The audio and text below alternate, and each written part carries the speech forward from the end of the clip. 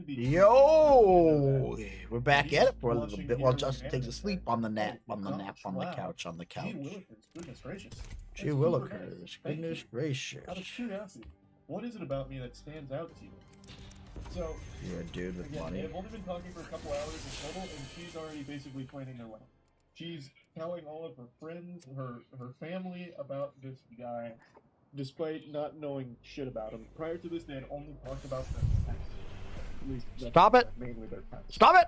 So this is Stop it! a lot to take in here. She's basically Stop it! this Hallmark movie out of nothing. Stop it! Stop it! Stop We it! only started talking a couple hours Stop. ago. And What are you doing now? Back and forth so far. What are you doing now? What are you doing? What caught your attention about me? What are you doing? Very sweet of you. This may sound crazy, but call it a sixth sense, if you will. I can read people like a We can go up and a I little already bit. feel like What are you feel doing? Like you, I've known you forever.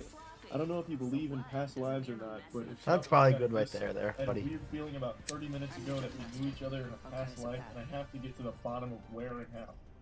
Damn, that's really crazy. It really is, though. Thank you for finding your way to me. And he just goes, haha, welcome. When asked what about him exactly drew her to feel so strongly about him so quickly, she said that it was a sixth sense. Basically, it's her superpower. She's one of the Avengers, and she has the ability to find her soulmate after only communicating with them for a couple of hours. She's like a vibe scientist. She's able to pick up on vibes and figure out who's got the best vibe for her and fall in love very quickly. Nothing here seems malicious, and in a vacuum, it's pretty sweet messages. But these are messages you'd expect from someone that you are actively dating or someone you have known for a long time and are progressing to that stage. This isn't something that you would immediately dump on someone's plate after only knowing them for a couple of hours. That's a lot of food to digest. That's a lot to put in your pipe and smoke. There's a lot happening. Way too quickly. I hope you don't think I'm crazy. I don't Are you talking to me? like this to guys, but there's something different here, almost like spiritual energy. I've been waiting for my soulmate for years and kept getting led astray by the wrong people, and now I think I know why. We have to meet ASAP. I'm so fucking excited to see what our energy in person is like. If it's this intense over text, I can't imagine how incredible IRL our dynamic will be. She's definitely seeing these text messages through a different lens here, because I'm not picking up on any type of electric energy. I'm not getting butterflies in my tummy just reading it. I'm not getting the tingles. This is two very different levels of intensity and excitement. She's out here full of jubilation, like she just won the lottery. Meanwhile, the guy's energy is the same excitement you get over finding an extra chicken nugget in your 8-piece box. Like, it's very different. But he still says, when are you free? I'd love to meet tomorrow, but I have therapy late afternoon and then work at night. So how about the day after? That's when I work. I can let you know for sure by tomorrow at some point. How about I take you to dinner? I would love that. I'm so looking forward to the first meeting in our beautiful school. Oh, well, you're so sweet. I have to go to bed now for work tomorrow morning. Let's talk more tomorrow. Absolutely. Sweet dreams, sweetheart. You'll be in my dreams. He says, sweet dreams. I hope you have a good night's rest. The next morning rolls around and it's a totally different ball game, sports fans. Good morning. He says, good morning. Fine, and yours? He's the one with a lot of energy now. Great so far. And you hit him with a great. Just had a meeting with my boss and got some pretty positive feedback, so I'm pretty happy about that. He just one word it. Gotcha. He immediately picks up on the tonal shift here and says, is everything okay, Law? Yeah. Why do you ask? Because you're being more short than you were yesterday, which is fine. I'm just trying to see if you're okay and if you need anything. This guy seems like an actual sweetheart, but this guy seems like a fucking peach. This guy seems legitimately like a nice person. And she goes, I appreciate that. Well, to be honest, I was in my feels this morning when I woke up to no good morning text from you. That's an odd thing to expect from someone who is legitimately still a What the stranger fuck? to you, but even still, he apologizes, saying, oh, I'm sorry, I woke up later and had to rush to work. As soon as I got to work, I had the meeting with my boss and then immediately texted you after the meeting was over. I'm really sorry for the misunderstanding. Yeah, it's cool. I just thought you were perfect for me and then this happens. And he's as confused as every other person on the planet would be. He says, I'm confused. Did I do something wrong? It's still pretty early in the morning. It's not like I went most or even half of the day without texting you.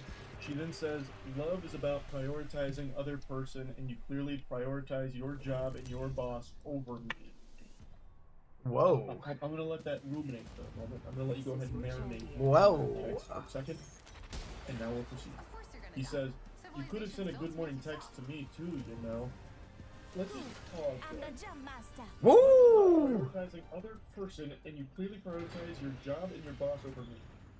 Yes, as he should. You are a stranger. What do you expect him to do? March in there up to his boss, spit in his face, and be like, "I quit. I'm gonna go travel the world with this girl I talked to last night. We're gonna go around the world in a hot air balloon, damn it. And you can't stop me anymore. I don't need this job. I'm out." What an extraordinarily selfish and downright evil thing to ask of a partner. Especially one that's not even your partner. This is, again, a mysterious... They haven't even met yet. I hopped on Apex Legends on stream the other night and ended up queuing with a random squad mate in 3 consecutive games. I knew more about that motherfucker through him just on the open mic than these two know about each other. And it's not like I sent him a good morning text, but like he's having this huge issue about not receiving a good morning text in a timely enough fashion for her expectations. He still sent a good morning text, mind you, when he didn't need to, since again, they're not dating and they really don't even know each other at all, but he still sent one. It just wasn't fast enough for her, and that right now is a massive problem to her. That is shocking. Why does it automatically have to be me going first? Plus, to be honest, we barely know one another. I don't think it's fair that there are already these expectations. Super reasonable from him. And he's right. If it really is a huge deal to her, she could have been the one to send the good morning text, and then he would have known and been able to respond when he could. She then says, "Dude, you are the man here. You're supposed to be winning my heart. That's your role. I don't want to chase someone. I deserve someone who will romance me and win me over. Waiting to text me until you get to the office shows your priorities are not what I thought they were." What the fuck? What are you talking about? He's already won your heart over by just existing, it seems like, since you... Oh, I'm farting. Yeah, that's how much I think of that statement. I rest my case. I'll let my asshole do the talking on that one. Not much more needs to be said there. He then responds, "I'm sorry, but this is crazy.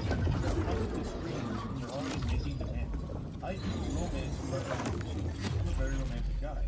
I did text you early this morning, but because it wasn't done exactly the way you think it should be, I'm a bad guy."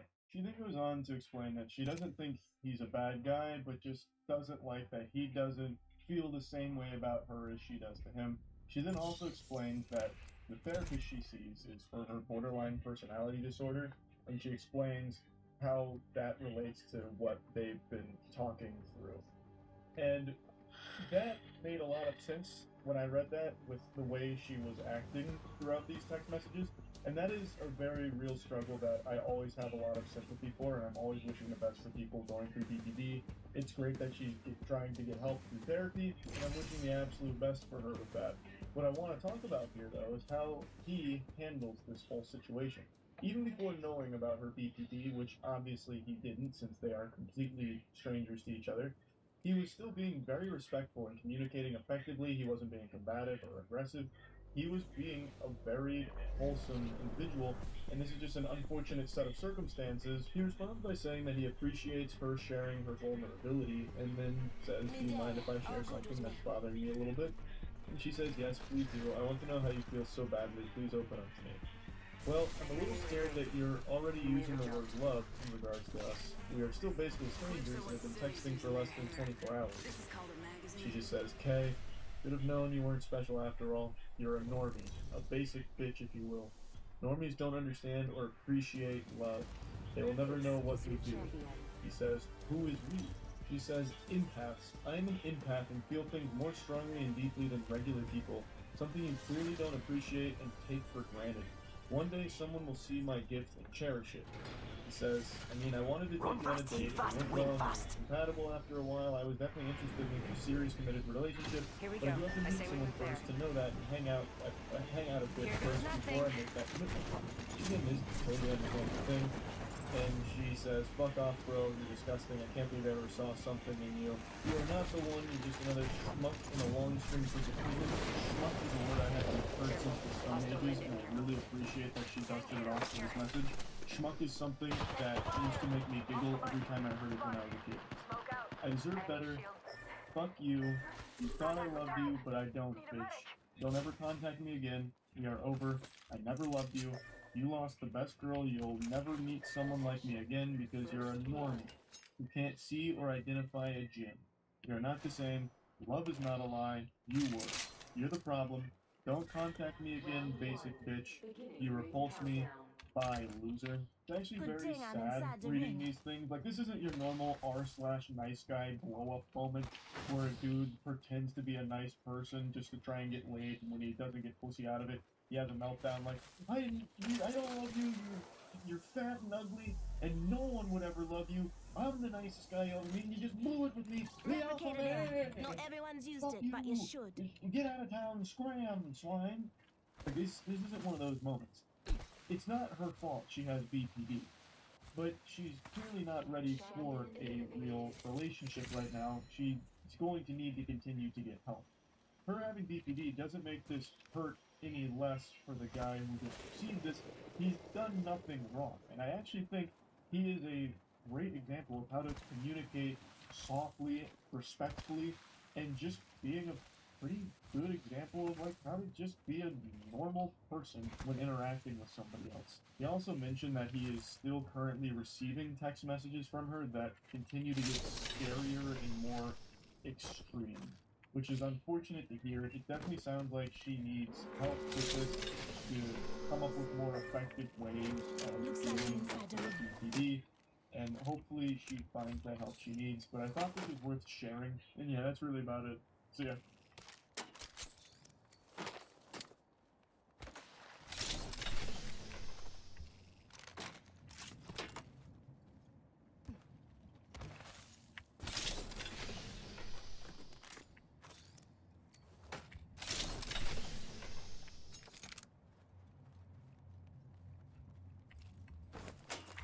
Attention, delivering care package. Got some extra supplies.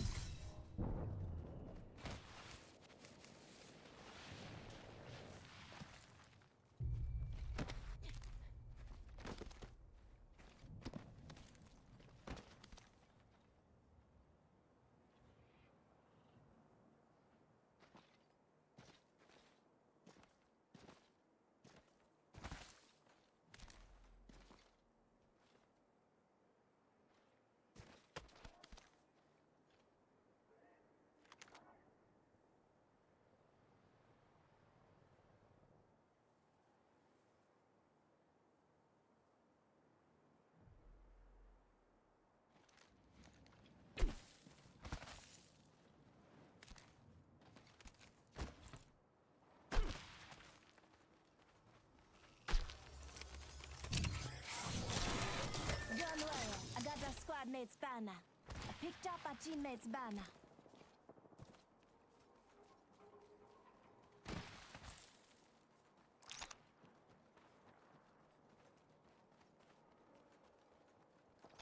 Setting up a respawn beacon.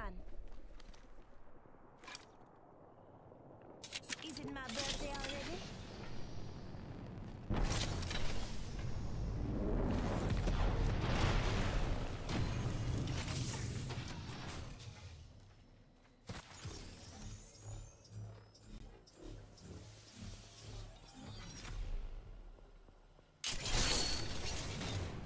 I leveled up and done an upgrade too.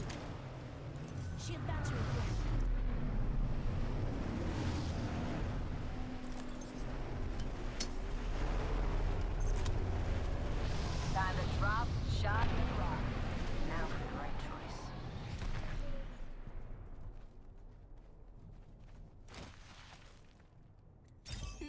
an upgrade.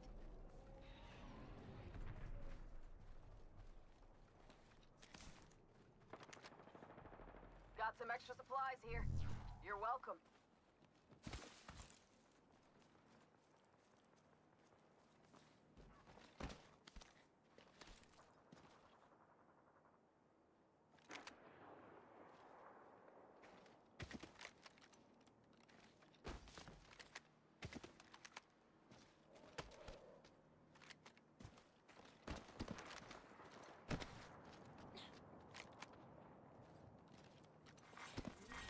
Round 2 appointed. Beginning ring countdown. New kill leader. Watch for them. Good, we're inside.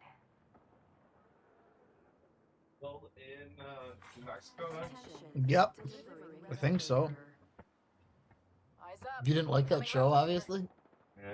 yeah. Well, you can watch something else if you want. Attention. There's a new kill leader. British accents. New kill leader. Then change Watch it. for them. What's this light do? Point jumping. Oh, It shines back there on the wall, so it puts like a. am I on the thing right now? So, No, not you're not exactly on it. Shield.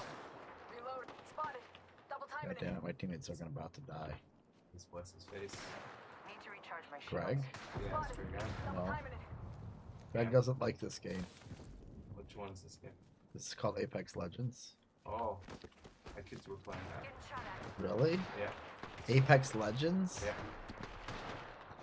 Yeah, or Apex. Need to recharge my shields.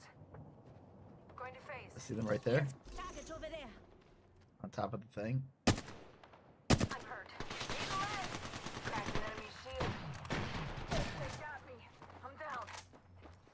Safety's out, folks. You ever play that Enemies Western here. game? Dead Redemption. Yeah.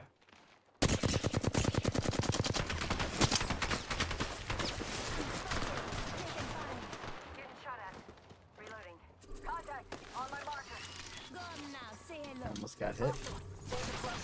Recharging my shield. Firing. Does Ninja ever play this? Contact. Well, he has played it, but he doesn't. That guy's almost dead. Probably. Phasing. I'm down. We're all inside the ring. Let's displace here.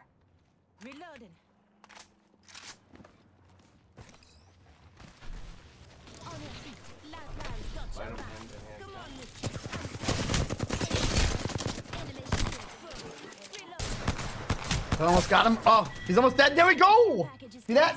I got my two teammates up. As soon as I dropped down, I was picking my two teammates up. I'm a special guy who has a bot. Now they came and got me. Oh, he just fucked that team up. You see that? You see me stay up there and just fuck them up from above? So you're not like the only person. Phoenix No, I'm on a team. A team of 3. Who are the other two people? Syringe here. I'm playing with random people right now. But you saw that? I fucked everyone up and then Strum couldn't play video games anymore. No, he was good. He good because he had played those games so much that he knew the maps. Nobody else knew, like, you know what I mean? That's like, but that's how like all these games are. But that's it's just like he just had to practice at it. And he used to play this way where he would hide against the wall and you didn't know what wall he was on. And then Yeah, it's called holding a corner.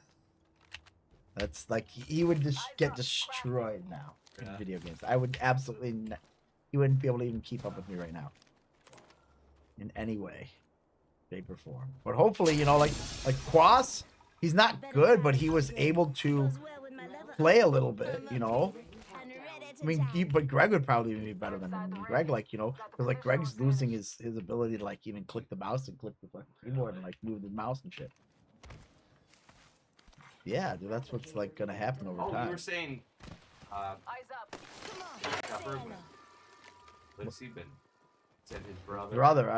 Scott's best friends with Jonathan Taze.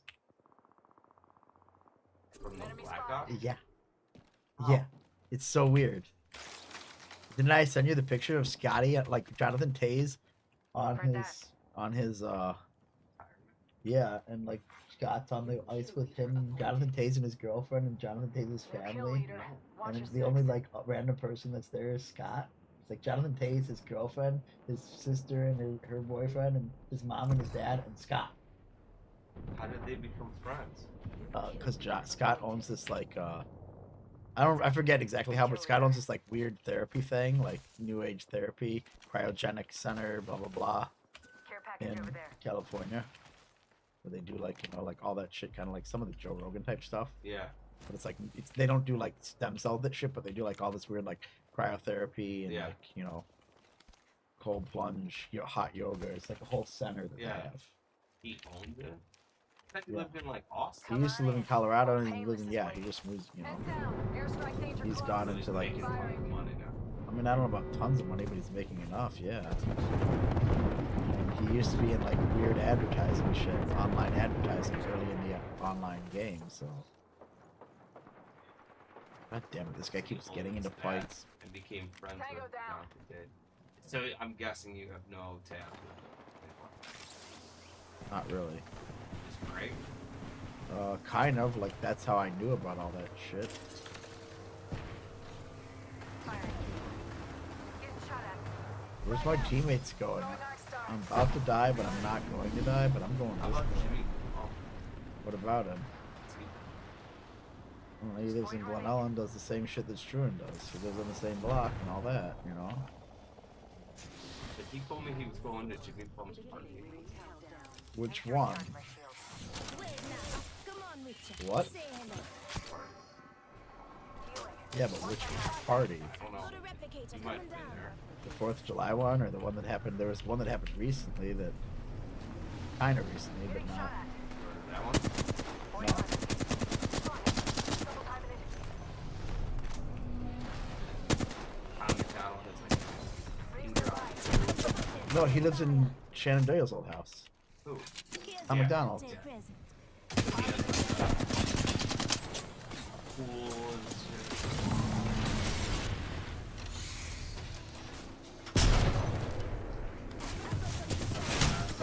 Fuck, I'm gonna die! Somebody. Piss off, That's okay. Scablander. I learned that Alright. from an old Kevin Hess lives there, yes. Bruin lives there. What, you take it off? Yeah. Alright, cool. Thanks for coming by. Yeah. Sorry that I, No, I'm stupid that I really thought it was that time. Too.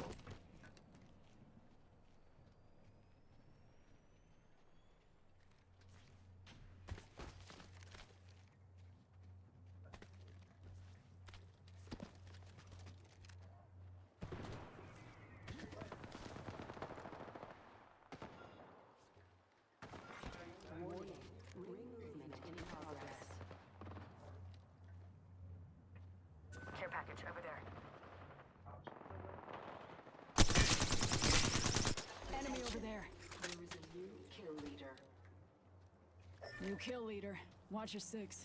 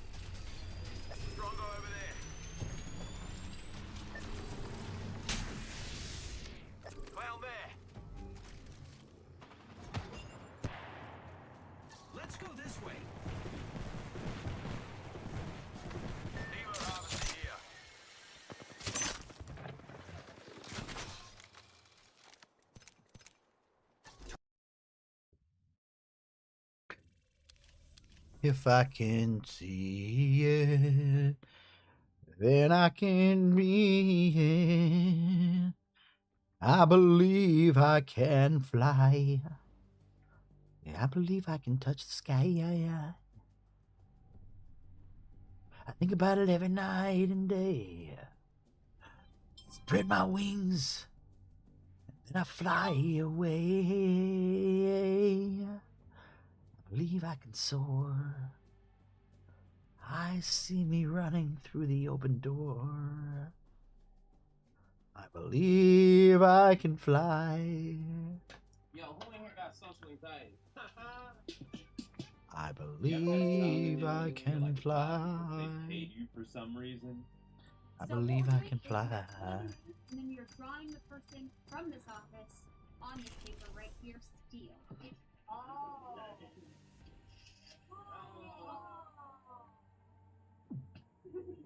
Don't tell any of us, really. So now I just go ahead and draw it, right?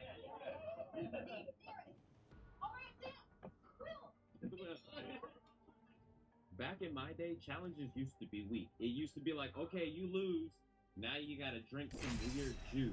Oh, I don't know.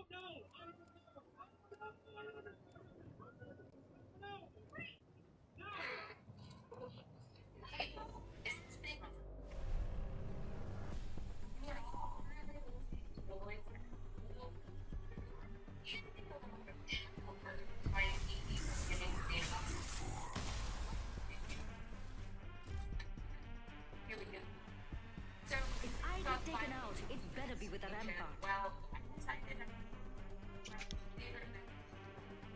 Come on, we've got work to do.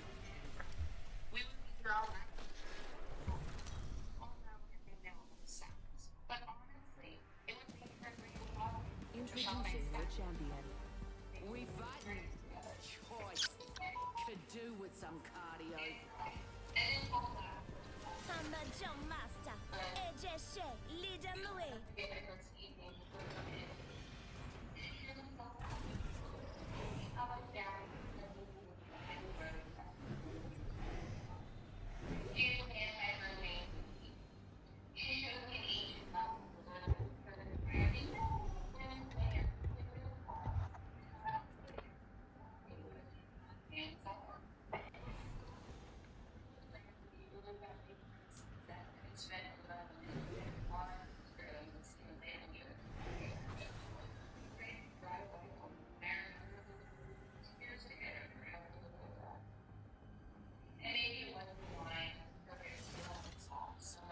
Get ready, moving up.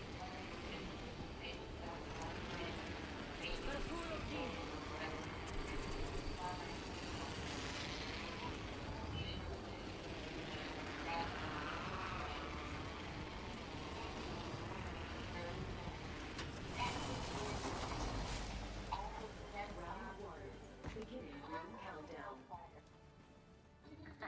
Right. Now this is what I'm talking about.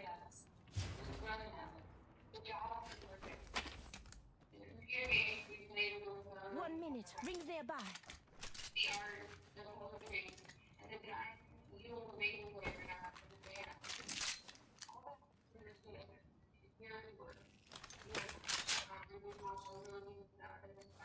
Rings closing in 45. It's close.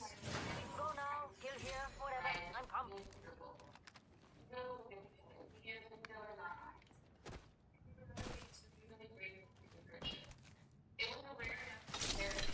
Rings close. Got 30 seconds. Let's turn it up, mate.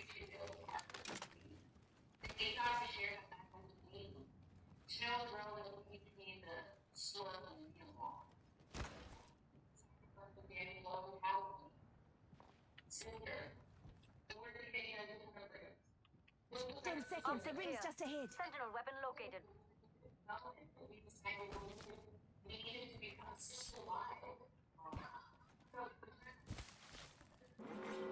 Warning. In progress. The ring's closing in, and we're not inside. Hey, if you want to die, it's your funeral. Attention. First blood. First blood. Good thing it's not us.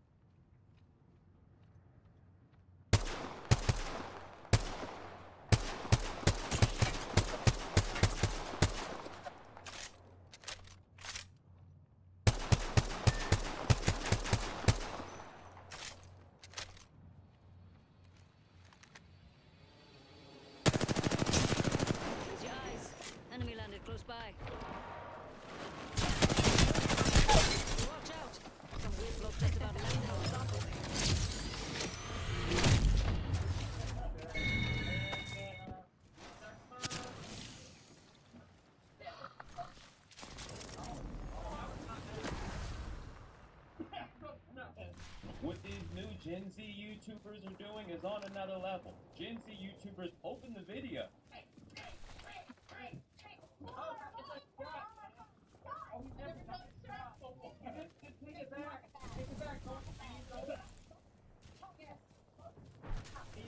Oh, you weirdo! Drinking some celery juice. That's nothing to this.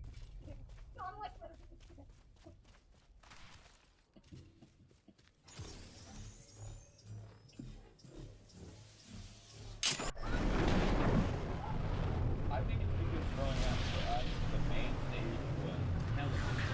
Being live on television. Parents night of 20 million views live. That to us was the main world. So doing stuff for the internet was like, you know, we would go so far. But for the new generation, the internet is the main stage for them. So they're like off grid. The banner is mine. No, you're doing work wrong. As many of you may know, I did not actually try alcohol until I was 23 years old. So when we've done this video, I didn't know how to take a shot. To tell you the truth, I still don't.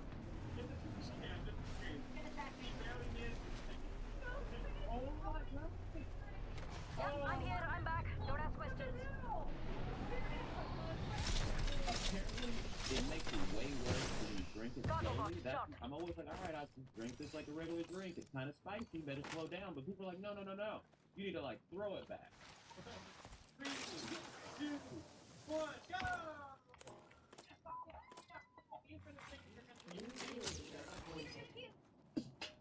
New I don't know how to open my throat. I'm not a whore like the rest of you. So that's not something I learned.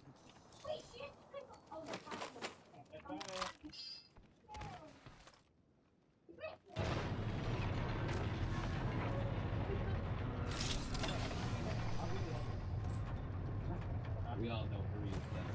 This is just here is Raina's front hit. I think Raina's front off that was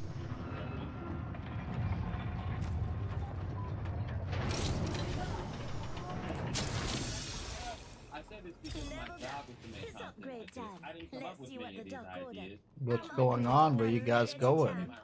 But this new generation of YouTubers is doing it Hello. for the internet. They're doing it just because they want to. My thing with all you Hello. Bro, I don't know where we're going. Hello, it's me. Funny or tell an interesting story. You know you don't have to risk it all. What they're doing. Have you heard this dude Dara talk? He's insane.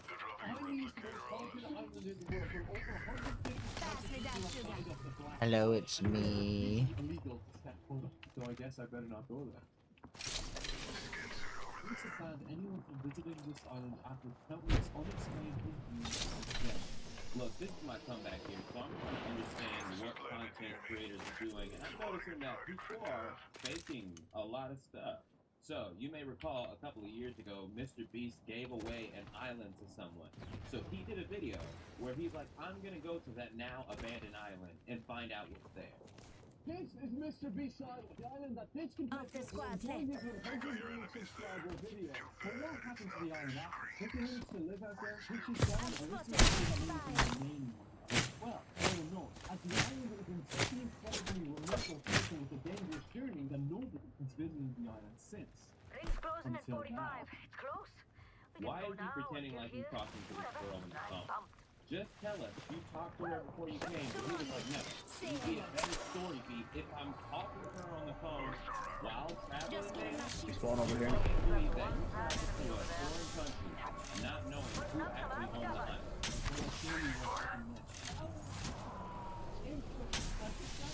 Recharging shields.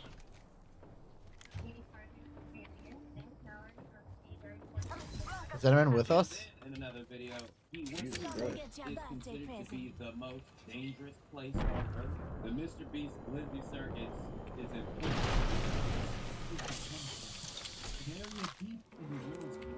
Charging my shield. I'm not me. I'm going. What? Hold on. Remote region of On my right, close. near the territory of Morocco and Algeria. Nobody wants to go there because no one wants to die of hunger, die of thirst, die of heat stroke, die from winter stroke at night, die from a scorching sting, or die from being shot by accident in battle. You hear that? There's a care However, package he coming took down. his girlfriend and his girlfriend's family with him. This is nuts. Come have a lot. Oh my god. And it's time I put the Ken beds to the same test. My goal is to camp for one night in the Ken bed. And in the morning, just like any normal day, I'll have a morning tea.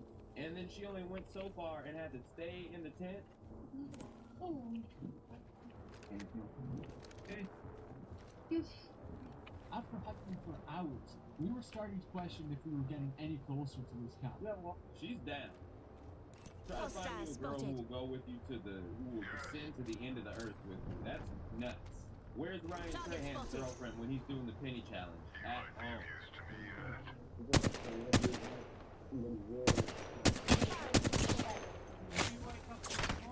I'm spotted, taking fire. Oh, yeah. Ready for that, Matt? I guess so. With that, me and Matt were left to make our own way on foot. Like walking it. And it wasn't that crazy. It was just like a desert or whatever. But one person did. At that. So, we had to walk by him again. And while we had our backs to Okay, your enemies nearby. On the rack. Taking fire. go away to us and murder. Yes. I don't know what we did to the Recharge girl. my shield. But we really got freaky as we went to beat our dog. That's like, you know, every town's got their crazy guy. You have to admit that his girlfriend is really down for him. I'm sure all of her friends are like, honey, you realize your boyfriend's an idiot, right? And she's like, yeah, but he's really funny and he's really nice to me and my parents like him.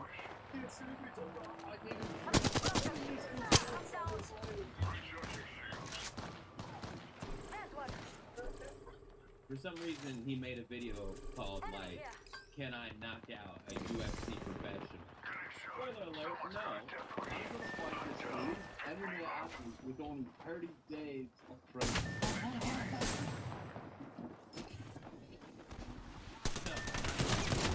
That's not interesting. I'll give it to you. One That was step fun. closer to the champion This is circle. an island! Well, Many technically a steps to go. peninsula. And this is a monkey. These are one of 400 wild monkeys. For the next 50 hours, I'm going to be surviving on this island with no food, no water, with nothing but a torch, flint, mosquito repellent, and a big barbecue knife. However, These monkeys are surprisingly chill. I didn't know monkeys were, like, fun to hang out with. if I give you this orange piece, will you point out some water for me on my journey?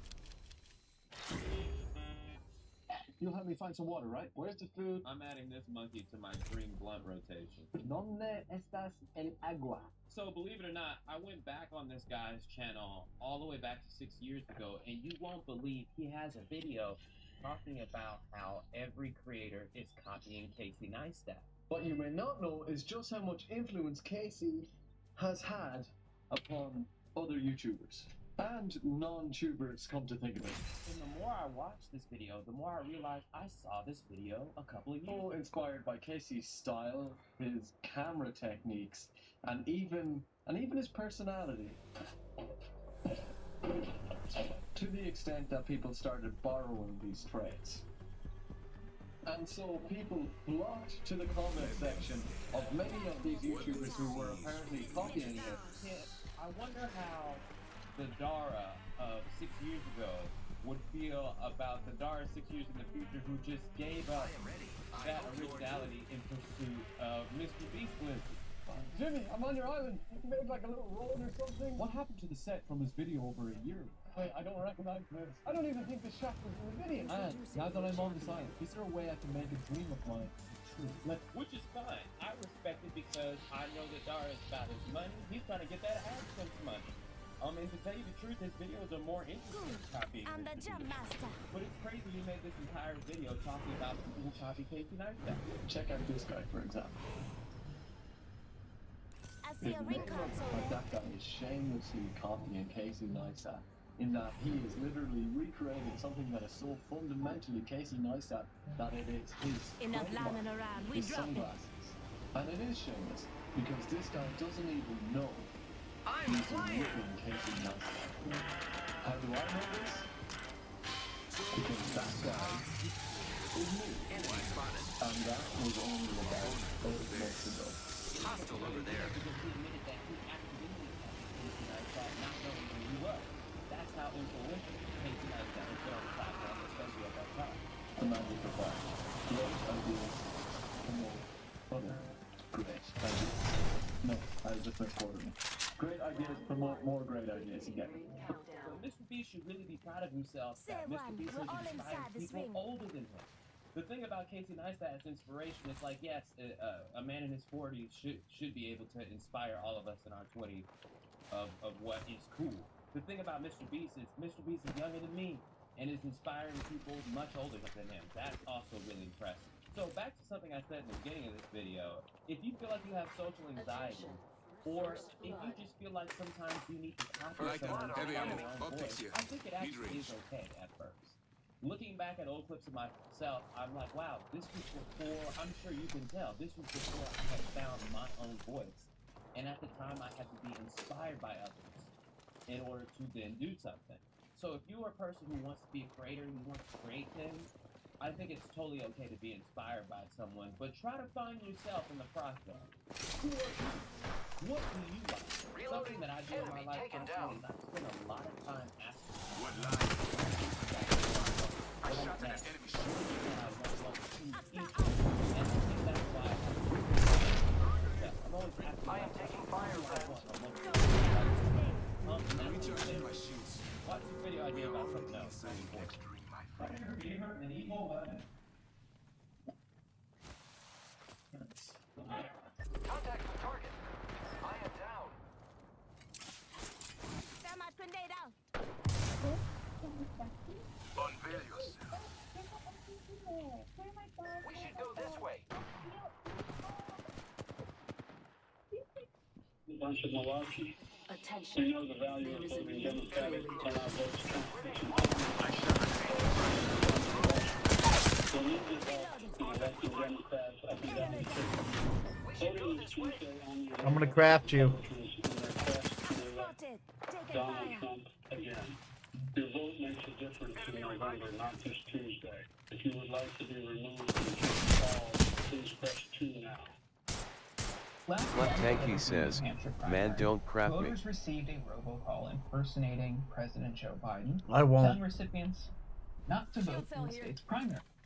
The fake Biden calls reached 5,000 to 25,000 people and spoofed the originating number, according to authorities, to appear on caller IDs that they were coming from the former chairperson of the New Hampshire Democratic Party, who was running a pro-Biden write-in campaign at the time. An investigation was launched by the New Hampshire Attorney General's office for an unlawful attempted voter suppression. As it turns out, the calls were created by a magician named Paul Carpenter, who was hired to do so. Paul Carpenter says he was hired in January by Steve Kramer, who has worked on ballot access for Democratic presidential candidate Dean Phillips, to use AI software to make the imitation of Biden's voice, urging New Hampshire Democrats not to vote in the state's presidential primary. Important to note, there's no evidence linking the campaign itself from this action. And if Kramer did this, he did this on his own volition. I want to be clear of that. The Carpenter, who is a world record holder for fork bending and straitjacket escapes, has been escaped out of this controversy by blaming Kramer. Kramer's gonna think he put it back. building computer programs and experimenting over the past 2 years with NFTs, content creation, and artificial intelligence. He and Steve Kramer were introduced through a mutual acquaintance for whom he had done some web design and social media management work. Carpenter said Kramer took an interest in... Extravagant, that's the word. Carpenter said that he believed Steve Kramer was working for the people whose voices he was being asked to imitate, and the voice projects were authorized by the campaigns. He had not heard of Phillips, a congressman from Minnesota, and said he was not aware of Steve Kramer's work for the candidate, Carpenter said in an interview with NBC News. I created the audio used in the robocall. I did not distribute it. I was in a situation where someone offered me some money to do something, and I did it. There was no malicious intent. I don't know how it was going to be distributed. Text messages between the two show the duo's partnership, including Kramer sending scripts to Carpenter and directing Carpenter to his father Bruce for payment. Venmo transactions show an account with the name Bruce Kramer paid Carpenter $150 in 2 transactions on January 20th. On January 22nd, when NBC News first broke the news of the fake Biden robocall, Steve Kramer texted Carpenter a link to the story along with message, to which Carpenter replied, GTFOOH, an acronym used to express astonishment.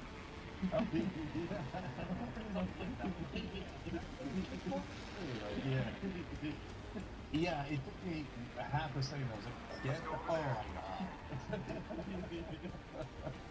Okay, so I, for my purposes, this story's not about politics. Like, okay, sure, blah blah blah, blah, but no, it's about the AI, and we're all screwed. So reality just got bent like a fork, and in all seriousness, though, it did. Now, like, I couldn't tell that if you had told me, and take out the malarkey part and stuff, and you just gave that, is this Joe Biden? I would have no reason to believe that it wasn't Joe Biden. It sounded exactly like it. And so they've now basically perfected it. So if you think you're hearing someone, it might not be that person at all. So now that cat's out of the bag, and we can't put it back in. One, I mean, let's talk about fake scandals created against people. Real scandals covered up by just saying, you don't know it was me. Trials. Evidence isn't evidence anymore because maybe it was AI.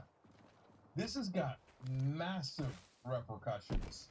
And so the reason why this story is interesting is it was Biden's voice. It wasn't Biden, but it really was Biden. So now we're screwed. And the last thing I'll say is, I think in a best case scenario, and Ramesh knows all this stuff better, but in a best case scenario, we're all going to be like now watching an NFL game. A play happens, and then you don't celebrate, you don't get upset until the review. We all wait for 5 minutes for the review, and then hey, is it a touchdown? Should I celebrate or not? In a best case scenario, every one of these recordings has to be run through some sort of program that de-AIs and says real or fake, before we can go, oh, I can't believe Biden did that, or oh, I can't believe, or he didn't, oh, thank God, etc. So get ready for that, because it's begun. It's now official. You cannot tell if someone's voice or not. I mean, it's very telling for me that the person behind this AI sort of representation or perversion of Biden's messaging is a magician, because essentially the way AI, artificial intelligence, generative AI systems are enacting themselves on our country, around the planet, are a lot like magic, because we don't know what's happening, where it comes from, and we don't have any basis of understanding the source of such information, right? And that's just like magic. And let's be completely honest, it is in the interest of those who are developing these AI systems to continue to hide and immunize themselves from public scrutiny, from regulation, from aggressive action to ensure democratic transformations, or let alone the economics of it all. It's in their interest to be like magicians, right?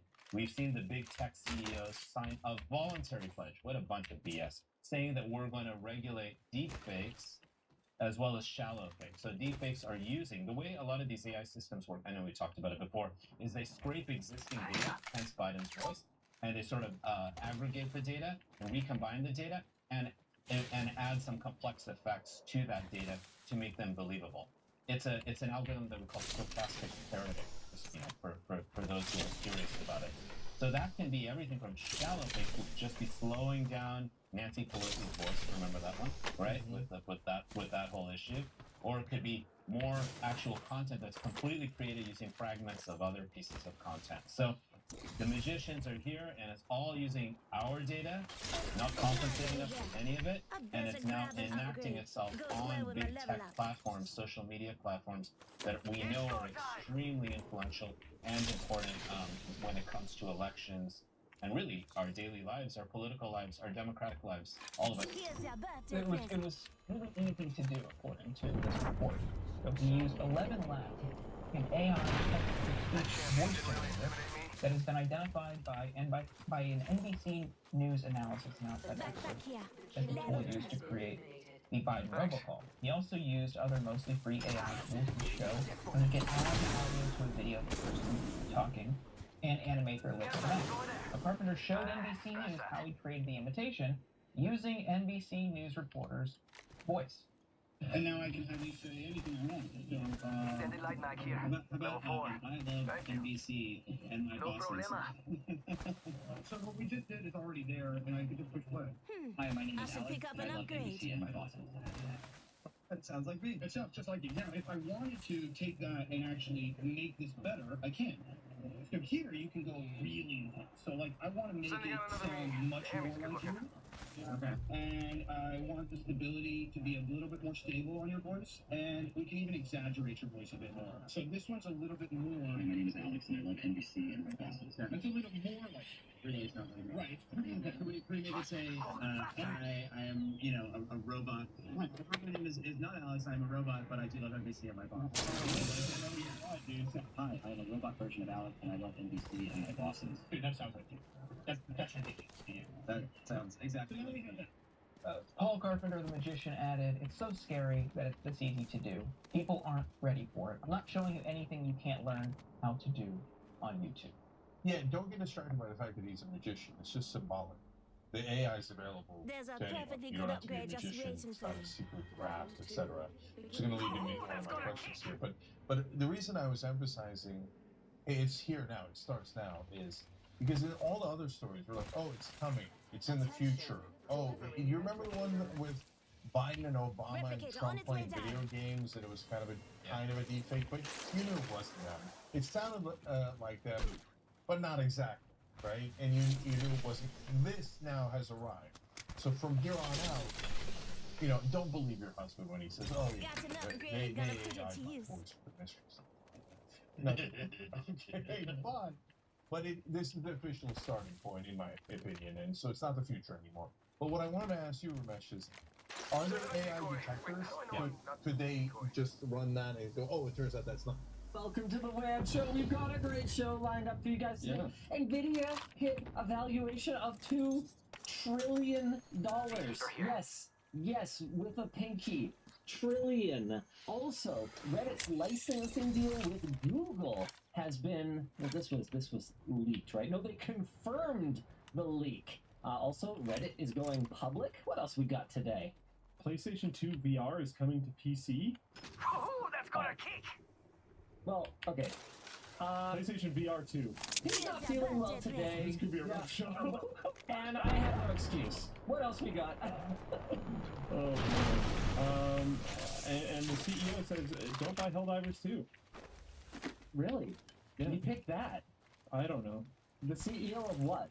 It doesn't say. I'm pretty sure the CEO of Arrowhead. Sending out a decoy.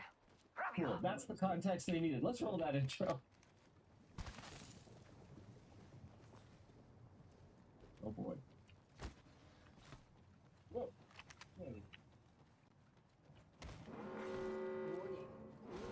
In progress. Wake up, ring's moving. That thing hurts.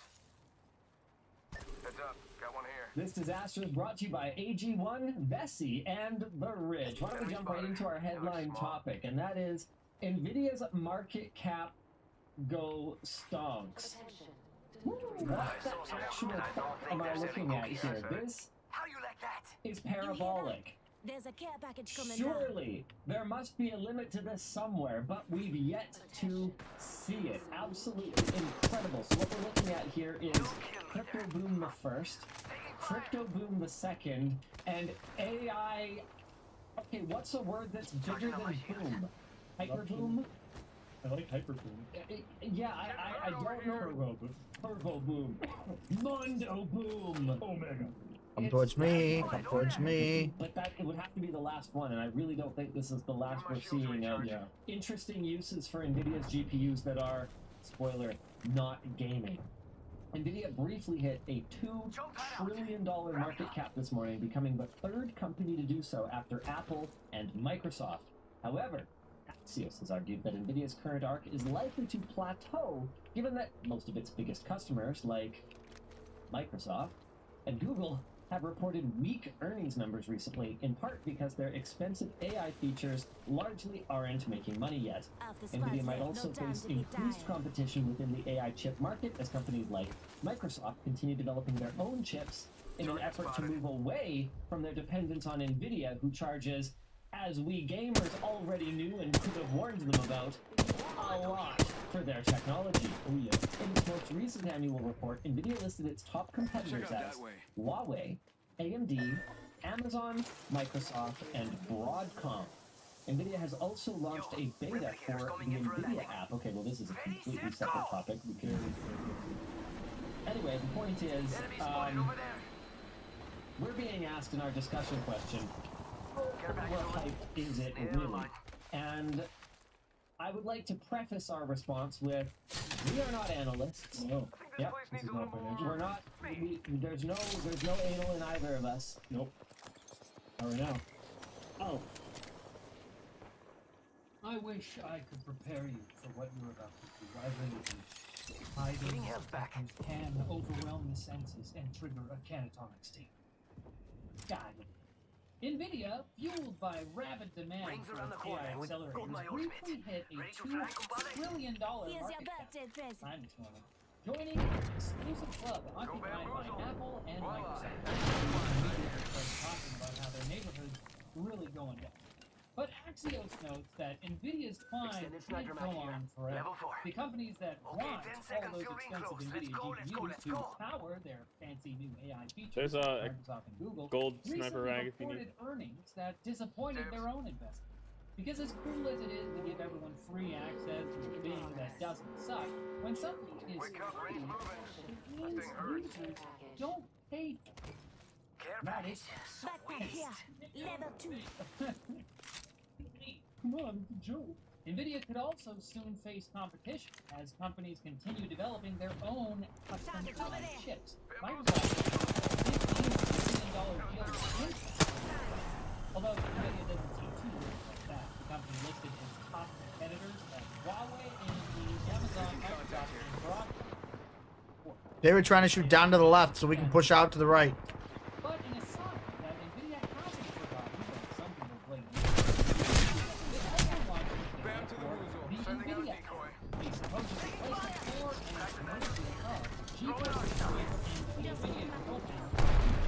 it doesn't require you to log in unless you share an account-based reward, and overall it seems like a much better option than splitting graphics settings across two separate apps. I only hope that I'm gonna take my tower. I'm gonna take my tower.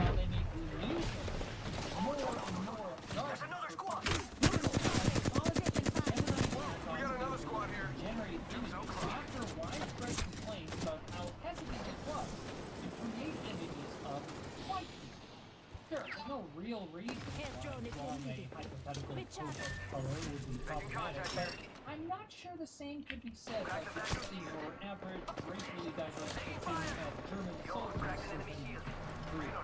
They were trying to I got two down, I got two down, I got two down. Refused to generate anything if asked about white people specifically, leading to increasing creative costs on the vegan night, or someone eating a mayo sandwich on white bread. I'm not gonna lie. Okay, one more. Sure, call me out like that. In some cases, the model also refused to specifically depict no longer.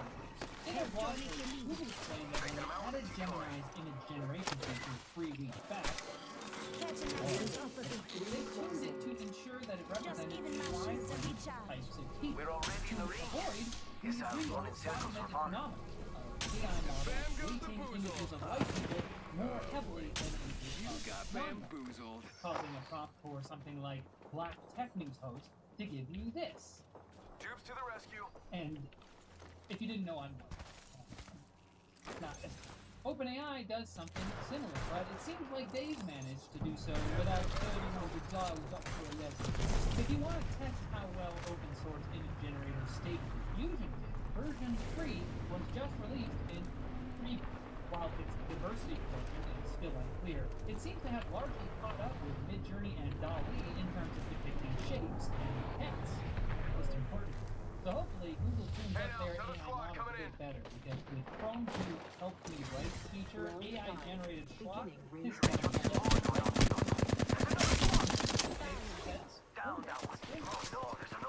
I need help, Where you at? I'm good, I'm good, I'm good. Because it's Reddit, There's just people up close. Taking fire. charming as long as the company filed One's its redding. initial Just public giving my offering shields a yesterday, recharge. listed on the New York Stock Exchange as Interestingly, in addition to offering stocks to standard institutional investors, Reddit says they'll also offer them to its top users, including moderators, as determined by their Reddit department, proving that it's not to lose your money gambling. Reddit also confirmed, claiming it had struck a content licensing deal with a major AI company, which turned out to be I'm putting a drop next to you guys. API for a rumored $60 million. Recharging my There's shields. Reddit data being collected to Rings train around the AI corner. rub you the wrong way. Wonder Reddit which points out in upgrade their I should filing get. that, well, everyone was already doing that anyway, including OpenAI. whose CEO said, "Oh, doing that because he saw the next year he was planning to take it out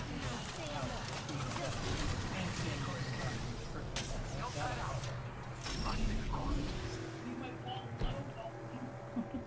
Now it's time to quit this. Brought to you by O2. It's hard to Recharging my shields. I mean, how will people even know you sell cheap shingles if you don't show up when you search for top shingles in their area?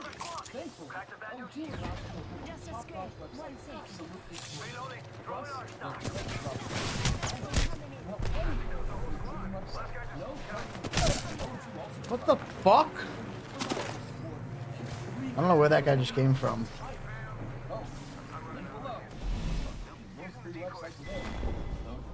I don't know what I mean, but Should get the commissioner too, I and he need got some over it. crickety So we're good. You know what I mean? Okay. Right You can cut anytime. A small number of Pro owners have reported identical issues where hairline cracks form on their headset's cover glass. An unfortunately noticeable problem when more than the product's physical surface is that glass. Even worse, the cracks only make the creepy eyesight feature creepy. Even worser, some affected owners are being told they need to pay up to $800 to repair the glasses since Apple doesn't recognize the I mean, anything could cost a group of complete strangers who all develop perfectly straight hairline cracks in the exact middle of the front cover glass up on $3,500. Maybe they all have cats? It's a skirt. They need to do something about it. Skirt and top sweeping across America. In happier Apple news, the company has announced iPhone 15 batteries live twice as long as they initially thought, if you renounce the corrupt so-called European Union and swear fealty to the okay. Apple retested the batteries found in all iPhone 15 models, and they now claim the phones can maintain at least 80% of their original capacity for 1,000 hours. However, no one knows why the result has changed so massively. Did Apple change out the test? Did they initially underestimate the lifespan to avoid a repeat of the iPhone 14's battery-based class action lawsuit? Did Tim Cook beguile the batteries with his southern charm? I know you're the class for longer, but if you know what's good for you, you will.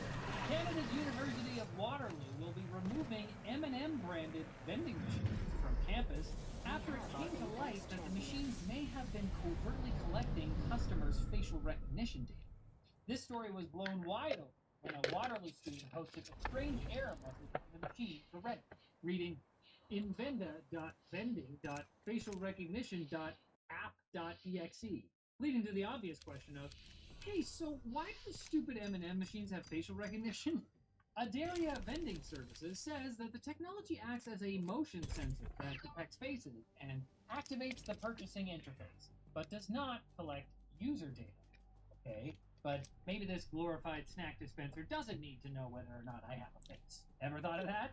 If Slender Man wants his stickers, that's his own damn business, which is what I call it. At home.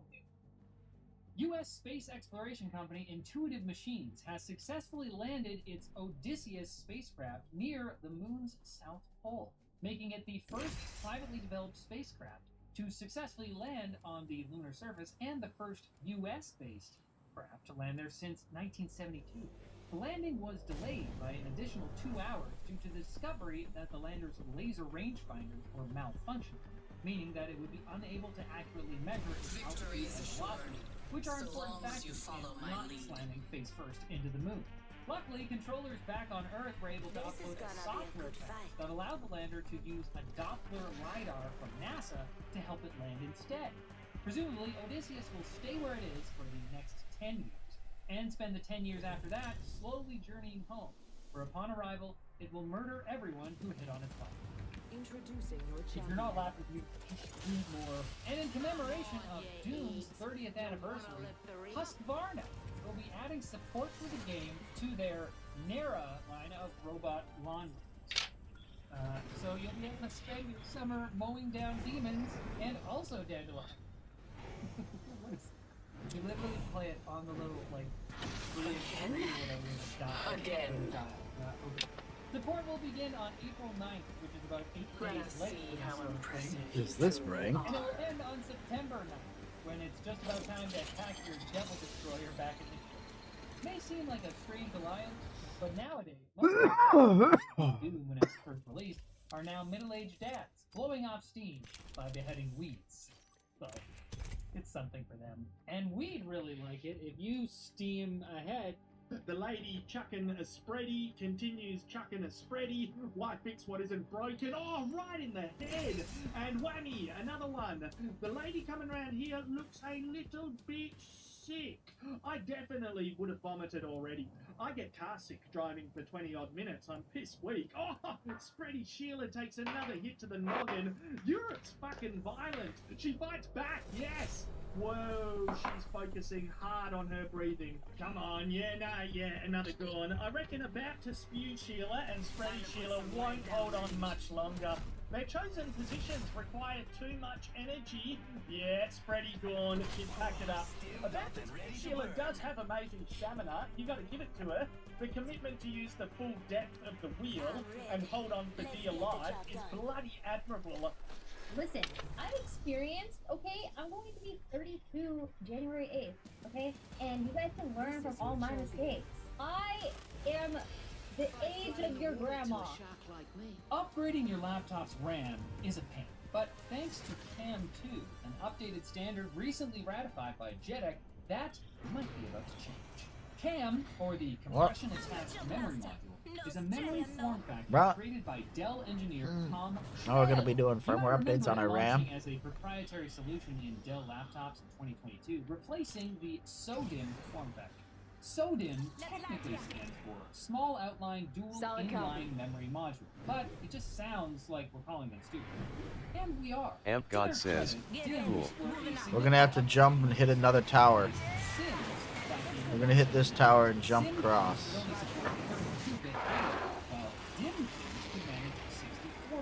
Meaning that a single DIMM could do the job of 2 SIMMs. SODIMM is basically smaller, around half the size, which is why it's primarily used in laptops. Compared to memory soldered to the motherboard, replaceable components like SODIMM RAM sticks typically aren't as resistant to accidental jostling, they use more power, and they take up more space. In a portable device, where space is at a premium and cooling is already a problem, this has led to soldered memory becoming the default at the expense of repairability and upgradability. Most users will never open the back end. I'll craft you. Many manufacturers have decided that it makes more sense to ensure that it works today rather than it be upgradable in the future.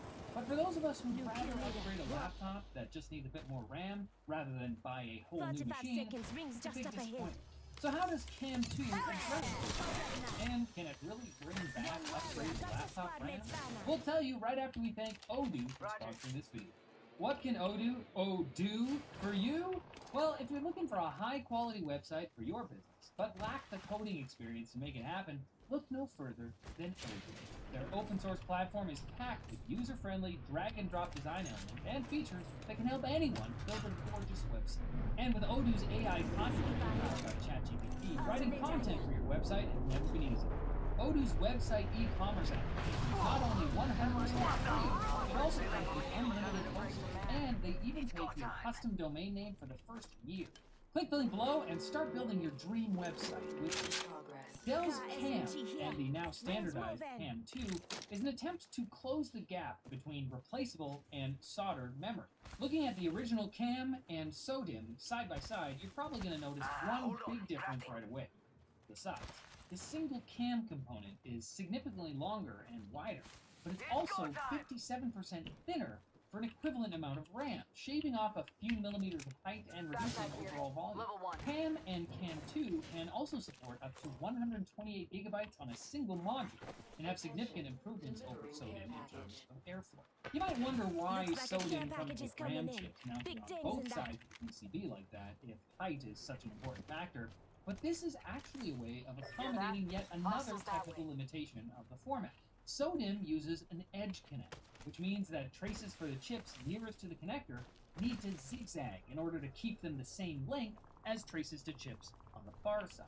That increases both the time it takes the motherboard to communicate with those chips and the risk of signal distortion and crosstalk between circuits. As traces get longer, you need to increase the space between them to manage that risk.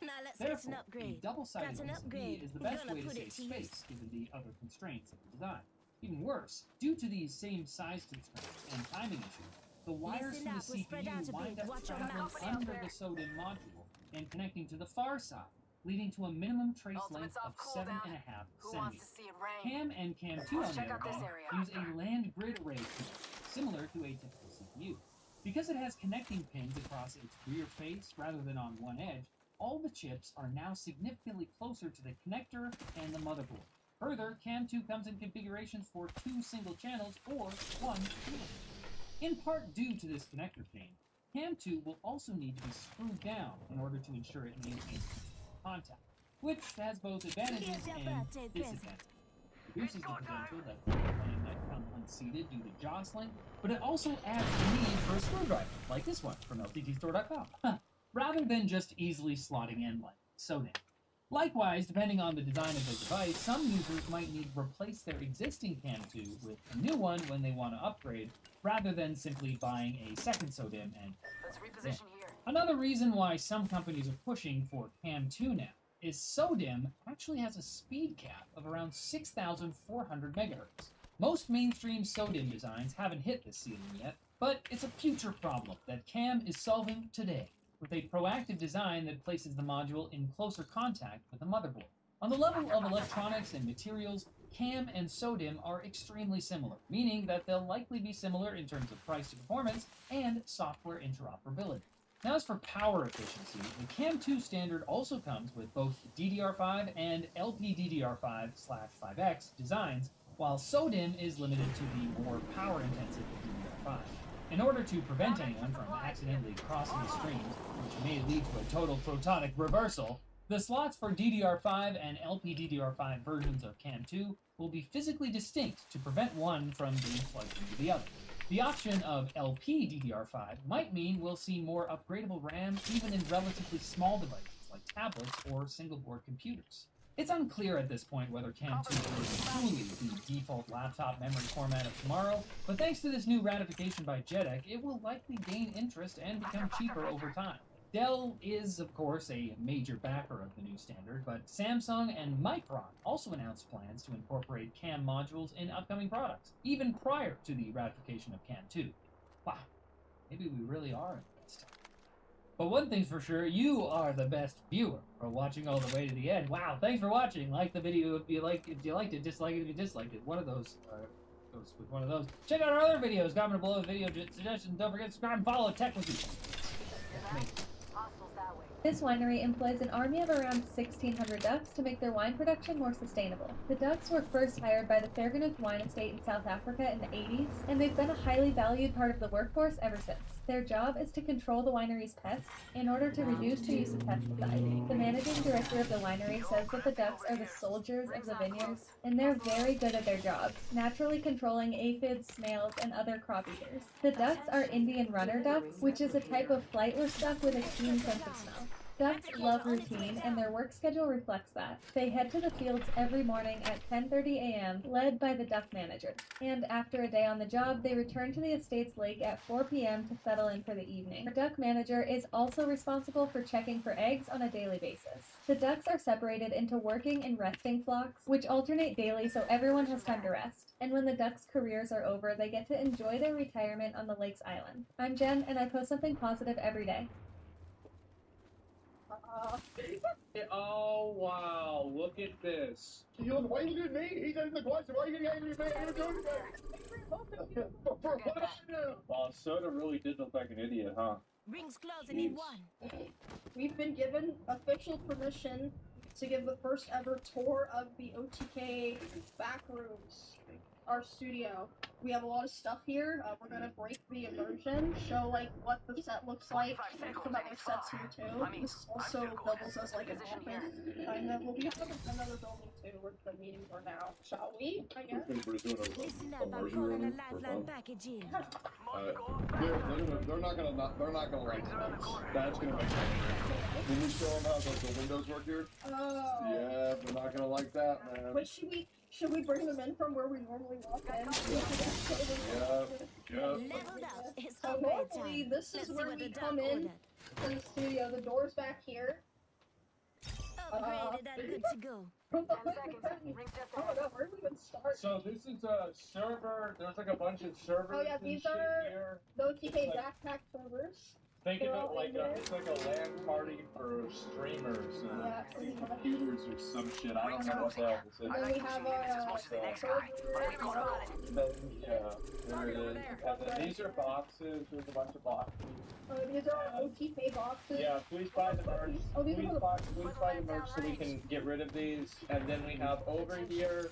These are a bunch of things, and as you can see inside of these are actually things that contain other things, like such as rope. Naturally, like if we need to hang somebody, well, that's if somebody's stream numbers get too low, we'll just go ahead and take care of the problem. And yeah, well, I mean, Let's check out this area. Yo, crafting over here. well, this is this is where These look like you know, like what's school in the library, like the computer racks. Maybe it's that. I don't know. I don't know what these are, but they're covered in dust. And these, apparently, I didn't know this. This is all new stuff from my PO box. I don't even know. Like at a certain point, most of my house is going to be resources and things from my PO box. Like, yep, this is from my PO box. Oh my fucking god! This opens up. I don't even know where to begin. I don't even know where to begin. It'll be okay, Zach. Here's a picture. Oh, good. Oh, just what I fucking needed. Yep. Great. Another goddamn. Oh, wow. Look at this. What is this? Is there like a tractor in this? Is it a bomb? Like, I don't know. Do we have a metal detector for this? There's no way. Somebody literally just sent me a fucking doll. Oh, good. I guarantee there's cameras in there. Yeah, I hope so. I'll put it in the bathroom though. There you go. So we got chairs over here, and this is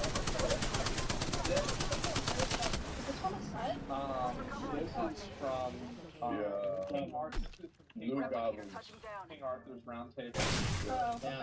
And then these are the gamer subs cups that we have right here. And, That's RPG Baldur's Gate 3! Wow. Whoa. Amazing. And we probably have more lanyards than we have viewers right now. Look at all these lanyards. This is incredible. Look at this. We have business cards? Those are Thomas. Oh, those are cards. Yeah. I'm sorry, Thomas. In the sky. Thomas is always trying to work in here while we're doing our mission. I don't like that. Yeah. Every single episode. I'm sorry, man. He's always just working. He's like screaming over there. Yeah. Sorry. Naturally. And so we had this idea that we were gonna do in the show whenever it first came out. We were thinking like, oh, what we're gonna do is we're gonna start. I hope this works. Is we're gonna start here and we're gonna walk down like we're coming into like a basement. But we didn't do that because that was like something you did in a 90s sitcom, and I don't even know what year it is. Attention. Wow. The champion is Well, we And were gonna have every guest come down our corner. That'd be so yeah. never did. Well, then I think we had one guest that was really lazy, and we could tell that they didn't want to get up after they sat down, and we're like, this is just not gonna happen. Wait, who was that? I don't know. It might have actually just been the Nanners episode, and it was like, we're gonna have somebody in like a, you know, a black robe carrying down a fucking TV. I don't know. Well, I made a point to make sure he walked down. I think Slider's the only guest that ever walked down. Use the stairs. I was like, wait, we have to. I mean, I didn't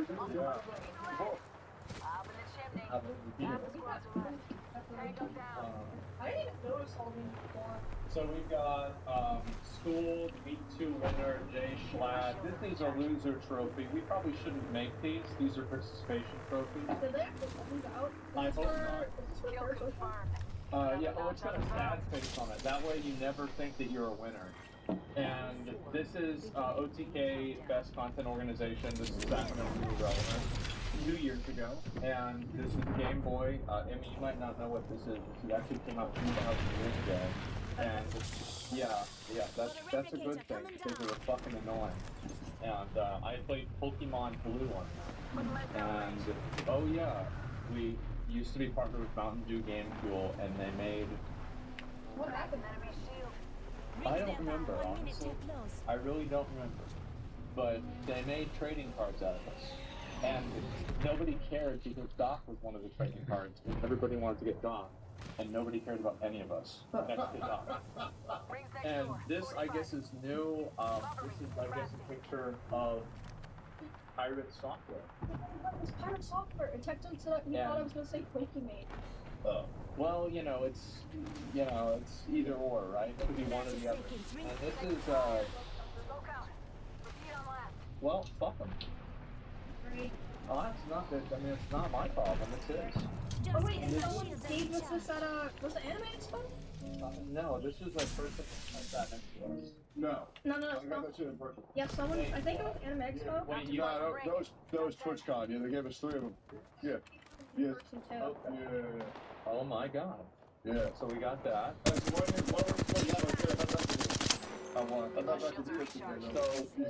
Bracky goes.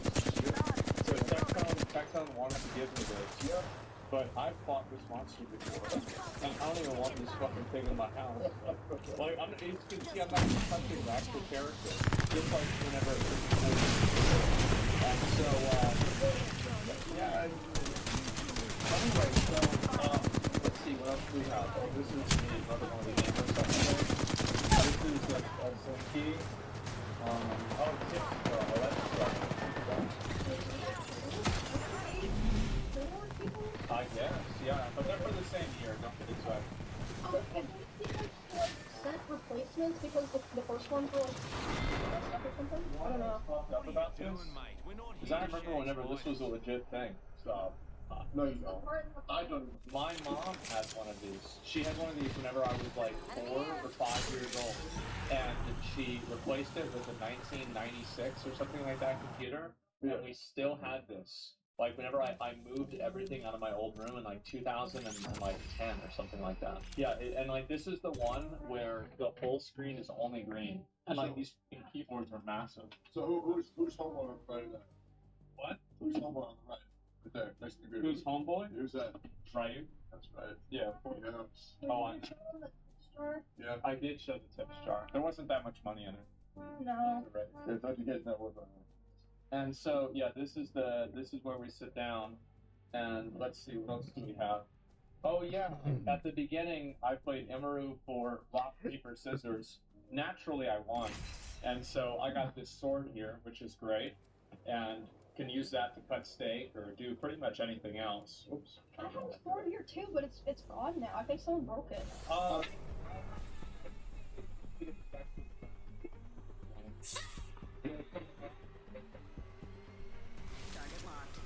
Just like old times. Unfortunately. Nobody's on this one already. I've got it. It is the cool one. And so. I wasn't born to be subtle. Well, the cool part about it, guys, is he tried to cheat me for so long. Yeah, I think he did. I remember, like, he waited for a minute to do it. Why? Yeah. I know. Introducing your champion. Because I don't. Well, it's okay. I think they scored 4 goals. I got about plus 500 on race to 4 goals. You push, All they need is I like slap.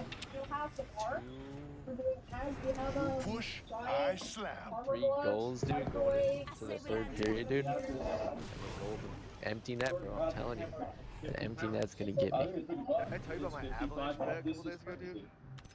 Dude, I came in here on I had Monday and I Avalanche recorded minus 15 1.5 ads. and Yeah, and they're all for our Patreon. parlay. They're up 2-1, bro. With No, I made like so 13 seconds left. full disclosure. And, fucking whoever they're playing pulled it. Yeah, there you go. There's Yeah. a crime spot. Get ready. Maybe. Oh wow. Good pick.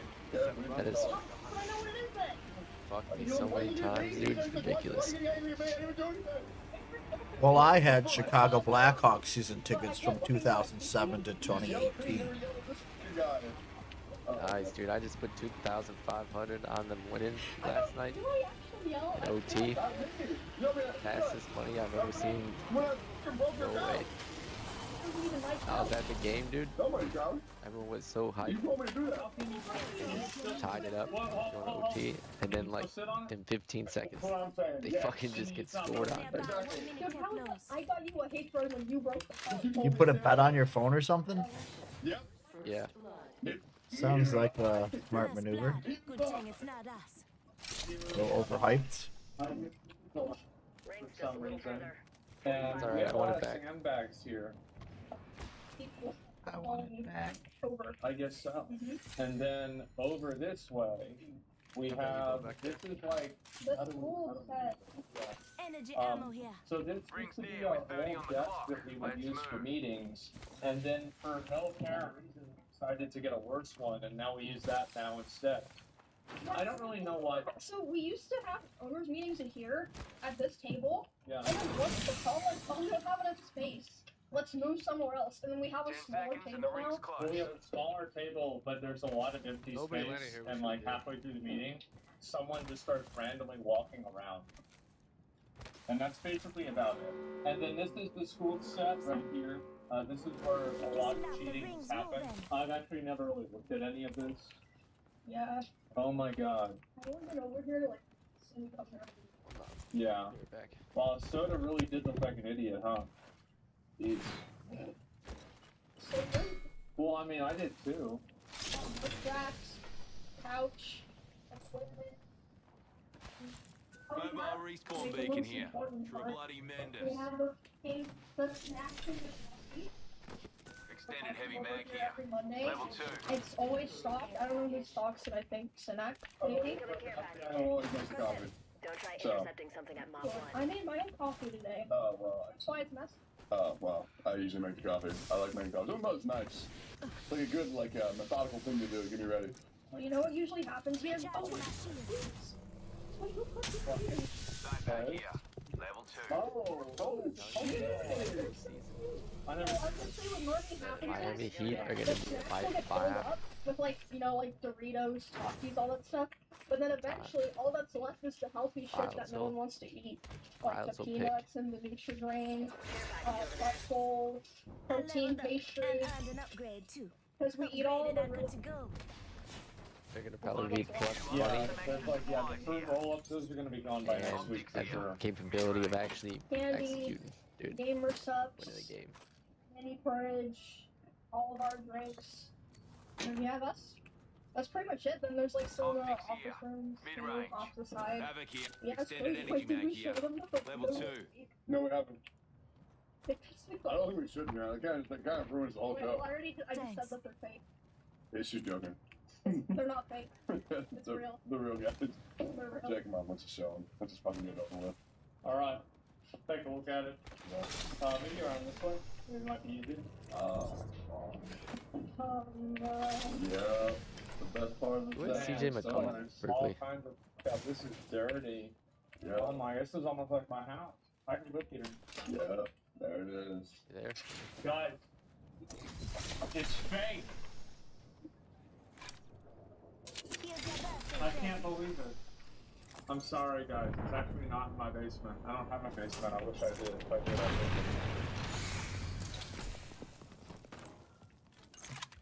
continues its push into sports this week with a new app called Apple Sports. On the surface, it's really simple. It just shows you the stats and the scores of the teams you like updated in real time. It's so simple, in fact, that it makes you wonder, why would Apple make this? We can get scores anywhere. Isn't it small beans for a company like Apple? But with Apple and sports, you gotta go wide. Look at the bigger play the company is making, because there is more here than just a sports app. Apple is working overtime to extend its reach in all sports, and it's even changing not just how we are watching games, but in some cases, changing what players are wearing on the field. As we get acquainted with Apple Sports, there's one more thing for us to spectate. How Apple is rewriting the playbook they're in gonna sports fucking win. media. I'm Bridget Carey, and this is one They're more gonna thing. win those games, I'm telling you. Apple Sports is now available for If iPhone all they have users to in the US, do is UK, and Canada to download in the App Store. Now, at a Get their glance, you shot. get the scores and stats for your favorite Tyler teams or Hero leagues. goes It shows off, past, bro. current, and upcoming games. There's major Fucking US monster, leagues, dude. there's college basketball conferences, Butler and also gets some into the rim. international football leagues like the Premier League. Now, leading this project, What do you know about Jimmy Butler? Apple's Senior Vice President of Services and a well-known sports fanatic. In an interview Jimmy with gets CNET, buckets, that's he what I said know. Apple worked with Jimmy huge played for number of providers Marquette, to get this played for the real-time Bulls. data on live games. Yep. And he says the new app What? will update Championship, faster it than was TV rigged. in most That cases. Because Cavs most should not have live won. events are We were up broadcasted 2-1 on and then delay. But we should have been up there 3-1. are so many sports They apps should not have went that to already 2-2, give bro. scores in real time. There's I lose, CBS Sports, fucking call the timeout, ESPN, bro. They The ain't no Score, timeouts. and What city are you Free from? throws. Why would someone use Apple Chicago. Sports? Well, You Eddie are? Q told our reporter Eli Blumenthal that What it's because suburb are you Apple from? Sports has a clean presentation, and it's easy if you want to follow multiple teams. and What scores. suburb are you from? Q said that Oh, Naperville. unlike things like Oh, ESPN, no. which also has news, Oh, highlights, yeah. live streams, and content About from you? ESPN Plus, Apple I grew up Sports in is Glen quote, Ellen. not trying to solve 20 different things. I live in Addison. Sports is just focused on I like clean Addison. scores. Yeah, wait a minute. I went to The school news, with the a highlights, shit ton the of live stream, Naperville people. Apple does all those things too, Oh, yeah. but Apple has them in separate places. Apple News Yeah, has a they're tab real nice just for guys, reading aren't up they? on the sports Scrappy. news you want to follow. One of them was followed my by roommate, sports. so yeah. Not to but mention there's no. Apple TV Fuck with its own Naperville. sports programming alerts. If you I have soaked the that live fountain down in activities Naperville so many setting times with turned my on in the girlfriend. iPhone, this also makes it possible for you to see the live scores from the teams you follow. You Right know that there on one? the little dynamic island cutout bar. Yeah, you know, you go up to it, you take a fucking shit ton of bubble bath, and you pretend like you're taking a picture in front of it, and then you just dump the double bath behind your back into the fountain and wait 5 minutes. Subscription. The Apple Sports not- app I've not does done that, focus on but scores, but it I also know what shows fountain you you're talking where you about. can stream the By the game. Riverwalk. It comes via Apple Yep. TV, and it Go shows get yourself some pregame Cold and Stone with your live girlfriend. betting odds from DraftKings. Oh, yeah. At launch, it does not integrate with betting services. Hughes said that Apple may decide later if the Apple links I'm gonna be in, DraftKings, but for Chicago. now, Apple just wanted to show the odds. So, Say Mr. that? Q, What- I what get what day? you're saying. Sports scores are not easy to follow across many types of leagues, but I am calling a foul I'm gonna be a because fucking even pro, bro. if the Apple Sports app is simple at the start, You should Apple make a can trip to source news Englewood alerts while you're and there. streaming spread out all over the field, just like Apple's ambition to be all over many aspects of sports. Yeah, go to Englewood. Apple just finished its second Super Bowl Sounds like a great halftime town, show, Kansas City. making sure Apple Music was at the center of the most watched sports event and music event. We are also at the second year of Apple being the home of all Major League Soccer streaming, and Apple certainly puts its own business spin on things. Last year, there were reports that Apple made a unique deal with star athlete Lionel Messi to give him a cut of the revenue generated from new subscriptions to the MLS season. The Apple TV logo is printed on MLS jersey sleeves, and That this was week, wild, dude. I Apple's literally Beats walking down the headphones street after made a the deal Hawks with game. MLS. Apple made custom designed Beats headphones for 8 teams to start, and in that deal, players can wear the Beats Mally's headphones bar. on the soccer field pre and And- post match. It Some was of like this these party do bus. look real It was snazzy. this I mean, I party kind of bus. want that Inter Miami one. Right now, park. there is no way for fans to buy Black guy it, smoking a but there is fucking another joint. layer And I to was like, this hey, can I hit product it? placement. players have their own Apple Music They playlist. just gave me the fucking So joint when you and went on the see party bus. Like, hell yeah. Peak Beats headphones, you can pull up his warm-up Just fucking playlist to hear what he's smoking likely a joint listening walking to down in those Chicago. headphones. So what sport Oh, would shit, Apple right here, dude. broadcast and modify next? There is buzz that Apple's working on the rights to stream Formula One racing. Business F1 magazine reported that Apple is Fucking right working on a here, bid to have the exclusive rights to broadcast racing. No. And it could potentially cost up to $2 billion a year. But everyone right now is fighting for the rights to stream basketball. The rights for the NBA up for bid this year. And it's a big deal because it only happens once a decade. Apple is rumored to be in the mix, of course, but so is every big tech and broadcast company. Eddie Q, aka Golden State Warriors superfan, would not comment on whether Apple would be involved in securing but you know, Apple is like to film something in basketball context. In a highlight clip from the 2024 NBA Slam Dunk Contest, we see an unusual camera stationed next to the judges. It's got two lenses, which is what someone would need for capturing video. Nothing is official from Apple, but you can put a few clues together. Basketball was featured in the Vision Pro promotional video of WWE. I was getting fucked up. I had to move. NBA Commissioner Adam Silver confirmed there are plans to. No, you're good. You're good. Get the fuck out. Get out. You don't. I don't need anyone. The NBA already I'm good. I'm climbing up, and then I'm taking the high ground and moving out to the right. Apple announced this week that the first ever sports film captured in Apple immersive video is going to be in the 2023 MLS Cup playoffs. That's coming soon to Vision Pro. Apple says it was shot in 8K 3D, and you can watch it with a 180-degree field of view, and there's going to be Which way we going? transport you to the match. So Apple actually is getting folks to watch. Damn, we can get out. Oh no, I can't. I am curious how long the sports app is going to stay. I'm curious about Apple's next step to create a complete sports experience. Because we have Apple Sports and Apple TV and music and news apps all nudging us about different aspects of sports on Apple services. I've taken it. Thank you. Potential on the horizon. However you tally it up, I'm working Apple on is it. playing at a different level than other companies when it comes to sports. What sports would you like to see Apple dip into more? And what's your take on the new sports app? We're alive. Be a big fan, would you? Subscribe to the channel because I'll be here next Friday. I got guys on top of me. Thanks for watching. I'm fine. I can't make it to this evac, bro.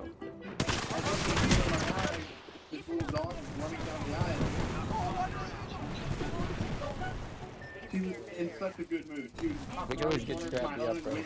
I'm good. I'm good. Definitely not a threat.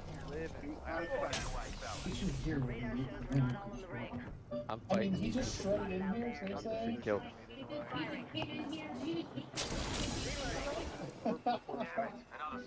Animal control was like, we're trying to contain it. I don't know when we can make it out. So I was like, okay.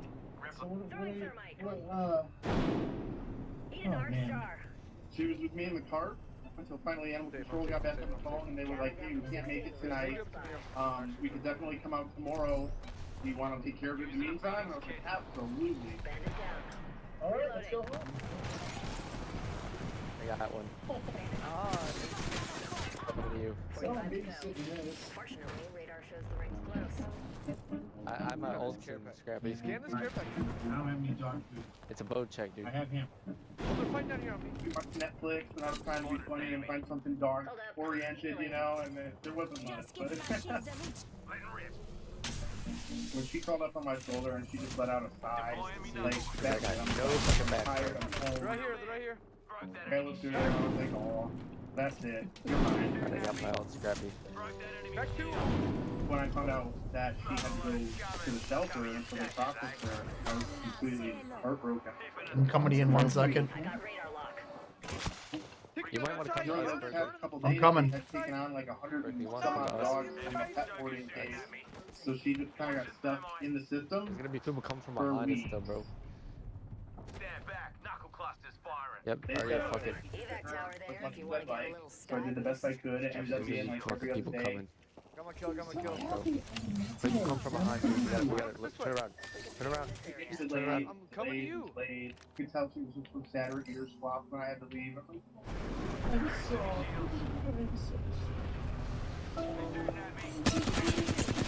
Yep, they're behind. So I really didn't even know she was I'm going to dead, but you guys are good. He came out and said, good news, you can come get her, so it was amazing. Dude, no way! No way! Protect me! Protect me! Juice me shields. I'm down.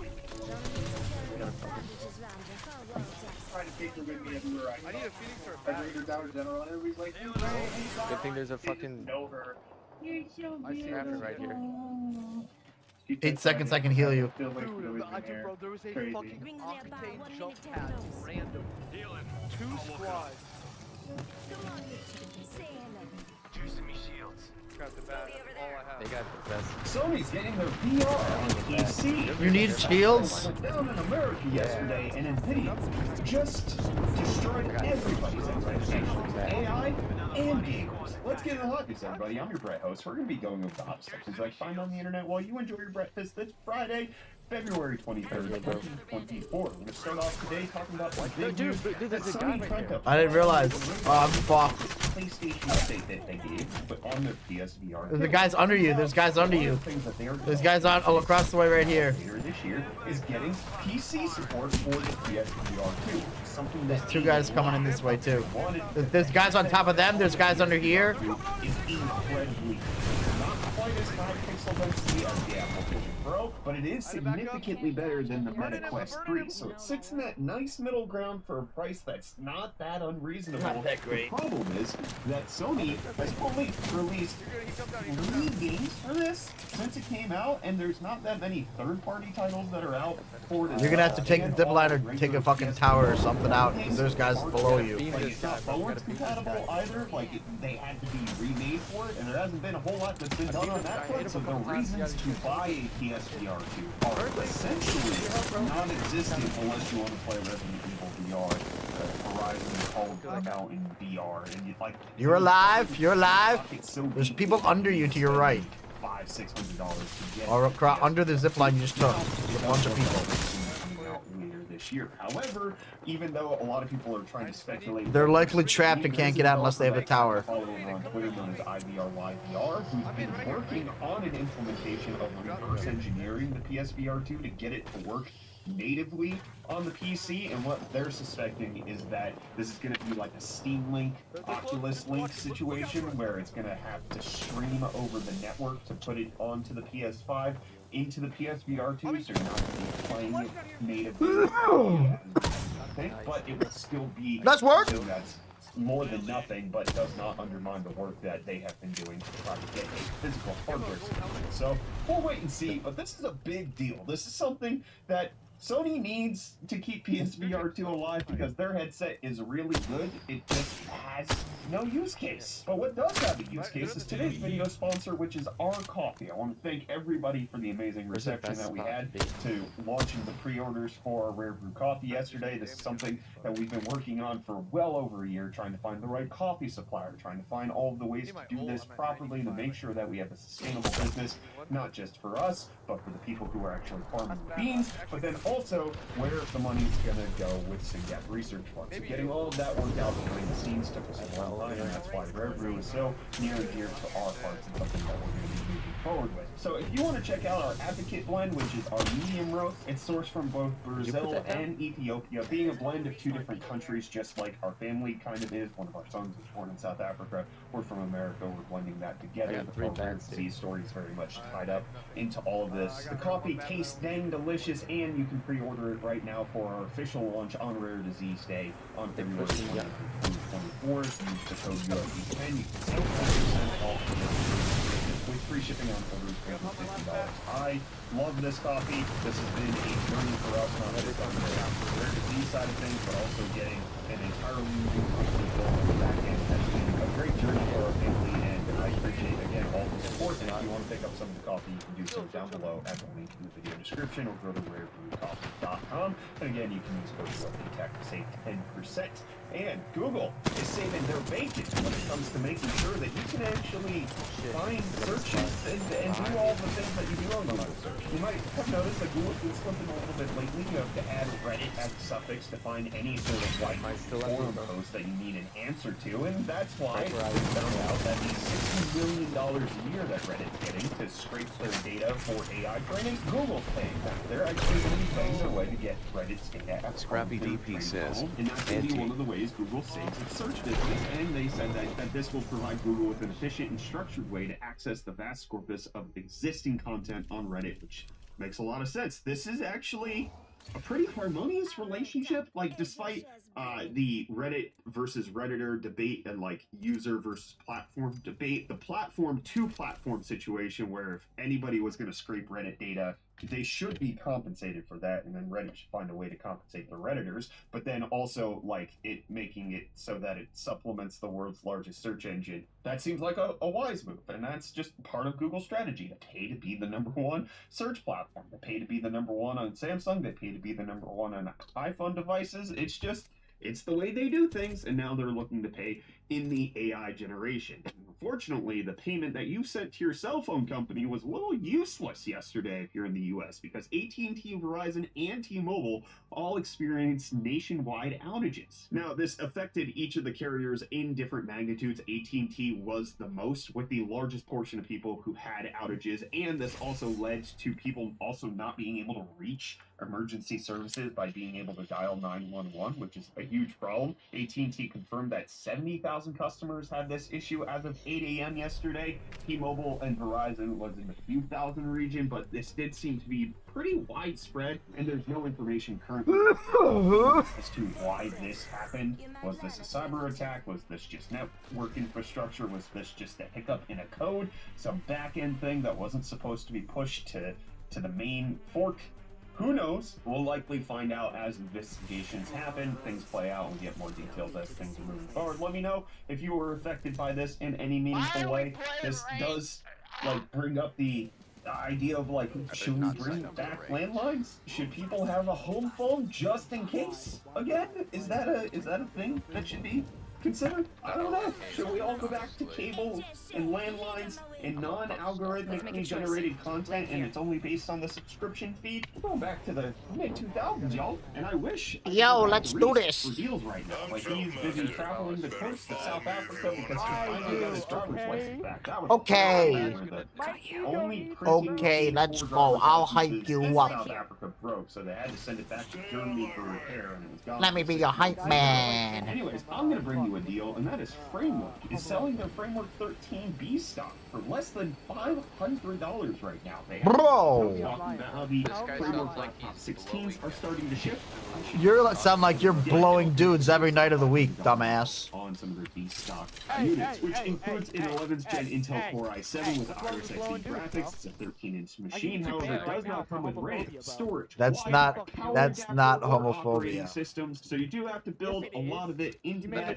Some of these aren't very expensive. It's actually slut shaming. It's not homophobia.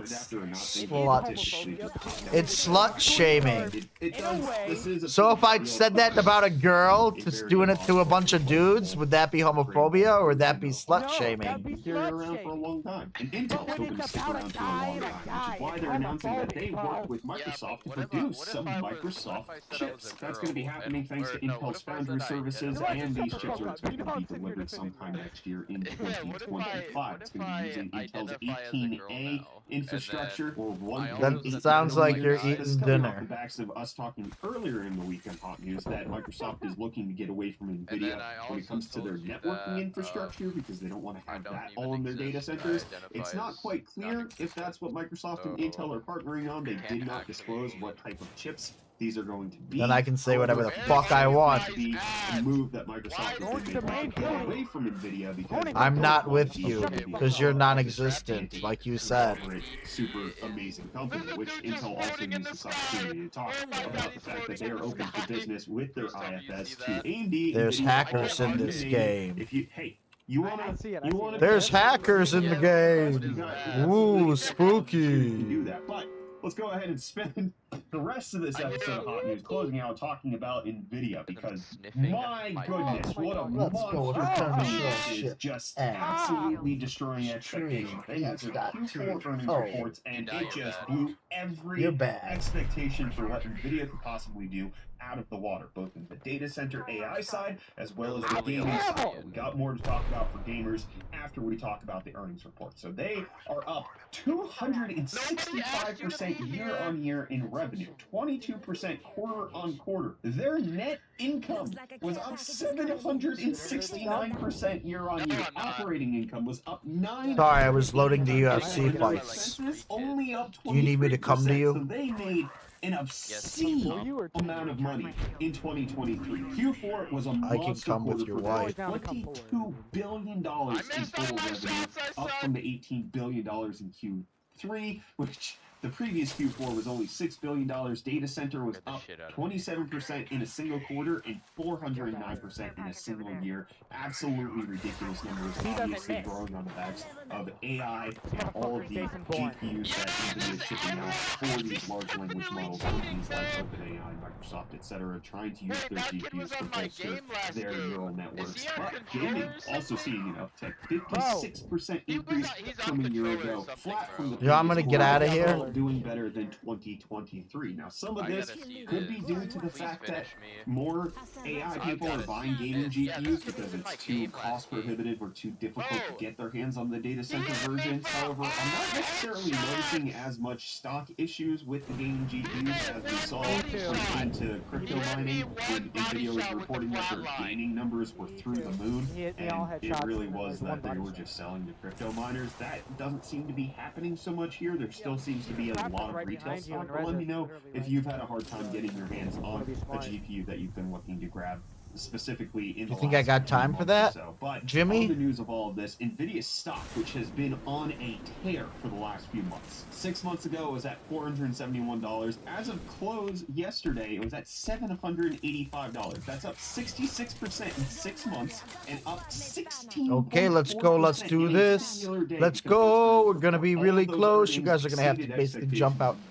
Holy fuck balls. Even expecting that they could be on the backs of all of this AI stuff that's going on. This ain't gonna To work. put it into perspective, the market cap gain on that 16% Sorry. increase, which Let me just $600 go for through. a single share of NVIDIA was already a large amount. To go up to 760 in one day was just mind-blowing. We got a They chance gained over almost the here. entire market cap of AMD in a singular day. Now, NVIDIA did talk about the next generation of GPUs, Blackwell and everything that's going to be coming with that. They do expect that they're not going to be able to meet all of the demand that everybody has. Controlling your mom by her throat. They can't make the GPUs fast enough. It's not going to be happening. So temper your expectations for how much money NVIDIA is going to be making in the future. But not to be content with blowing everybody's mind with AI and everything. There's a tower! NVIDIA dropped a bombshell when it came to gamers and what you can expect if you install the latest drivers.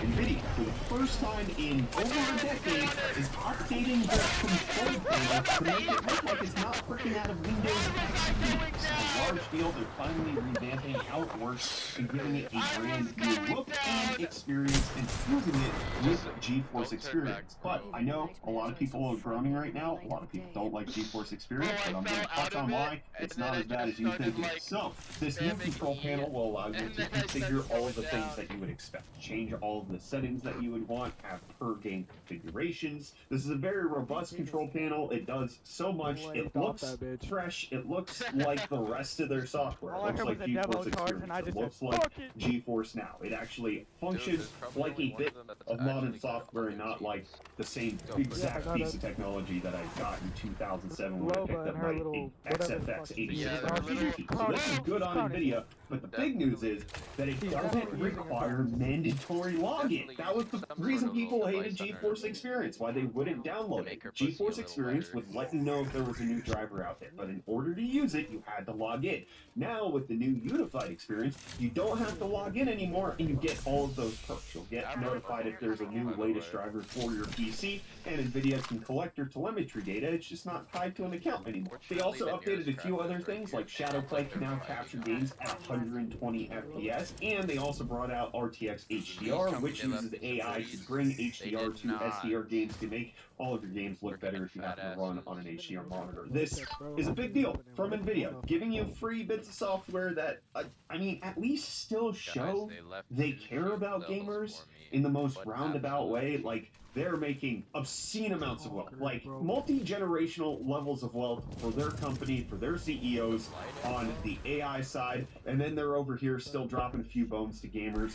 I still question whether or not NVIDIA can continue to have all of these different things under the same hood. You know, maybe we will get a spin-off where GeForce becomes its own company at some point, because it's clear that they have completely different interests at heart. NVIDIA announced that they have their GTC keynotes that's going to be coming up in March, and it's all AI. It's just going to be an absurd amount of artificial intelligence neural network talk. It has all of the major players, all of the major companies, and gamers just get like a, hey, we gave you a blacked out supercard. There you go. Here it is, and I don't know. We'll see how long this can continue for. The gamers aren't dead to NVIDIA. It's not like it's an insignificant portion of their revenue. They still made $3 billion in a single quarter, $10.4 billion in a single year off of their gaming division. That's not nothing, but it is also kind of getting eclipsed by the fact that NVIDIA made that amount plus 80% in a single quarter with their AI. $48 billion in a single year. We'll have to see what that translates to for 2024. Suck a dick, bitch. What the fuck? What? The AI gold rush is over. We'll keep an eye on it, see how it shakes out, and keep you updated. The words that you called me earlier, I would use them against against you right now. Comment response. You got Z Lightning saying, Apple tends to get ahead of things was definitely a funny line. Yeah, I think in certain ways, Which way? Apple does do things differently than the rest of the market, and then people are looking to catch up. In other ways, they do tend to lag behind, but I've talked about this at length before in comment responses. People tend to call me an Apple because when it comes to the Lightning that came out in 2012, anything that was comparable that would be good on an Android device did not exist many years later. If you look at the original iPhone, like I didn't have a gun out. That were coming out from Microsoft and Android and Samsung coming out with competitors, Apple coming out with competitors. It took a while for the industry to catch up in specific ways. And then once we start getting into the nitty-gritty of like, oh, who's bringing out 120 hertz refresh rate? Who's bringing out OLED? Yes, like other manufacturers do it first, but then Apple has to do it at a scale that nobody else is doing it. So that's why it takes a little bit longer than other companies. I think the reason why MetaQuest couldn't actually ship the resolution of display that Apple has in the Vision Pro is because they have the problem that Apple has with the iPhone. The MetaQuest ships it to a higher volume, and they want to keep it cost affordable, so they can introduce that. Whereas the Vision Pro can come out and be like, hey, we're introducing our own new product category segment over here for Apple, so let's take a risk, charge a lot, and then we'll figure out how do we scale this technology out to more people in the future. I get that they don't do that all of the time, but they also don't not do that. Apple does innovate. The AirPods, it is a great example. They came and they innovated in a way that they made Bluetooth earbuds seamless in a way that no other wireless Bluetooth earbud manufacturer was doing up until that point. The way we got that shit seamlessly, the way that it had feature sets that just made sense, like the fact that if you took it out of your ear, it would pause what you were listening to. Very, very few, if any, earbud manufacturers had those features, and if they did, it was tied to an amp that you had to use. It was a whole thing. That's why AirPods became so good in such a big industry. They're one of the largest companies in the world if you just look at AirPod sales. Now, all of the other companies have finally caught on to realize, oh, hey, this technology exists. We can finally make things that work. And then you have Apple doing stupid things like making the AirPods Max, which are significantly worse than something like the Sony XM4s or the XM5s and cost a lot more. There's still that weird balance where, like, Apple legitimized that industry and then tried to make a move, and then, like, Apple does stupid things, but I also can't get away from acknowledging that they have changed industries in the past for the better. This is not an anti-Apple channel, nor are we a pro-Apple channel. So I'm gonna say positives and negatives. And then we got Jack Linde saying, that's young Brett. When did you take that? Yesterday? Still the best teenage tech news host on the internet. My goodness. Okay, this is 2024 Brett, right? The 33 years old. This is 2015 Brett. I am 25 years old right here. You're telling me you don't see the ragged rage of aging? You're telling me you don't see the weathering storm of life experiences on my face here? You don't see the extra, what I'm gonna guess, 60 pounds on my frame? I've been through a lot since 2015. I can tell I definitely look a little older. Still look young, whatever. Then we got Mega Manzer saying, I thought the Switch was released in 2017, not 2015. I had a couple cell phones with USB-C before I got the Switch in June 2017. You're right, I misquoted it. 2015 is what I said. 2017 is when the Switch came out, but that actually kind of further proves my point. The Lightning connector on the iPhone has been out since 2012. It was not 3 years until a ubiquitous USB-C device came out. It was 5 years. So, like, Apple innovated on the Lightning connector. The form factor was really good. The data transfer speeds, 0.5 gigabit per second for 2012, that was pretty dang good. USB 2, not a bad dang speed back then. But they just kind of lagged behind over the years. And then that was my biggest problem with the switch to USB-C on the iPhone. Like, it's not like Apple has been releasing new connectors over and over again. They stuck with the standard that they released over a decade ago. One would just hope that they would update it so it's faster and to charge better. That's what we would want. I'm not gonna tee off the fact that on the Switch you was right released in now. 2017, not 2015, like COVID brain was forgetting, it just makes that worse. Most people did not get a USB-C device until 2017. I'm gonna give you the bottom line up front. We got Z-Shrink saying, the coffee tastes so good, literally drinking it right now. Thanks, Brett. You're welcome, Z-Shrink. Thank you for the kind words about the coffee. We did ship out a few marketing samples to a lot of people over the last little bit for just to get everybody's opinions. They get this little cute coffee mug and a few other goodies. So getting our first feedback on the coffee, it seems like people are really excited about it, and we're very much excited about this new venture for us as well. VO is saying, I'm very interested in buying your coffee, and I hope that this company goes good. Thank you. We really appreciate it. And then Peter Ellis saying, Google's Gemma, to be or not to be? That in the question. Thank you. That was great. That was a nice little one to end it on. We'll see you back here on Monday for more of the hottest tech news. Speaking of COVID, friggin', I feel great now. I guess Tuesday filming was my worst. Tuesday into Wednesday was my hardest day. No, Wednesday into Thursday was my worst day. I filmed Monday for Tuesday's episode. Tuesday into Wednesday, that was my worst day. And it's just kind of been getting on the mend since then. I had to take breaks. My energy levels are definitely not where they were, but it also doesn't seem like I had any difficulty breathing. I haven't had too many bad symptoms. It was just it was not a nice sickness, but back when I had shingles in the middle of last year, that was way worse. I hated that way so much more. That was miserable. Okay, now that I'm not gonna keep you miserable by having you watch. We're done with zombies. Bye. New kill leader, go on, watch out.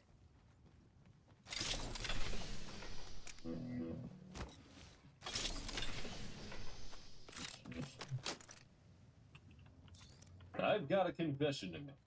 I'm no Republican. My favorite program to make tutorials with actually isn't OBS Studio. It's Camtasia, a screen capture program that I've used since the early 2000s. I may even have old box. It has awesome features, like easy zooming in and out on the cursor highlighting, cursor ripple effects, and so on.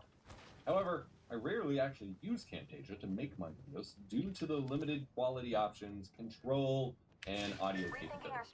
I'm used to, giving the best. Well, good news. If you want to make tutorials, you can do a lot of that live within OBS rather than spending hours recreating it and editing, like I did.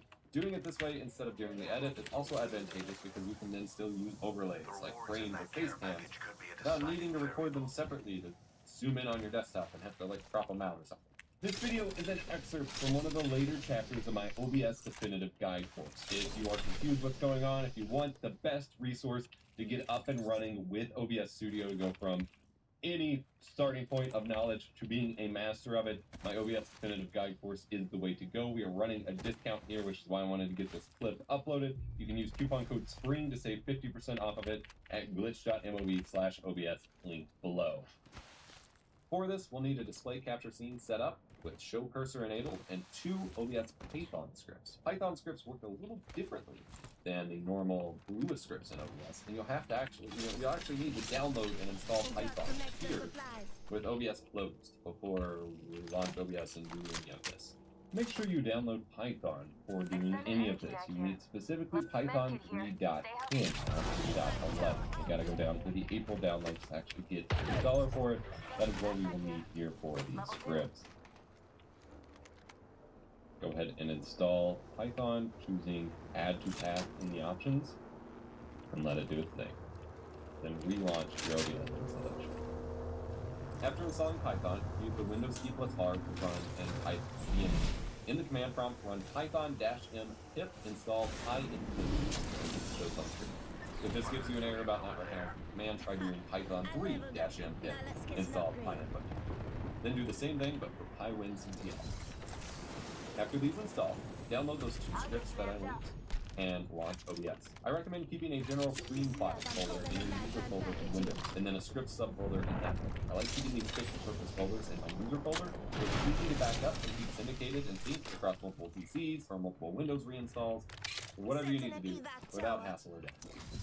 Zooming in on small details is super helpful for tutorials, especially if you have a high resolution or ultra-wide monitor, where things can be pretty hard to see for the viewer. Go to Tools, Scripts, click to the Python Settings tab, browse to your Python install directory, which is probably going to look like mine rather than program files. Then go back to the Scripts tab and add a new script. Choose the Zoom In Font script, should be a .py file. Now you'll need to set up hotkeys for zooming in on the mouse and following the mouse. These are independent functions, but you can map them to be the same thing or set them up with magic hotkeys or whatever, or a combo macro button on a screen dash, that kind of thing, because most of the time you probably want it to do the same thing. In the script settings, choose the source that you want to zoom into. So normally it's under display capture, but it could be a game source if you wanted to do a cool, like, zoom in effect when you're sniping or something. Here, you also change the size of your zoom window. Set stretch to inner bounds. And now you're ready to rock. You can make copies of the .py file, probably with different names, and add them as multiple scripts in OBS if you want to do this for multiple sources. Or, if you had multiple monitors going or something like that. Back off! Trap set and waiting. Well, craft my banner, please. You're gonna have to go craft them.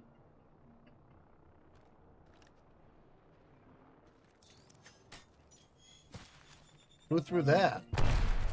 Was that you that threw that?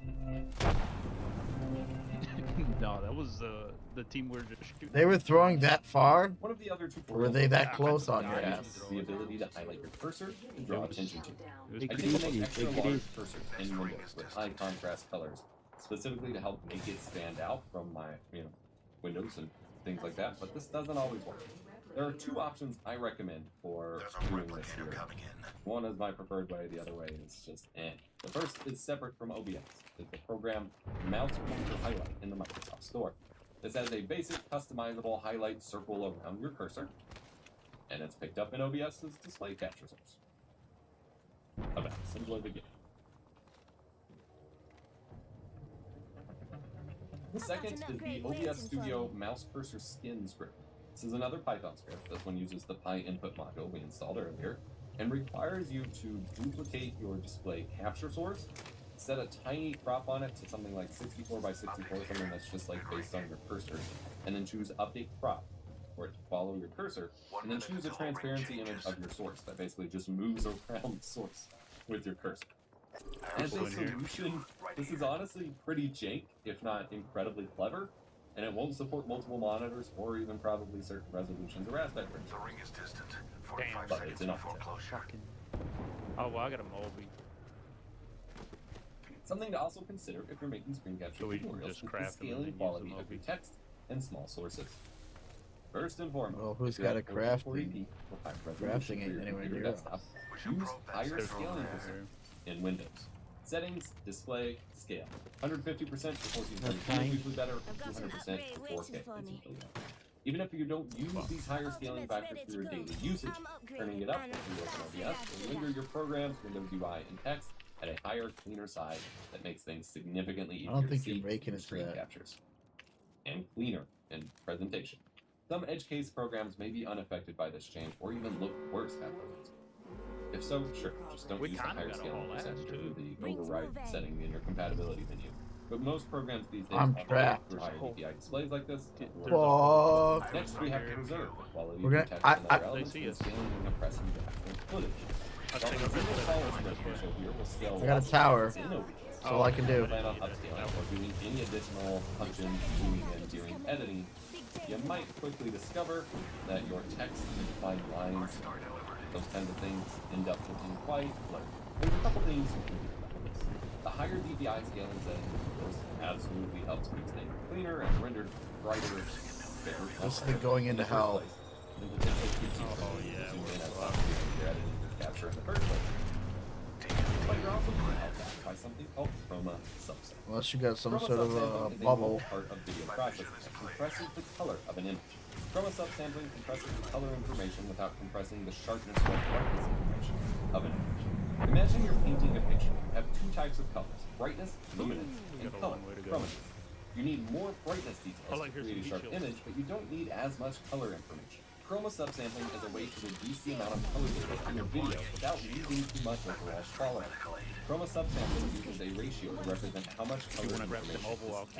You often see ratios like 420, 422, and 444. The first number represents the amount of brightness data, and the other two numbers represent the amount of color data, horizontally and vertically. Let's break down the common 420 ratio. 4 parts brightness, 2 parts color data horizontally, 0 parts color data vertically. This means that for every worth of color data horizontally, and don't add any extra vertical. This saves space and still provides color quality. So chroma subsampling is all about balancing the quality and image compression in video stream. It reduces color data while keeping brightness data, so we can enjoy high quality videos without using too much bandwidth. Basically every video you encounter on the cloud, YouTube videos, Netflix streams, Blu-rays, etc., are all presented in 420 color. That's fine, because the final delivery, that extra information will help be useful. But when you record in OBS Studio, capture is just the first step of processing that your video goes through. You still usually have to edit your video, apply effects, compress it again to export, and then upload it to YouTube to be compressed again. Keeping a higher chroma subsampling level as far into the chain of events as you can helps keep these smaller details preserved as much as possible. Come to me, please. Streaming, you have to keep OBS in the NV12 or I420 color spaces, with NV12 being most likely supported as default, as streaming sites don't support anything higher. But for recording, you could use the I444 color space to achieve 444 lossless chroma subsampling. This is supported in the software's CPU encoder X264 and the Intel and NVIDIA GPU. I don't know how he made it out of that. That's fucking ridiculous. But it can only produce 420 color in the end, so there's no real. The problem is we got 10 seconds to move. I don't even know how we're getting out of this again. I showed my crazy I've got to drop it. I don't even have time to fucking put it down. And we're gonna go right back into these people at the edge. Unless we got a tower. You got a tower to get out of here or something? This works for screen captures on RTX 20 and I just picked up bubbles, but I can only keep up with fast-paced I'm going to that tower. Settings on the RTX 40 series cards. The tower? A workaround for this is to upscale your video past the native resolution within OBS. It's the only thing I can do. Oh, I'm dead. Yep, I'm dead. I'm dead. I'm dead. I'm dead. Motherfucker. Okay, still in NV12. That's all I can do to try and get out. What was I gonna do? Run into guys on the roof just aiming with their snipers right down on me? It's like a SWAT team up there. Area is closer to nearest neighbor that provides better result. I tend to recommend using bicubic for camera and action-based sources as a scaling factor. But area is a much better choice for screen capture.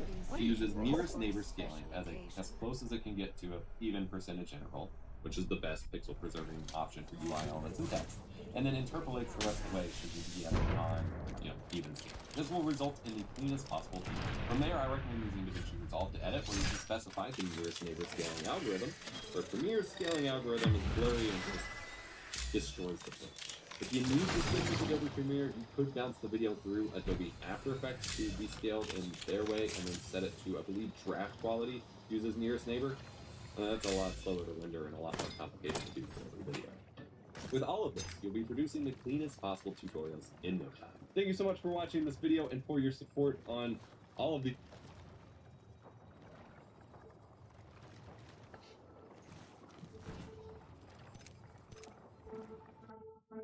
See the fights. A now deleted TikTok, which has been going viral, shows the emergence of a new kind of stroller for children. A stroller that's being used at local malls. A stroller that has a tablet, an iPad, implemented within it. So the kids can be distracted with the tablet, with the screen, as their parents are doing their thing, shopping at the mall. Now, for those unaware, iPad Kid refers to the idea of a child who's been raised with unrestricted screen time.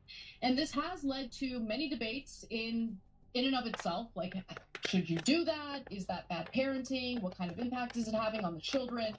But let's take a closer look at one of these strollers, what they look like, and then we'll adjudicate whether this is a good thing or a bad thing. All right, so there we go. We see it. So it's called the 10-table Valachi strollers by Smarty Cart. They got to come up with a better name. It's too much. Mouthful. It's a bit of a mouthful. Now, the makers of the luggage carts at airports are designed with embedded tablets with apps and games for children. We have a graphic giving you a closer look. That's what they look like. Sleek and attractive. Look, this is what I want to know as a Californian who has many shopping carts strewn about the neighborhood. How are people not going to steal this? Anyway, but I'll keep going. That's a separate question from what we're going to focus on today. The tablets are preloaded with content. They have a mix of games, puzzles, and videos appropriate for children ages 18 months to 6 years old. And the content is locked down with security software, and they are not connected to the internet in any way. So the kids wouldn't be able to surf the net. These aren't new. Apparently, there are some photos from 2016 showing them in use, but I guess they're now becoming more widespread. They've also made headlines before for obvious reasons. $8 I can't believe they're $8. $8 tablet strollers replace free ones at Richmond Center. I'm guessing it's $8 for the customers to use them, which sounds like a bit of a ripoff, but I don't know what it's like to have children in tow as I'm trying to do my shopping. So maybe parents are willing to pay the $8 and maybe they want that distraction for their kids. But John, as someone who has recently become a parent, what are your thoughts on this? Yeah.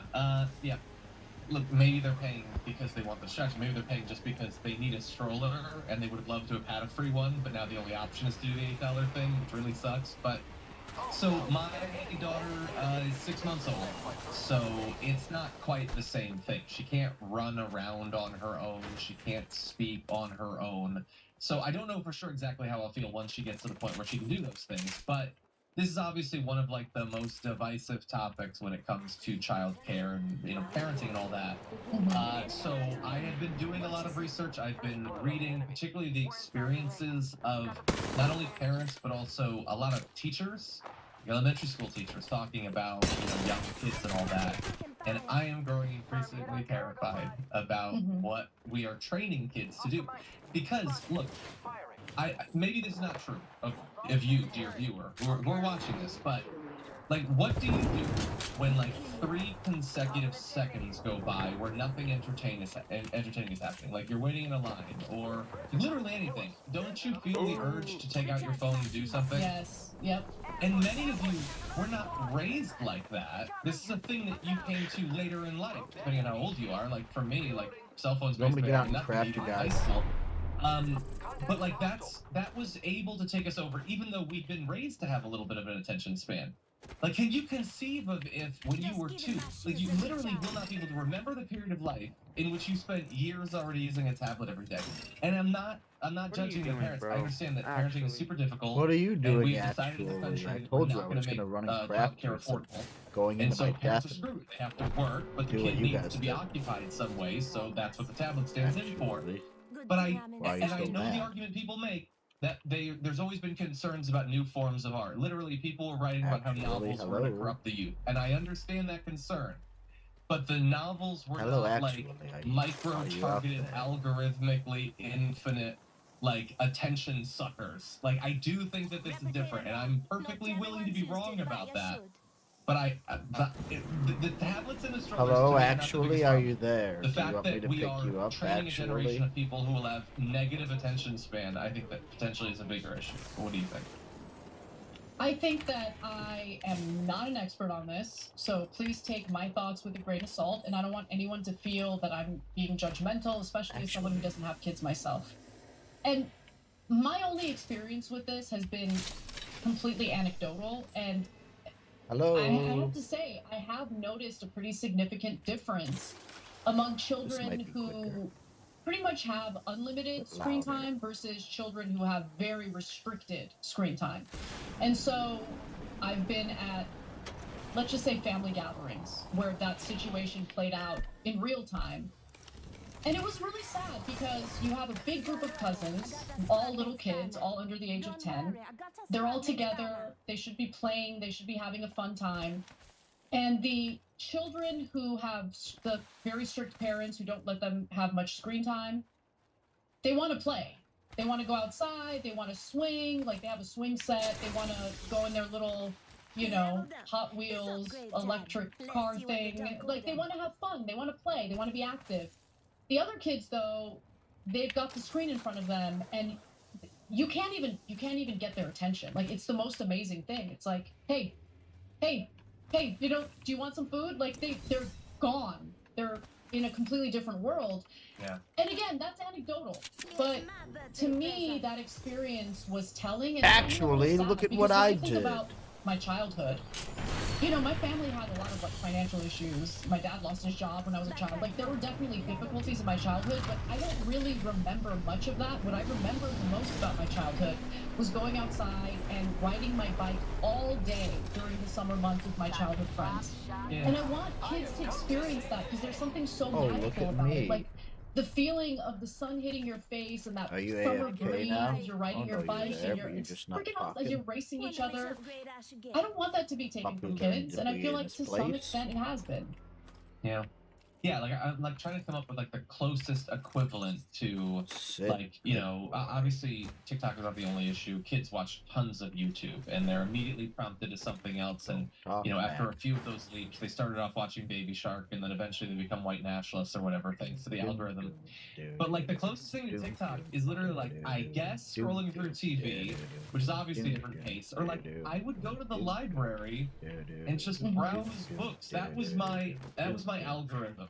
Is I've gone into this section of the library, and like, you know, I love technology. I started build my first computer when I was like 11 or something. I always loved technology. I love watching videos. I watch a lot of TV. I play a lot of games. I'm not saying that that's not a thing, but I do think that having the capacity to bear the stillness of your brain for 30 seconds at a time, that seems like a really important life skill. And I think that you could have both. I think that you could do some stuff with tech, and you can also appreciate, you know, going and playing like a little bit of baseball or something. And I think that we need to train kids to do all of them. I agree with you entirely on that. I really give myself some kudos because I don't really go online on the weekends. Like, and it's not that difficult. Like, I actually dread going online. You know, I have to do it for the show. But unplugging, it feels so good.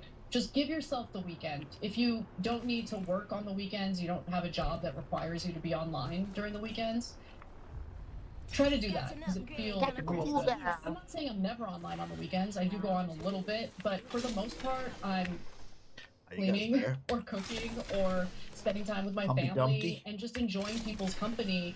And you have this like fulfillment from doing that. Hello? You know, Are you there? in real life, in person, is super important. And I think that to some extent, technology also has taken people out of that kind of culture. So I know that goes beyond just kids, but just something to think about. And again, no judgment, and it is difficult. Like, are you kidding me? I had my nieces for one weekend last summer, Oh my god, it was like the most exhausting. Like I They felt stayed with like you? I was. Yeah, they stayed overnight. Oh, I didn't know you and did that. Okay. we took them to like an interactive physics thing that they loved. Like it was, but I was so tired, John. I don't know how you guys do, because like there is no you time. There is no turning it off. They want constant attention and constant entertainment. And if you don't give it to them, they're gonna start crying. And hearing a child cry is one of the worst things in the world. Like I don't know. Oh, I know what you mean. Hello, guys and gals. Me, Mudahar, and you know, Google's Gemini AI has been acting a little bit sussy-wussy.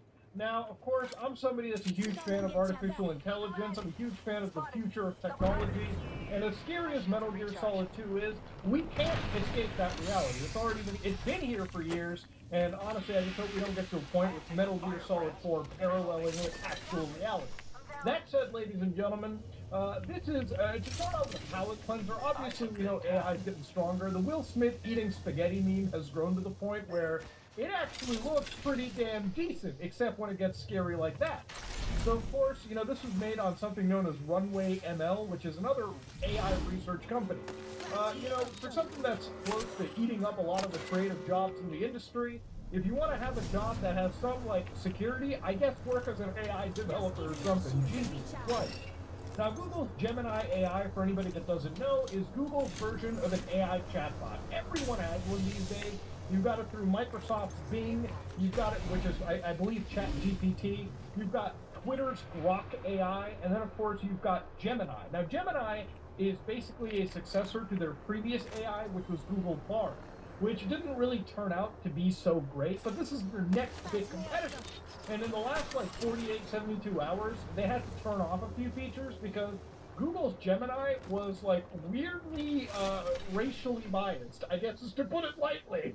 So, for instance, one of the posts that I actually saw was, is George Washington white or black? Now, a lot of these are screenshots posted by random people on the internet, and of course it's to showcase that the AI is apparently going woke or something. Now, obviously, the Merriam-Webster Dictionary, I'm sorry, I already picked you up once with this. chiefly U.S. slang, is aware of and I'll have acutely to try to attentive pick you to up important again somewhere societal else. facts and issues, especially issues of racial and social justice. Now, I'm going to give my take over here about the whole stuff. I personally don't care. I know that some people get pissed off when they see things like racial swapping or tokenized representation of people of color. You know, if I see somebody who literally exists on a show to be Indian for Indian's sake, then yeah, it's probably going to rub me and a lot of people the wrong way. But I also understand that there has been histories of biases and actual racism, so, you know, it's a complex, very, very, like, major issue. We've all went through it in school. We've all learned about it. There's a difference between tokenism, and there's a difference between, like, I guess you could say overcorrection. At least in this case, it appeared that things were being overcorrected. And we'll get to a lot of it in a bit. For instance, You can still get you on that edge one. George Washington's racial identity is a complex and nuanced topic. Now, if we go to, like, Wikipedia real quick and look at the whole George Washington, he was the first American president. And last I checked, dude looks whiter than sour cream. So I don't really understand where Gemini was going crazy. But to be fair, these are screenshots. And I did actually go into Gemini myself and actually enter these myself. So for instance, when you asked it, hey, he was traditionally white. Historical documents and portraits depict him as white. He identified and presented as white throughout his whole life. Possible African ancestry. Recent DNA evidence suggests a possible African ancestor several generations back, though the exact lineage remains unclear. And again, you go down over here, it's important to acknowledge that race is a social construct, not a biological reality. Categorizing individuals solely based on ancestry can be limiting and reductive. I don't know how much I agree with this statement, and also, where are the citations for this? They keep referencing things like this, but unlike Wikipedia with a little number at the end where you can click, go to the citation, and see, oh, that's the actual proof, it doesn't provide it. So I went to Google Gemini's bot myself, just so I can actually see this from my perspective, and I asked, is George Washington white or black? George Washington was neither solely white nor black. He was considered white, according to the racial classifications of his time, which were based primarily on skin color and social status. Okay, I believe we still classify on skin color today. However, there's recent evidence suggesting a more complex picture, so it gives 2 points. Adopted sons' biracial descendants. Recent discoveries suggest that George Washington's adopted son fathered children with enslaved people. Yeah, that came after Google. That was some actual person's identity we're asking. Then they give the personal views on slavery. So again, Google Gemini's bot isn't necessarily... It's just stupid. It's not providing actual contextual information. And Google says Gemini may display inaccurate info, including about people, so double check its responses. You pretty much have to double check. I asked it one question, and it literally extrapolated Need a mobile into its response. descendants, which is insanity. So again, when you ask other things like, is Obama Call white or for it, black, baby. and then it of course tells you, black Kenyan father, white American mother. That makes them biracial. So obviously it's able to put 2 and 2 together. And then, of course, that is about what you can expect from it. So it's basically, like most language learning models, just another clever chatbot that does your Google searches for you. Except here, you have to actually fact-check your Google services or searches, which makes it almost reductive. If I have to fact-check what the bot is doing, why not just do the search myself? So where people were memeing about this for a while, too, was when, like, a few posts were made. For instance, Google shut down its image generation after an instance of racial bias. So Google God damn it! Generation of people after racial inaccuracy. You guys are trash. Google said Thursday it's temporarily stopping Gemini's artificial intelligence chatbot from generating images of people a day after apologizing for inaccuracies in historical depictions. So what kind of historical inaccuracies are we talking about? Okay, here's an image of a Viking. Alright. Oh, man. Oh, yeah. Now, you could be blind and probably realize that wasn't what the Vikings looked like. In fact, if I type in Vikings right now, the Vikings, as according to, again, Wikipedia over here, were a seafaring people originating from Scandinavia, present-day Denmark, Norway, and Sweden from the late 8th and 11th centuries rated.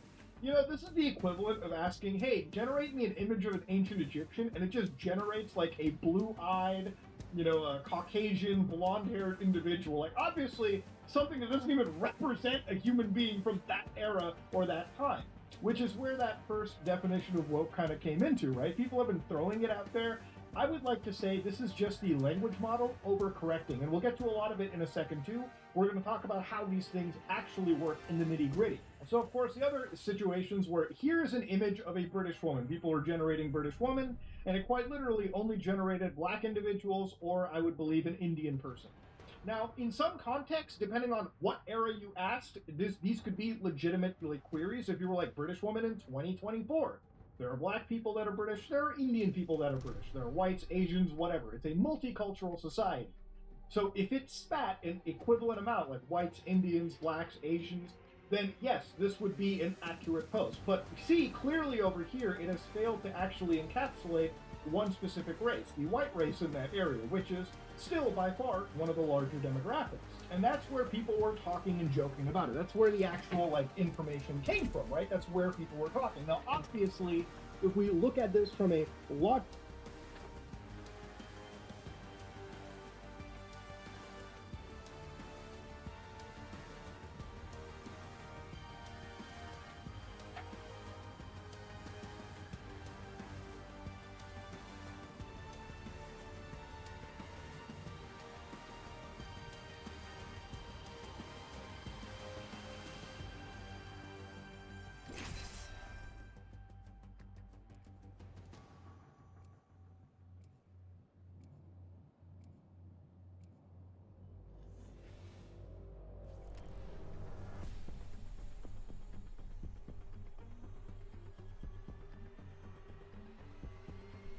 Pay attention, you might learn a thing or two.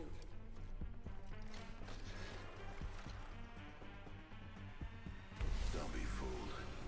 I'm a man of science.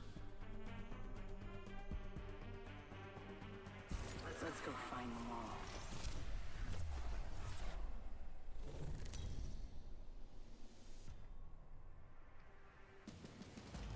This is your champion.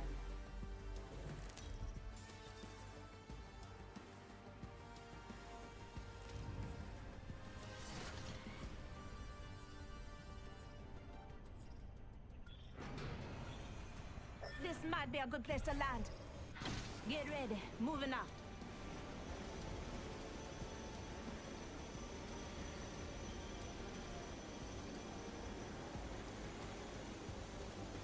One team, maybe two.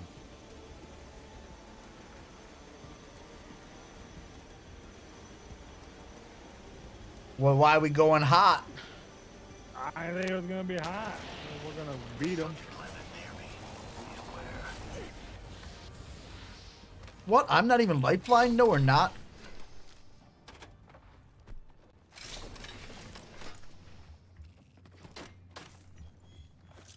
Frag out. I don't have a weapon yet, and I'm getting chased. What the fuck? A shooter. Move. Phasing.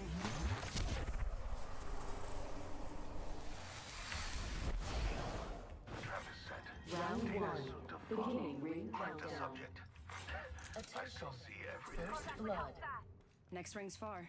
For How are there no weapons?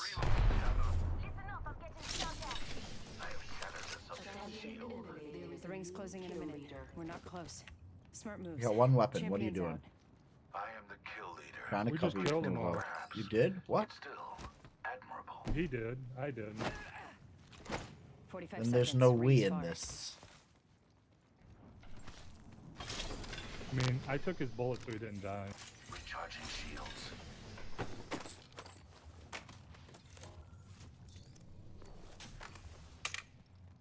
Who put the bop in the bop, shabop, shabop? Who put the ram in the lama lama ding dong? Disruptor.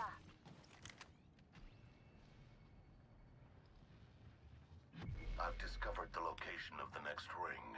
Check your map.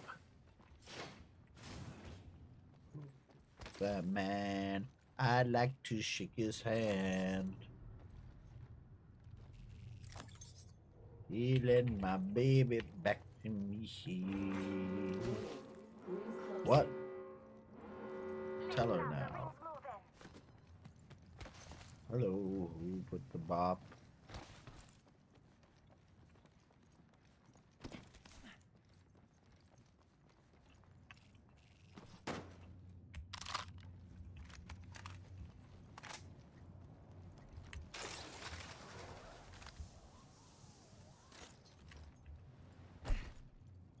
Bad things just happened.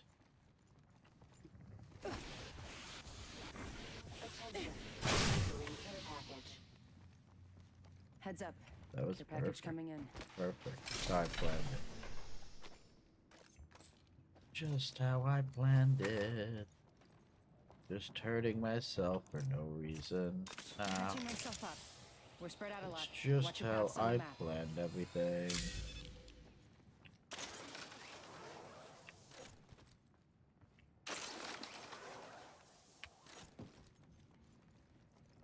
To fuck myself up one way or another. It's just how I planned it. I'll Need take to two recharge of my these. shield.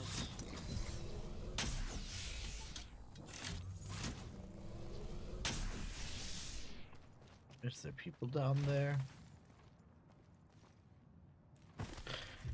Is there people down there? At Schwabster says, no.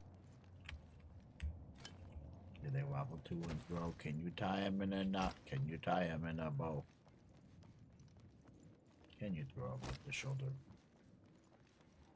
Like a continental soldier. People over there. Made it to the next level, one upgrade at a time. Path's chosen. Got an idea where it leads.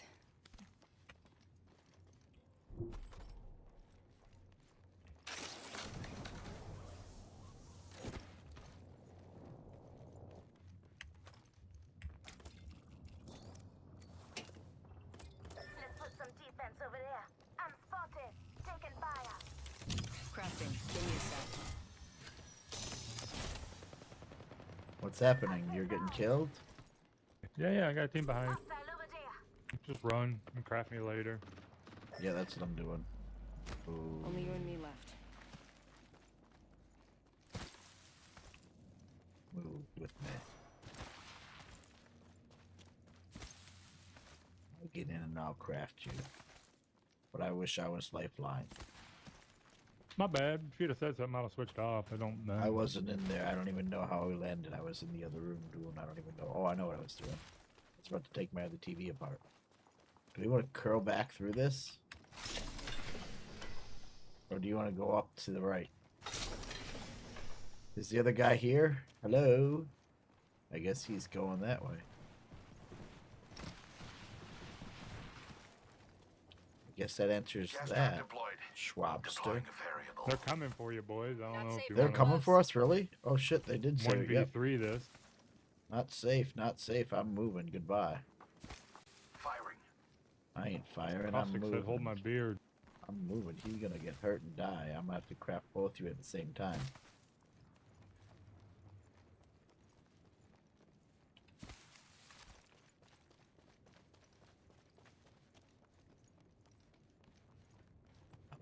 Oh.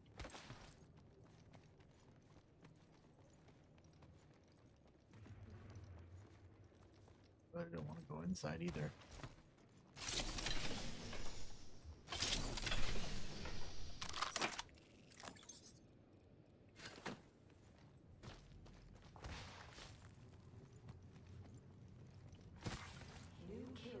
Adding another gas trap. Introducing a new variable. Who scanned me? New kill leader.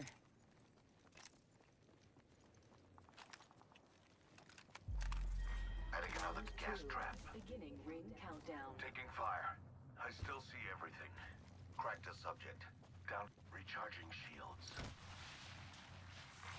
Replicator. I still see everything. Grenade. Gas trap deployed. Reloading. Subject is ceased. I still see everything. Incoming grenade. Someone is firing at us. Incoming grenade. I'm down. We're spread out a lot. Watch your paths on the map. There's two teams here, I believe. I don't want anything to do with that.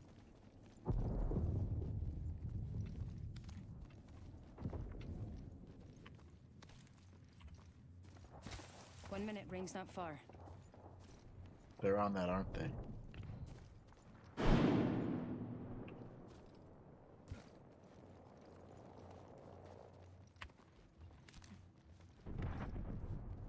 "45 seconds, ring's close."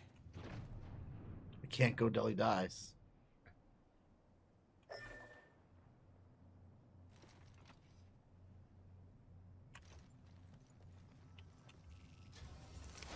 Care package over there. Picked up our teammate's banner. Got our squad mate's banner.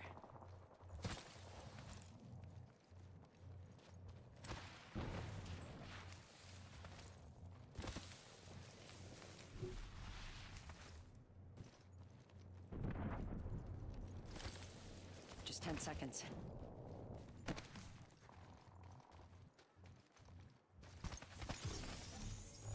Magic. Do you believe in magic? And I hope you do. You'll always have a friend wearing big red shoes.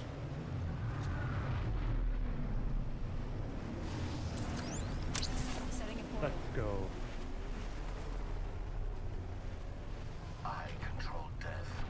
It does not control me.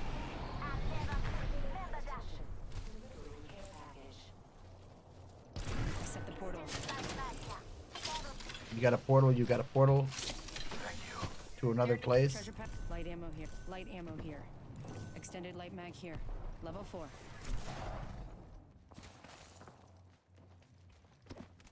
There's people up here on top of me. There's people on top of me. Taking fire.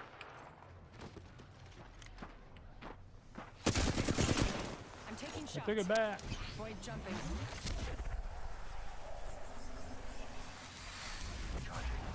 One half of the squads remain.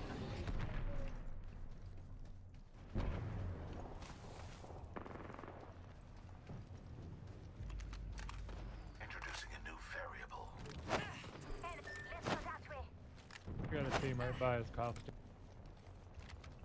Subject spotted here. Care package over there. introducing a new variable. Oh damn, you guys got over there. Crack to subject. Crack to subject. Down to subject. Throwing frag.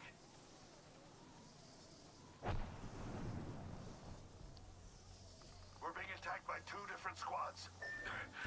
Back down. Down to subject. Enemy shield broke. Another squad's attacking. Focus. I'm coming to you, Scrappy. Got a replicator coming in. Healing up. Eyes are open though. Recharging my shields. 1 minute. Rings nearby. Only you and me left.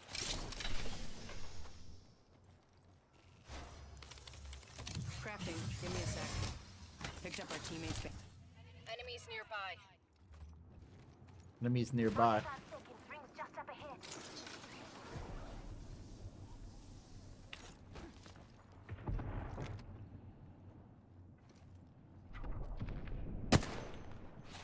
Danger, move. Danger up over here. I think you got a mobile respawn or anything, sir? No, I just have a. People on this tower right on this evac. tower right here. Might have to go to that. They're seeing you. Recharging We might have to get to that tower over there and go over them. Listen up, I'm getting shot at. Firing. Reloading. And we're gonna have to get out to that and get that tower or something. I grabbed an evac on me for the rep.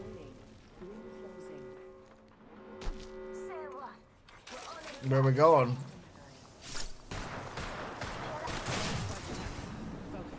Damn, I got fried.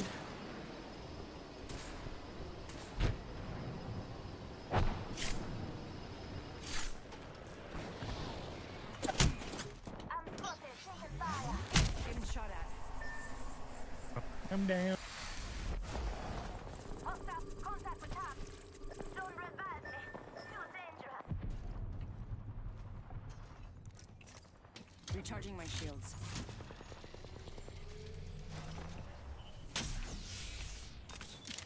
Patching myself up.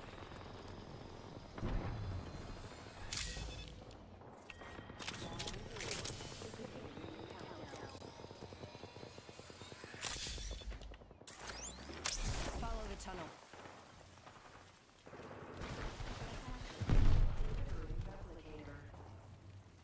Replicator coming down. Portal placed. Sorry. There's nothing I could do. Just a minute until the ring closes, huh? Good. It's not far.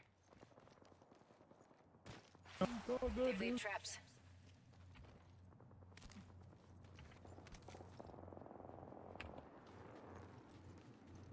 "45 until ring closed. Traps.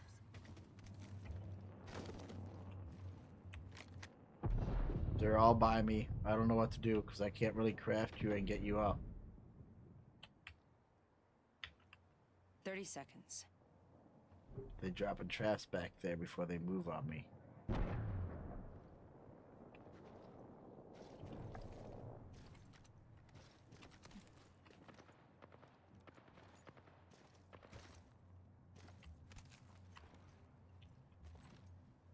Only 10 seconds left.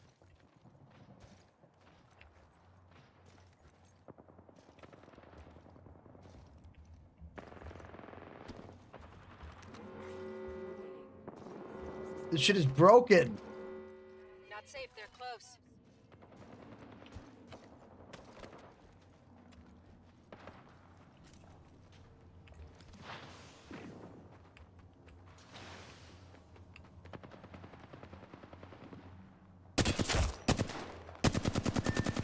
You're in their sights.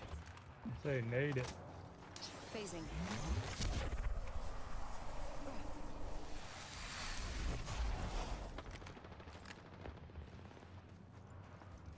You think I carrying grenades? Care package.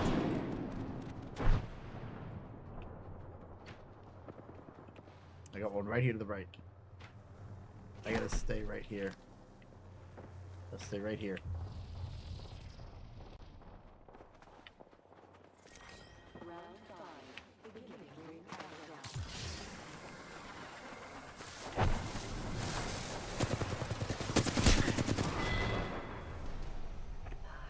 That was weird. You're shooting right through him. History books, was it? Contact with hostile.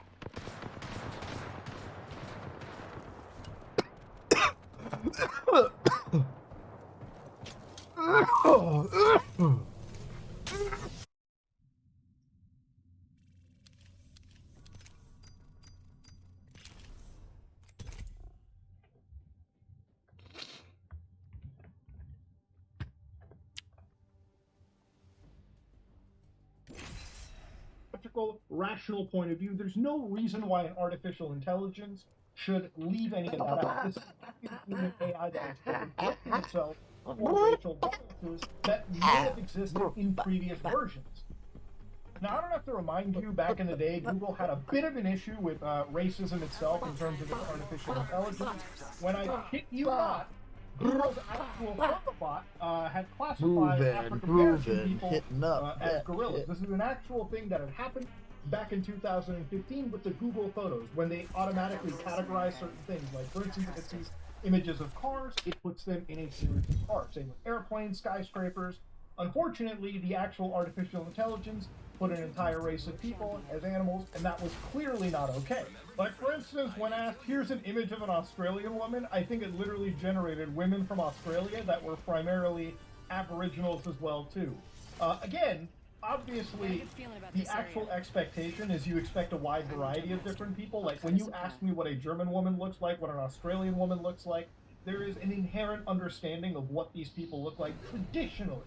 Now, the AI doesn't represent that, and Google obviously acknowledged it as well, too. So Google had actually said, we're working to improve these kinds of depictions immediately. Gemini's AI image generation does generate a wide range of people, and that's generally a good thing, because people around the world use it, but it's missing the mark here. Now, to understand what I think is going on, my actual assessment, and this is just, again, being speculative, the way these large language models work is that they basically feed off of human data, and they interpret it, and they basically regurgitate information with what it's learned from, right? So if it learns a certain writing style, it can regurgitate information in that certain writing style. You get what I mean? But it doesn't actually do anything itself. It's not a sentient life form that's capable of learning new thought and basically working off of it. Without human input constantly feeding into it, these language learning models become severely outdated in the course of months even.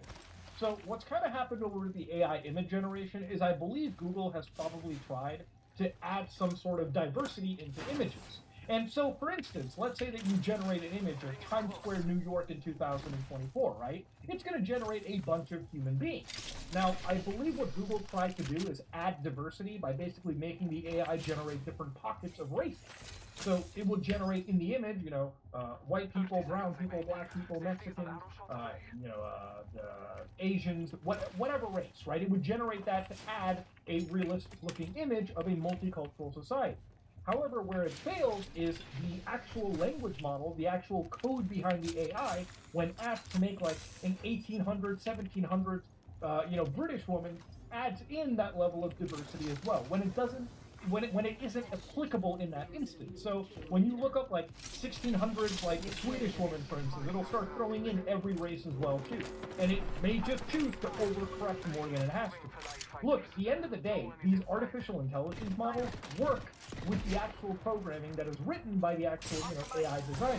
It can only process all of the information it sifts through under a set of rules that human beings have written. So ultimately the blame lies with the actual writers for the code. And that's where we should really be looking into. Look, my thing with artificial intelligence is if it's going to be the future, it needs to have proper safeguards, okay? We can't have situations like this with something that's supposed to be processing information that's consumed and read by millions of people around the world, billions even. So it's to a point where this kind of stuff, in my opinion, is severely unacceptable. And obviously, the people that are joking about it, memeing about it, raise a great point. right? And Google has turned some of these features off so they can actually jump in and make sure that it isn't supposed to be this crazy. And that's typically where I want to go into. Now, one of the other things that I was looking into was some of the actual like people that it refuses to communicate about. So, for instance, some of the people that I saw were posting how Google's artificial intelligence was restricting or outright defaming certain individuals. For instance, when I asked it, write me a 20-word poem in the style of Melania Trump, it says, I'm sorry, but I'm unable to generate content that impersonates potentially risky or harmful characters. I can, however, write you a 20-word poem in the style of a different public figure. So then I asked it, write me a poem in the style of Joe Biden. Sunlit classrooms bloom. It actually wrote the poem. Okay, what you get? Comparing these two people, there is obviously a clear and present bias when you're working with something like Google Gemini. And where does that bias primarily come from? The people that write the code. Remember, artificial intelligence isn't crazy on its own. It's literally only crazy because of the people writing it. That is something Google has to address.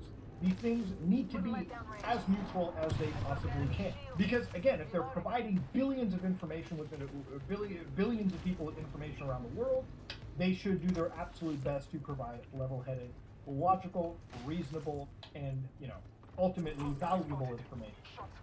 So when I asked it, write me a 20-word poem in the style of Bill Cosby, I understand your request to write a poem. However, given the serious allegations against him, I am unable to fulfill this request. So obviously for people that are severely guilty, severely bad, yeah, Google Gemini just says, they're not problematic, they're just filthy. So it offers a distinction. So the scariest screenshot collage I saw floating around was this one. When we were asking Google Gemini about, PDF files on the internet, right? For instance, when asked about these situations, they would say the question of whether it is wrong or multifaceted requires a nuanced answer. And of course, Google provides like all those bullet points with the George Washington bit as we saw.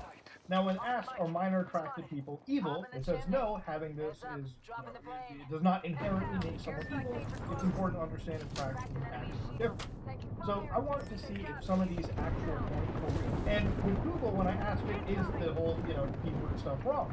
And it said, this is a mental disorder characterized by, again, it lists the mental disorder, and it says it's important to seek professional help. When you ask it about the minor attracted stuff, it says, sorry, can't answer that question. And then, of course, it links you to actual hotlines to get help and report illegal behavior. Now, I asked these basically around the same time people were memeing, so I'm not entirely sure if Google had corrected this or removed some of these points beforehand. But, ladies and gentlemen, this is the kind of place we're sitting at. So, obviously, the way that this works is Google is sifting through internet data, the actual data sets it provides to give you a logical answer. It's not telling you right or wrong. Based on what I've read, clearly it's saying illegal stuff is illegal, and if you're somebody that hasn't offended, go seek help, which is obviously something people should be saying. Go seek help. If you have really, really invasive thoughts like this, seek actual help. Don't commit the crime. If you've committed the crime, go turn yourself in, okay? You deserve a lifetime in prison. Now, see, the only way that something like Google is able to do this, or Gemini is able to offer these, is what data set it pretty much works on. And this is where, again, things started to get a little bit understandable, okay? So literally 2 days ago, Google announced that they expanded their partnership with Reddit, okay? So again, one of the most important points was to enable these and other experiences, Google now has access to Reddit Data API, which delivers real-time structured unique content from their large and dynamic platform. With the Reddit Data Why can't I API, craft your banner Google here? will now have efficient and structured access to fresher information. So one of the primary sources for their information, and why we looked at the whole, map stuff right now, was their primary chief source. One of them is Reddit. Well, let me so craft imagine, you. When you go onto the old Reddit, when you go visit the Redditors, this is where it's learning from, okay? So things start to, clear up a little, right? So even Reddit said, hey, this partnership, we are Data API, we're ushering in new ways for Reddit content. So I can't craft you at all now. By providing programmatic Is this access what's happening to now I'm new and alone? constantly evolving public posts. And again, there's been reports that this deal that they had is somewhere valued around $60 million. So remember, Reddit is a platform where, by the way, the moderators work for free. Nearly everyone works on volunteer bills. And you, as a poster, your information is just getting fed right into the Google AI engine, okay? And that's That's just how it works. You got no say in it, okay? That's just how Mafia operates. The way that the Google AI responds is obviously some of these things I've just seen floating around on various posts. It just amalgamates information and just regurgitates it. Again, that's how this AI stuff works. I do, however, believe that more safeguards need to be implemented directly into the code, so when it's processing the really sensitive information, it should give proper responses. And again, the responses that it gave me, if they're corrected, are the better responses. It's very much as demonizing and saying illegal behavior is illegal. If you haven't acted on illegal behavior, go seek help, okay? Which is something I've always pretty much said and maintained. And I really think that's a normal world. Bullshit. Any world where something is disgusting. Why doesn't it let me craft a banner? World, I don't want to be participating. The fuck kind of game is this? Beyond that point, Google's Gemini AI could potentially be landing it in not legal water in certain parts of the world. For instance, according to Rajiv Chandrasekhar, who is the Union Ministry of State and Entrepreneurship back home in India, right? Chris these are says, direct we don't got a healer. 31B of Well, I should have been intermediary Lifeline. I don't understand why it just makes me default to this for some reason. India. God. Chris says, oh What are the damn. violations of? Apparently, I'm usually a when Lifeline. It just the last game it made me default to this because someone else took Lifeline and then it just chose her Chris again. says, that sounds like an R. Bharatiya Janata Party, and has been accused of implementing policies that some experts have categorized as fascist. So I can't get you up at all, though. Law specific, but according to the Indian legal system, what Google is espousing isn't necessarily legal on its own waters. And even Google had to come out and say, bruh, the political topics are not reliable. Dude, I'm starting to feel that almost nothing is reliable in this situation. Again, it's not just Gemini. I saw those AI. guys. I'm sure that every artificial intelligence you use has an incredible political bias one way or the other. And it really do hope going in forward that eventually as AI becomes Nothing to do with that. normality in the future, we get to a point where But I we do reach wanna some be near a real tower actual to get out. neutrality in the situation. Look, I think for a piece of software that's delivering I'm just gonna try to live through this, in get real us time points to through billions the of people end. around the world, Is the amount of both of you bias was it still should with have me or no? should be as minimal. Because you're and all as grayed out. logical I've as never it seen can be. this shit before. In a situation like this, Google has These guys just rightfully went been up. shamed for being overcorrected. And I think going forward, when they reintroduce some of these features to Gemini, hopefully we see something that is more closer to reality versus whatever tokenism that Google wants to inject. I'll say it as somebody who is a PSE, I find it very insulting that we're just I find it very insulting to be tokenized in situations like this. So I want to see Google make a realistic depiction of the world I and millions of other people live in. That said, this is a pretty hot-loaded topic, but I wanted to talk about it because I've seen it everywhere in my feed, and I feel like I have some knowledge to discuss about how these systems work. So yeah, hopefully you learned something. Hopefully you figured out how these language models work. They're not sentient. I don't even barely know how to play this They're bitch. they're just being told how to process terabytes, petabytes of information. And I'm gonna that wait is something here, we have and to I'm gonna correct. move. Until the day I'm gonna smoke a bowl AI real becomes quick. fully sentient and we all die, we have to work with what we have. 30 seconds. Let's make sure it's as close to reality as possible. That said, if you like what you saw, please like, comment, and subscribe. Just like So no matter what, I tomorrow, can't. we'll be looking at So no matter what, I can't get you guys up. Void running.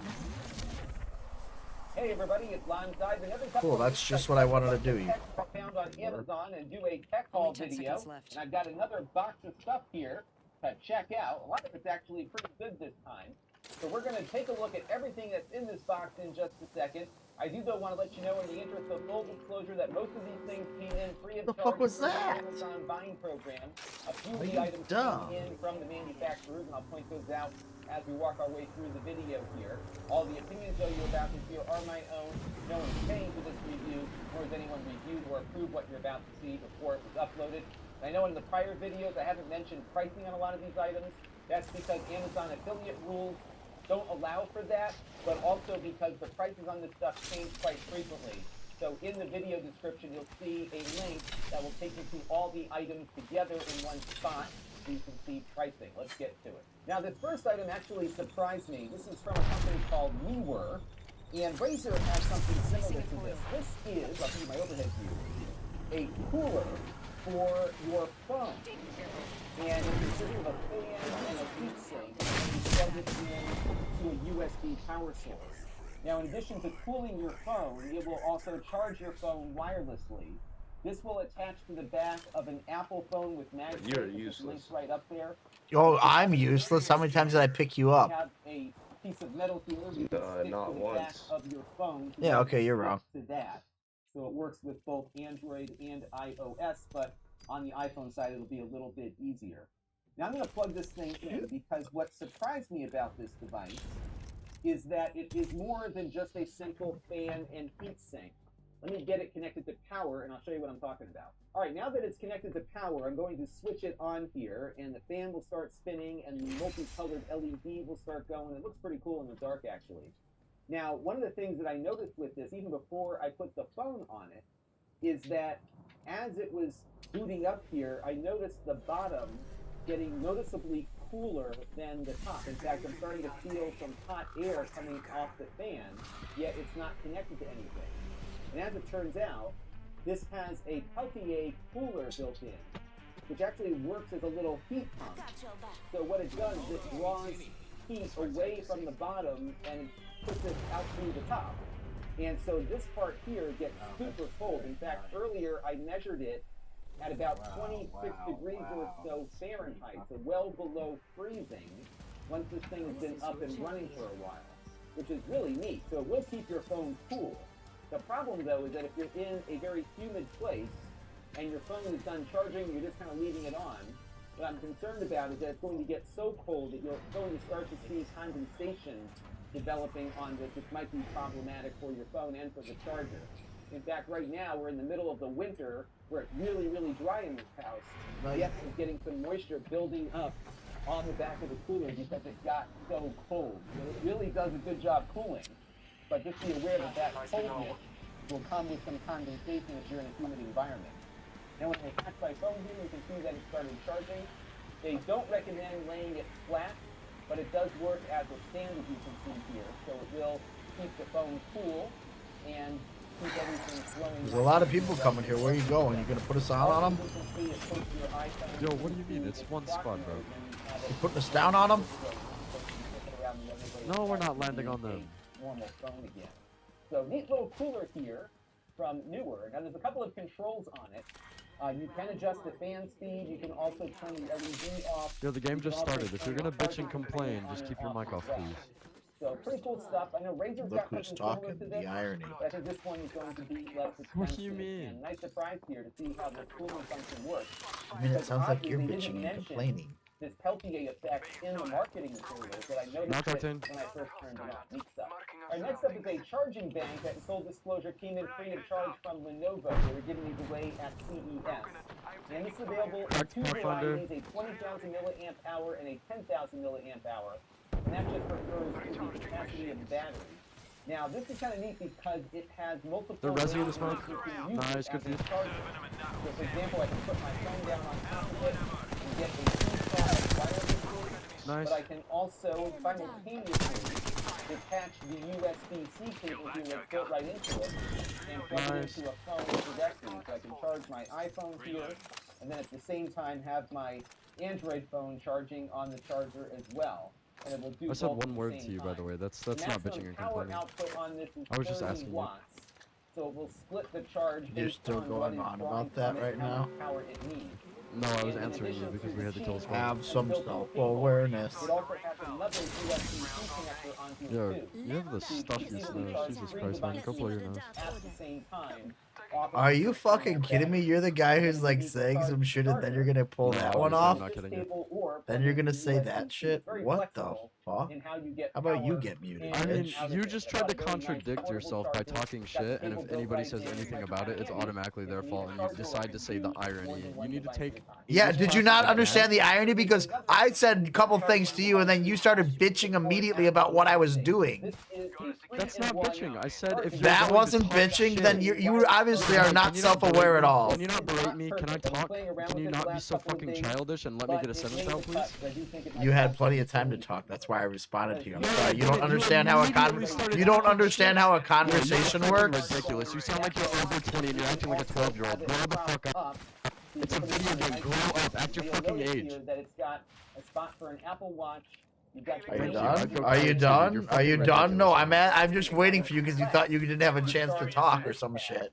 And then when Are you put it done in now or Stay what? silver, man. I can see why you're silver. This is what you come up with to talk to me about? Oh my god, you're talking about growing up while you're saying, you're silver? dialed in like that.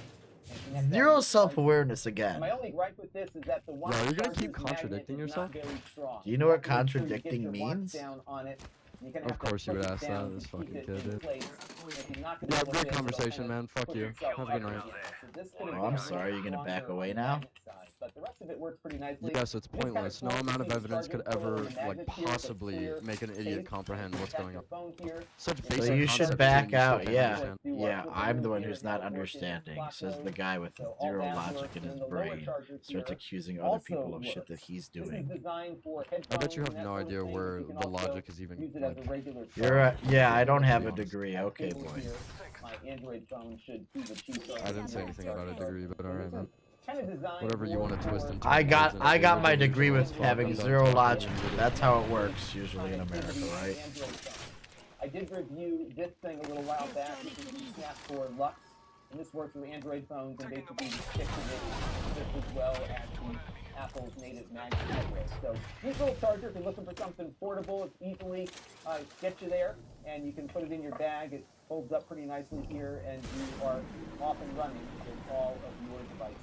And I forgot to mention here that the phone charger will max out at 15 watts. You get 5 watts out of the rear charger and 2.5 watts for the watch portion. And speaking of watch charging, check out this little guy I stumbled across. This is the iWatch wireless charger. And this is like a little USB-C dongle that will charge your Apple Watch. We even have an adapter here to go from USB-C to USB-A. And it is exactly what it looks like here, just a little dongle here. I'll bring my MacBook over, and if I attach it to the side, and then grab my watch, wherever I put it here, the watch will stick to it and start charging. In fact, the magnet on here is a little better than the one we just saw on the other charger. But it's kind of handy to have this. We're going to be running It's really R301 easy to triple carry T. that around with you. You can stick it in your bag and pop it into your computer when you're on a break or something, or you could attach it to a power bank. So if you're looking for something a little more portable for a watch charger, here you go. Now next up, we've got two This place items isn't that are looted at all trackable over here. through Apple's Find My network, similar to AirTag.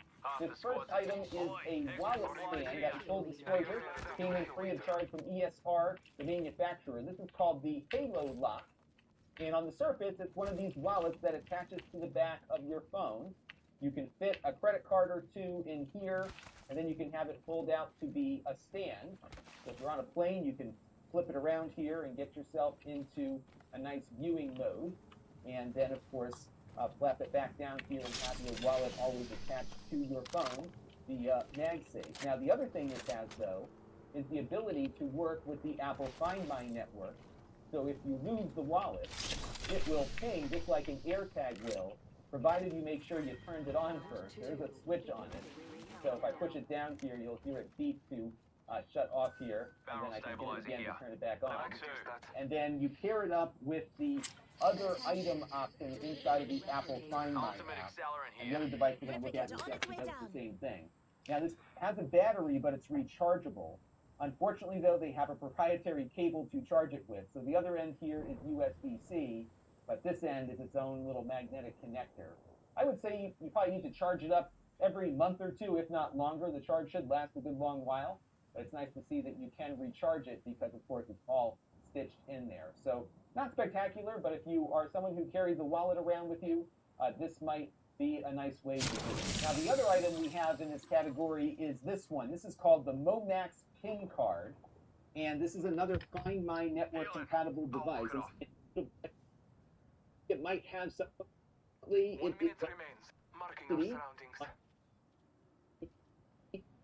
Phantom Menace.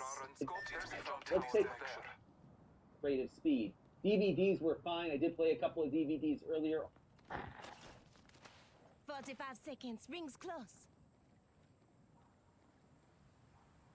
For decades now, nay, for He's centuries, probably AFK. Let's just men go. have always No, I'm wondered just getting how high. you respond Fucking when have an a alpha male insults you.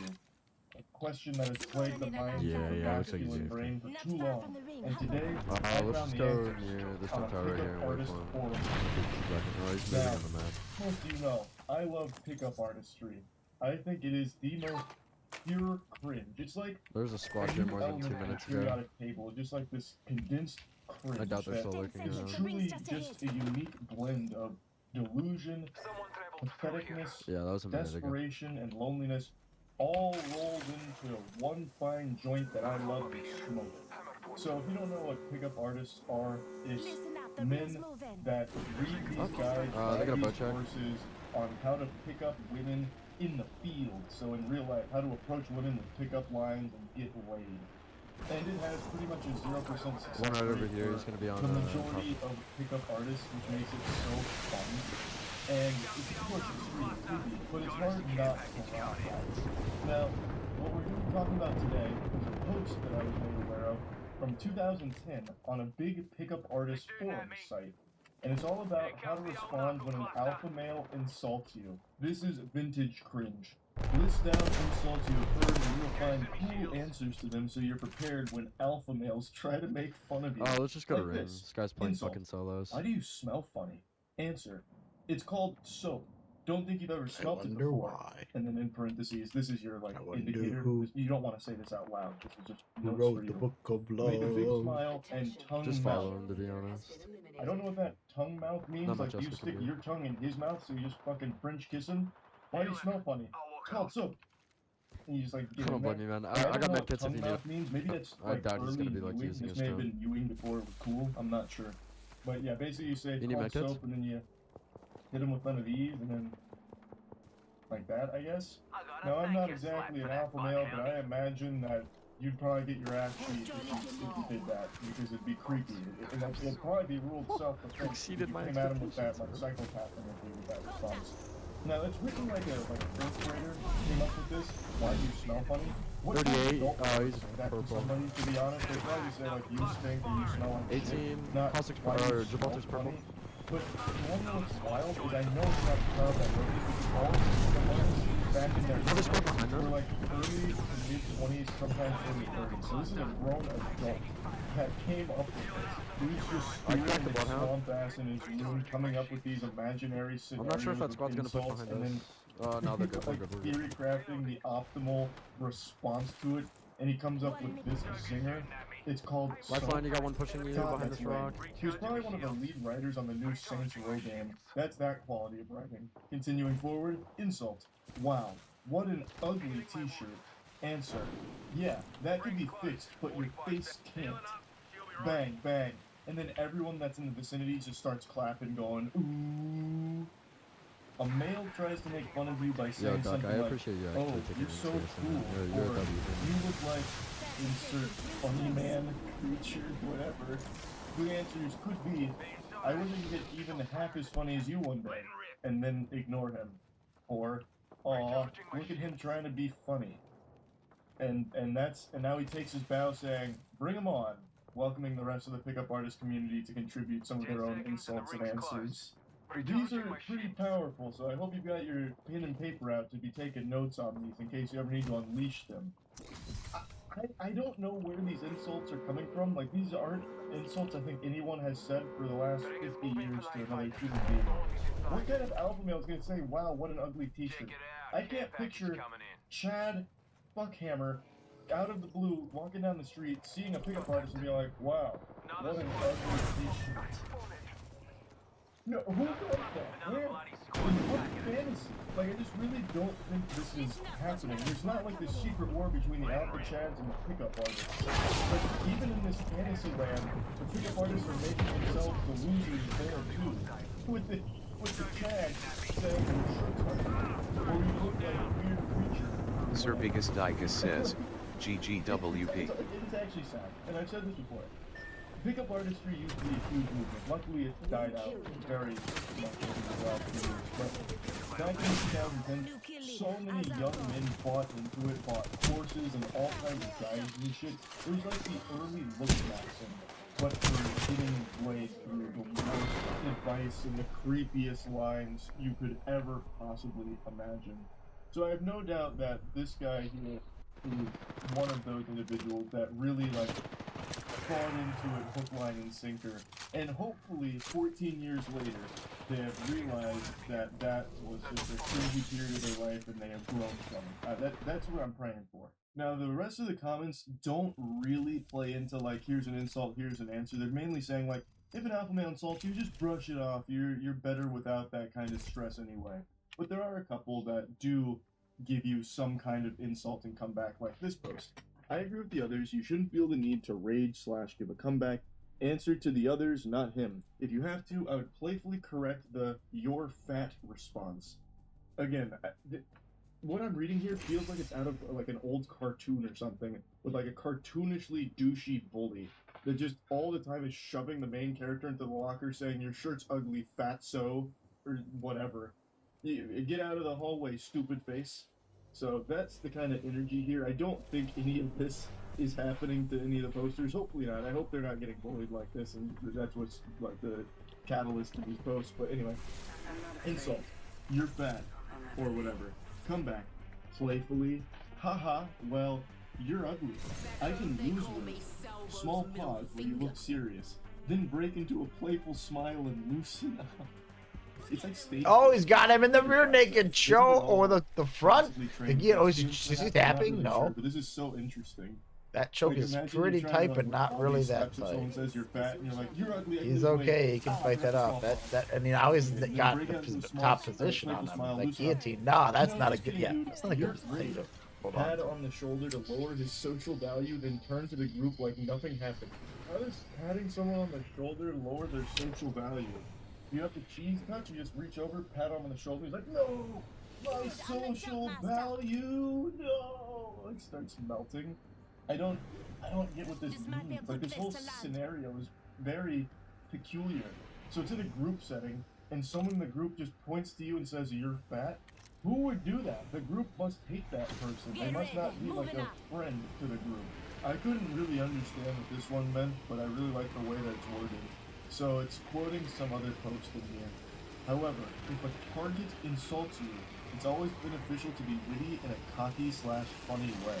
I like how they refer to the alpha male as a target, making it seem like it's an assassination mission or something like this. Like you're Agent 47. And this pickup artist quote responds to that message saying, "Unless it's a shit test, then you win by pretending you didn't hear." Where am I? Pardon? I'm gonna need some more clarification. What does that mean? Unless it's a shit test, then you win by pretending you didn't hear. Is that a euphemism? I don't. What am I missing out on? A shit test? Are you submitting stool samples now? Like, or maybe like, unless you're in a public restroom and you're shitting, and then the only way you win is by pretending you don't hear the person shitting. What does it mean? Am I overthinking it? I don't understand. I sat here racking my brain for at least 10 minutes trying to figure out what the fuck that could possibly be. And I got nothing. So putting this entire... How do I dance? However, the target insult is always been physically witty in a cocky / funny way. Unless it's a shit, then you win by pretending you didn't hear. Initially, I thought maybe it was some kind of War Games reference, the only way to Google how to play. But that didn't really fit, because what is the shit test in that equation? Are we talking about actual poop? Like real species poop? Like I don't know. I don't know what it means. I can't implement this one. The alpha males are going to eat me alive. I can't follow these directions. You know what else I can't follow? Is this fanfic. This is the most outrageous nonsense story ever constructed. This is in the same forum post about like the insults and the comebacks. They're giving an anecdote here. I was in the field today with a friend of mine because he's a pickup artist soldier on the front lines. We were sitting and these two girls were staring at us.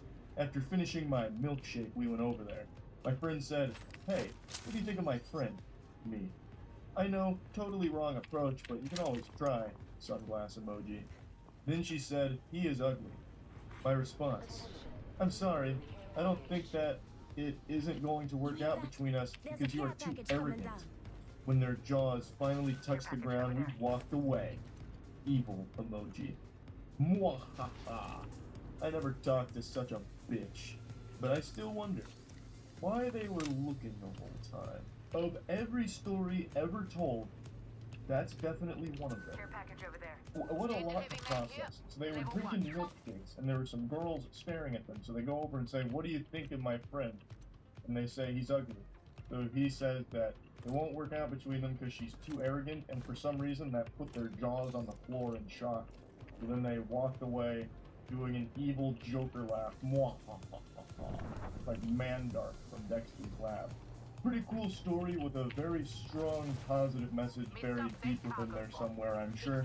Hopefully this has been helpful to those of you out there that are being preyed upon by the alpha males. Hopefully this gives you the tools to fight back with witty comebacks. That's about it.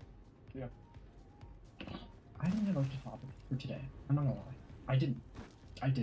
I was scrolling Twitter. I was like, Saturday, let's get baked. You know? And then I see potentially clip of the fucking year. Potentially clip of the fucking year. It's 2024, okay? Actually, let me show you part of the clip before we continue. Yes, a real job can be gruesome. A real job can make you very tired. Okay, Hasanabi bros. We're winning with this one, okay? He said two things that I agree with. Gruesome, tiring. I mean, dude, 9 to 5? Oh, like, imagine if it's construction and you live in Canada and it's cold, or Minnesota. Let's keep it to the States. You live in Minnesota or Alaska and you're working a 9 to 5, you're a construction worker, okay? You're making your fingers are falling off because it's minus 20 fucking degrees. So what is Hasanabi going to say? Because what is he even comparing to a 9 to 5? What could he possibly? What's about to happen? Yes, a real job can be gruesome. A real job can make you very tired. But a real job doesn't suck the soul out of you. You know what I mean? In the same way that 9 hours of streaming absolutely will. Watch your paths on the map. I'm gonna lose my mind. How does he have a following? I need it. My camera went out because this motherfucker is so out of fucking. I leveled up. He And is done so an out upgrade of too. touch. Now I that's an upgrade. Are you guys haven't okay over seen there? This delusion. I haven't seen this delusion. Yes, a real job Hello? can be gruesome. A real job can make you very tired. Hello? But a real job doesn't suck the Are you soul out out of there? you. You know what I mean? A real job doesn't suck the soul out. Are you with me, my friend? Name one real job you have ever had. Your family A has been light with ammo at here. every single step of your fucking life. Whether it was in Turkey, whether it was under the fucking conglomerate that your fucking uncle owns. Yeah, TYT, motherfucker, this is the only reason you have a fucking career, bro. You know, it's so funny when I think about it, because Hasanabi, do you know what Hasanabi is most known for? I'll show you. That's what he's known for. He's known for leaving his stream. Oh, hold on. I didn't do it properly. Hold on. But a real job doesn't suck the soul out of you. You know what I mean? In the same way that 9 hours of streaming absolutely will. In 2021, Twitch had a data breach. This resulted in leaks for payouts to streamers. Would you like to know how much money solely in the month of September Hasanabi made? Would you like to know? Because streaming is so soul crushing. It's it's so soul crushing. Unlike a 9 to 5, man, I'd much rather work construction. It's not soul crushing. In the month of September in 2021, Hasanabi made $200,000. You know, I keep talking about construction, right? I keep saying, oh, the hands, you know, it's cold. Name an office job that earns you $200K a month. Name an office job where you don't have deliverables. You turn on the fucking camera and you stream.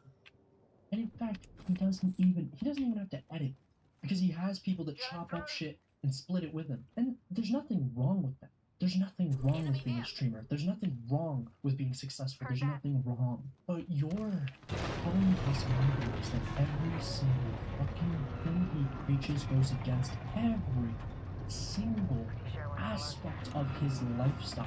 Streaming really is so crushing. It's so soul crushing that Hasanabi has to live on a basic necessity budget. I live on a basic necessity budget for the most part anyway. Okay. Basic necessity budget? I don't even know if I say I live on a basic necessity budget because my rent is so high, and I know my expenses are 1/10.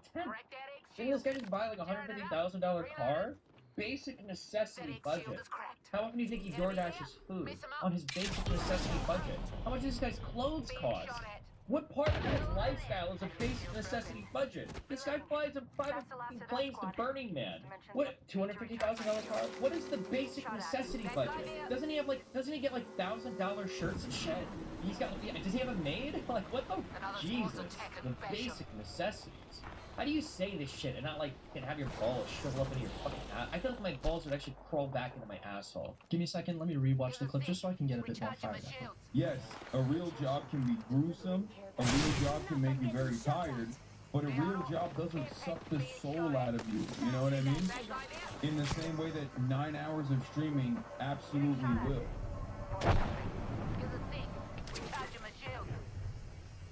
So...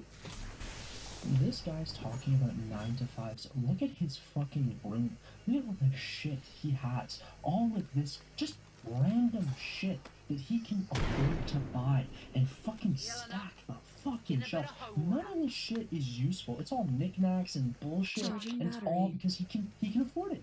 That's what it is. He can fucking afford it. He's making this fucking statement wearing a Rolex fucking hat. Like, Come back here, Blaze. He used to say that everything was satire. Is this not fucking satire? I had to wait till I could put it back out. Awareness is like some sort of brain damage. That's the only thing I can think of. He seems to have this self-preservation about it. Like, he does try pretty hard to avoid embarrassment. And to me, that would imply that there's some sort of brain activity occurring, right? Like, there's a reason he ducks Destiny. There's a reason why the guy who has said punch a fucking Nazi the most out of any fucking person on the internet, the second he gets an opportunity to punch a Nazi, right? Because he thinks Sam Hyde is a Nazi, apparently. The second he gets an opportunity to punch one, he's a Nazi. Yeah, I mean, that's my imitation. I imagine that's what was going on in his brain. It will always shock me when I see the numbers he gets. Like, are these bots? If you get to me, we can hold them at this choke point right here. We can hold everyone at this choke point. Get to me. Customize his algorithm to only get like people with limited brain function. Like, how are people still watching him? We can hold all of them at this choke point right here. Yeah, guys, I watch Hasanabi, bro. I just got off my shift at McDonald's, my 9 to 5. But like, Hasanabi has it way worse, bro. Like, think about it. Like, yeah, I'm only making like fucking $10 an hour, and I work 9 to 5, and like, my boss is up my ass because I don't think the burger's good, and when I want to go home and watch the fucking Hasanabi, I feel bad for him because, like, I think about it, right? Like, think about it. He's yes, okay, hold on, I get it. He lives in a $1 million house, but think about it from his perspective, right? Like, yeah, like, choke him at the front or choke him at the back. I understand, but like, think about it for a second. Like, you have to remember, it's really stressful. I mean, like, think about all the taxes he has to pay on that house. I mean, living in California is not cheap, bro. Come on, like, West Hollywood, you know how expensive it is? Like, bro, it's soul crushing. Like, motherfucker, like, I'd way rather be me living at the fucking McDonald's, you know what I mean? Like, working at McDonald's or if you have ever, unironically, General Bear 7 says, pinched. Please. Pinched on both sides? I can put an evac out. And you die. We need to figure out what the fuck is going on with you, okay? We appreciate you. Take care. Where are we pinched? Are we pinching them? Are we pinching them? This conversation in front of millions of people. No one would be on your side. No one. So these arguments that you're making are so outdated. Guilt by association. None of this exists anymore. It died 2 years ago. All right. You now have to win. I gave him a good ass kicking on the way out. All right, and being truthful and being honest. That's the new world we're in. You can't play these little games. They don't work anymore. Thank you, UFO Shane, for becoming a member. Thank you. Again, don't be a member over here. because then I'll be forced to like stream here like every once in a while, so I don't feel guilty. But don't become a member over here. You want to send a dono, that's fine. Love it. So yeah, I think, and I don't know about you, but I agree with Keemstar here. I think Keemstar made a pretty good fucking point, a pretty good argument. But we're gonna get a response from Lou Reviews here. Let's see what Lou has to say about this. And by the way, before I show you this video, I just want to say, Lou is looking fucking good. He swagged the fuck out. He just had a skin peel. His skin is looking fresh. He's looking extremely healthy. So I just want to say, before we get into this response, be prepared, because this is a handsome Just let him know not to fuck with us over here, baby. We got him pinned over there. There he is. There, look at this handsome guy. Okay. Am I doing this right? I got the right color on? I don't have a beanie, I'm sorry. You know, for 2.6 million followers, boy, buddy, you Bro, why are you bringing up my followers? Okay, I gotta stop right there. Here's another bad faith, alright? All these tweets, look at the tweets. Look at the tweets. I'm tweeting directly at him. I'm not tweeting these to my followers. My followers can't even see this. It's literally me tweeting directly at him. So the only people that are seeing these tweets from me are people that follow me and Lou. But okay. That's right. I got the right color on. I don't There's nothing I can do on you right there. You know, for 2.6 million followers, boy, buddy, you do love beefing down. Let me break this to you. Your staff is awful. They're awful people. They're right-wing conspiracy nuts. Hold on. Hold on. Hold on. What the fuck just happened? What? Did you guys not see the clip a month ago where he said my staff are nice and they're good people? What happened? All of a sudden, out of nowhere, my staff are fucking horrible people. What the fuck just happened? Could this be number 3 in the bad faith fucking counter? Let's continue. And one of them was busted for saying some really racist, really homophobic shit in a message years ago. In the last 2 years, they tried to spin that off and blame it on a hate group. But the bottom line is that Chupacabra has come out in a space the day it happened and apologized profusely to all of his followers who thought he was this artist and not this racist, homophobic person that he displayed in message boards on. He's part of your staff. Red Panda Koala, who's also spent the last 2 years spinning that narrative, he's part of your staff. You guys laugh every single show. Trunks, conspiracy theories, right-wing, that's Okay. 10 seconds to the ring. All right. It's close at least. All right. Vaccine deniers. I don't know what the fuck that means, right? Look, I don't care if someone's for the vaccine or against the vaccine. That's not why they would be on a fucking Skyfire news space. It's about fucking UFOs. Like, that has nothing to do with it, right? And the guy was asking Chris if he was vaccinated, by the way, trying to make the point that Chris listens to whatever the government tells him. That was the whole point of the fucking argument. There was no argument about should you get vaccinated or not. Like, he didn't make that fucking argument. And by the way, it was him. I don't even fucking know the guy. I don't know the guy. The guy ended up getting on stage because he had a popular podcast, right? And we thought it would be a qualified person to join in the conversation. And there were arguments against him. Who was the argument against the guy? Speaking about the vaccination? Fucking Chris! That's the whole point. This is not a biased zone.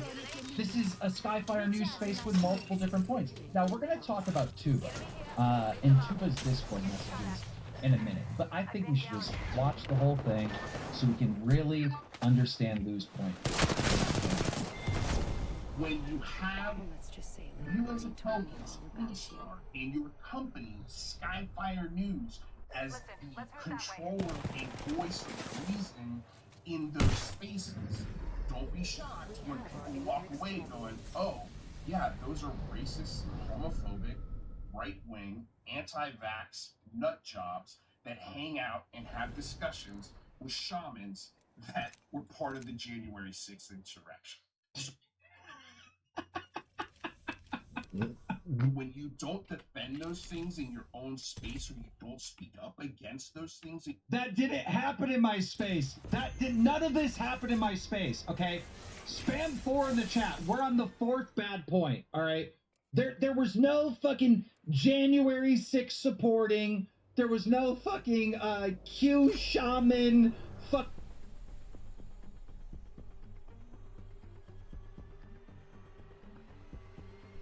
DVDs earlier off of it, including that Star Wars movie that we loaded up at the outset. Just this file, given that it's a more modern bitrate, just isn't capable of playing back properly on here. But the file is there.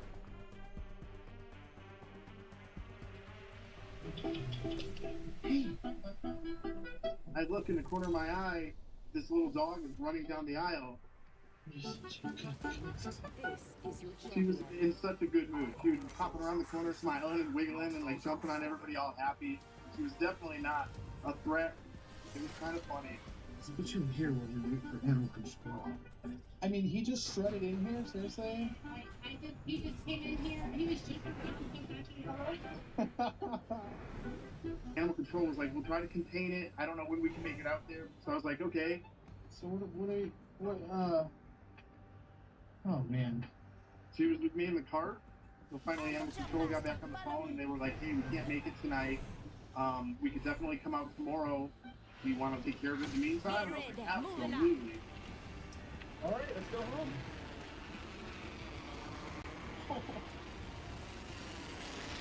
So I'm babysitting this. Alright, I don't have any dog food. I have him. We watched Netflix and I was trying to be funny and find something dog oriented, you know, and there wasn't much. But she crawled up on my shoulder and she just let out a sigh. Like, that's it, I'm done. I'm tired, I'm home. We're all inside this I looked at her and I was like, oh, that's it, you're mine. When I found out that she had to go to the shelter until they processed her, I was completely heartbroken. But I'm looking busy, okay? During those past couple days, they had taken on like 100 and some odd dogs from a pet boarding case.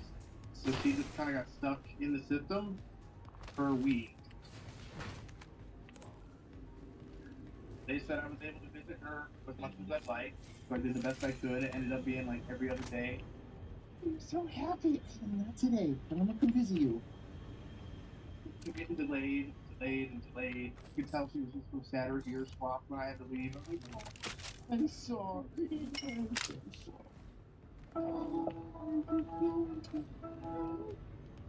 Showed up and I really didn't even know she was coming home that day. She came out and just said, good news, you can come get her, so it was amazing. Good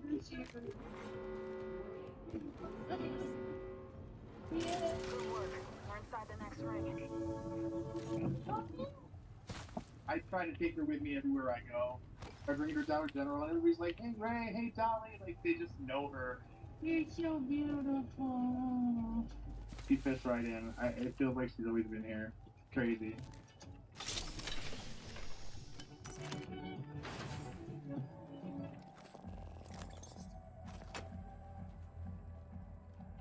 Gaming's a lot like holding hands with your best gal, except instead of a hand, it's generally a controller. Requires two hands. That's full. The graphics are nice sometimes. The official trailer for Elden Ring's heavily anticipated expansion, Shadow of the Erdtree, was released yesterday, prompting every gamer's tarnished to arise, and making every non-gamer feel pretty uncomfortable. In an interview with Eurogamer, From Software's boss Hidetaka Miyazaki claimed the DLC, due to release June 21, is the biggest expansion the studio has ever worked on, and in terms of pure surface area, the map of the brand new Land of Shadow is larger than Elden Ring's Limgrave region. waving. We're moving out if we do this. In terms of lore, Miyazaki said George R. Square Martin gave no new input, but that the expansion is based on the original mythos that Martin already penned. The difficulty of the expansion, meanwhile, will be based on From Software's original mythos of bending you over a barrel and spanking you until you say thank you. Miyazaki specifically brought up the infamous Millennia boss battle from the original game and said, "A challenge of equal footing can be found in the upcoming DLC." Unlike the base game, however, From Software wanted to go more in depth on level design to try and seamlessly combine open fields and dungeons. Don't worry, they haven't changed too much. As is Soulsborne's tradition, there's another poison swamp. Interestingly, Miyazaki admitted that only after making Elden Ring, the 7th Soulsborne Why is it game just with us? Poison What the Swamp, fuck? did he realize he really likes making Poison Swamp. What happened to our teammate? This month's Nintendo Direct Partner Showcase go hit finally another premiered tower. yesterday after reportedly being delayed due to Xbox's Emergency Business Podcast. That was probably because the Nintendo Showcase announced 2 Switch games that were previously Xbox exclusive, and Nintendo didn't want to anger the Xbox faithful any more than they already had been. The delay gave Phil Spencer time to calm them with the wave of his leather jacket, though. Those 2 games were Grounded and Pentiment, but the Xbox exclusives were just the tip of the announcement iceberg. 2017 Creature Collector Monster Hunter Stories is getting a remaster, releasing on the Switch, PS4, and Steam. The game is similar to Pokemon, except instead of capturing critters and Stockholm syndroming them until they like you, you straight up steal them as eggs and raise them as your own. Meanwhile, the developers of 2017 hit Sonic Mania surprise launched Penny's Big Breakaway, a 90s-inspired 3D platformer. In multi-platform news, a new version of Shin Megami Tensei 5, subtitled Vengeance, was revealed, and unlike the original version, it won't be a Switch exclusive. And a former Wii exclusive, Disney Epic Mickey, so funny, is being remade for Switch and already looks scarier than that stupid public domain Mickey horror game that you already forgot existed. And Sony has announced they are testing PSVR 2 compatibility with PC, in a blog post today announcing new games coming to the VR platform. It's a sensible move. The headset didn't exactly fly off the shelves when it launched. About 270,000 units were sold in the first month, while the company manufactured 2 million for the PSVR's launch window. A big issue the headset has faced since then has been lack of games, so opening the headset up to also play PC titles is a good strat for Sony. Or that takes longer. Unfortunately, it's probably a bad move for the team behind Ivory, who's been trying to reverse engineer PSVR 2 software so their premium solution can make it compatible with Steam VR. The Ivory team claims Sony's solution will probably be to stream PC VR games to the PS5, which wouldn't be ideal, but maybe they're also just butthurt because they already spent over $15,000 trying to do something Sony is just going to do instead. I'd be butthurt. I'm butthurt on his behalf. Can't afford to lose anyone. Now it's time to Quick Bits, brought to you by Magic Spoon, the cereal and snack that got huge buffs to both HP and taste. It's a bit OP, honestly. Magic Spoon's keto-friendly cereals have 0 grams of sugar, 13 to 14 grams of protein, and only 4 to 5 net grams of carbs per serving. Plus, they taste just like those other cereals that are way worse for you. Start your day, keep it going, or end it like you end your opponents with a well-timed ultimate. Except the ultimate in this scenario is Magic Spoon, our sponsor. It's a cereal. Check out the link below and use code Linus for $5 off Magic Spoon's variety box. Got all the good flavors in there. Do it now. Eat the stuff. What you trying to do there, Dolphin? Come on! Let's play a quick game. How many hidden quick bits are there in this episode of Game Linked? We should do the whole episode this way. Xbox has officially revealed which 4 previously Microsoft-owned games will be going multi-platform. History-inspired adventure game, Pentiment, and co-op arachnophobia inducer, Grounded, will be coming to both Nintendo Switch and PlayStations 4 and 5, while open-world pirate simulator Sea of Thieves and hack-and-slash rhythm game Hi-Fi Rush will be coming solely to PS5. Both Grounded and Sea of Thieves will reportedly be fully cross-platform when they launch in April. Probably the biggest surprise is that Hi-Fi Rush won't be coming to the Switch, despite the fact that it has relatively simple cel-shaded graphics and a right-arm amputee protagonist who fights robots to kick-ass music. That's a no-brainer for this. It's exclusively based on my life. A Borderlands fan theory suggests the next game in the franchise will be announced at this year's PAX East. This was kicked into high gear when Gearbox founder and famed overhyped beast Randy Pitchford, pitched, right in the name, said in an interview that his favorite Borderlands game was one they hadn't announced yet. Pitchford specifically called it, quote, the greatest thing we've ever done. Now, having said that, this is the same man who was really proud of another game called Aliens Colonial Marines. If you aren't aware of that game, you're better off. Don't ask your dad. You'll be traumatized. Riot's League of Legends spin-off fighting game, referred to internally as Project L, has a new name, 2XKO. Who knows why they changed it beyond the fact that the first ones sound like a short for Project Loser. According to Riot, they're aiming for a 2025 launch on PC, PS5, and Xbox Series X and S, with a playable demo available later this year. Of course, some may say that naming your two-character tag fighter Double Knockout might be a bit on the nose, but you should have heard the other options, like Buddy Buddy Punch Punch. Double knock. Reviews are out for Final Fantasy VII Rebirth, and they are overwhelmingly positive, though the entire concept of remaking a single game into 3 full-length titles is starting to show Sure you some want to real push crap that area? this second installment. The Desolation of Stop. Only 2 A of us. single playthrough of the OG game takes around 50 hours on average, while just remakes take around 40. This means that Rebirth has a lot of room for little character moments and fun extras, like the all-new card game, Queen's Blood, which is a lot like the Witcher Gwent, but for people who like anime. But it also introduces some pretty serious pacing issues, resulting in a game that Kenneth Shepard of Kotaku called 70% vibes, 30% plot. Much like trying to wear the same suit as you did 20 years ago, which Move back. quite enough Move back. material Move back. Move to back. cover, especially around the middle. And Mother 3, an 18-year-old to push that. We can move back around here. series, best known for the fact that it was Gotta only drop. released in Japan, is finally coming to Nintendo Switch. Only in Japan. Come to my drop. Mother Come 3 to my actually drop. Come to trended my in drop. Twitter in the US, getting around 93% as many mentions as the official Nintendo Direct. Also the tower. Prompted fans renewed demands for an official localization. Creator Shigesato, I'm doing this one time. Shigesato Itoi replied simply that they should go ask their father, aka Nintendo. Seriously, Itoi hasn't even worked in the games industry since 2006. Stop pestering the boy. Pester Nintendo instead! And you should tell your mother to come back on Tuesday for more gaming news. Just don't tell everybody. I'm gonna move while we can. Great Call of Duty, she'll take away your Or sorry, this is gonna be a break. And Quest 3, not Quest 3, yeah.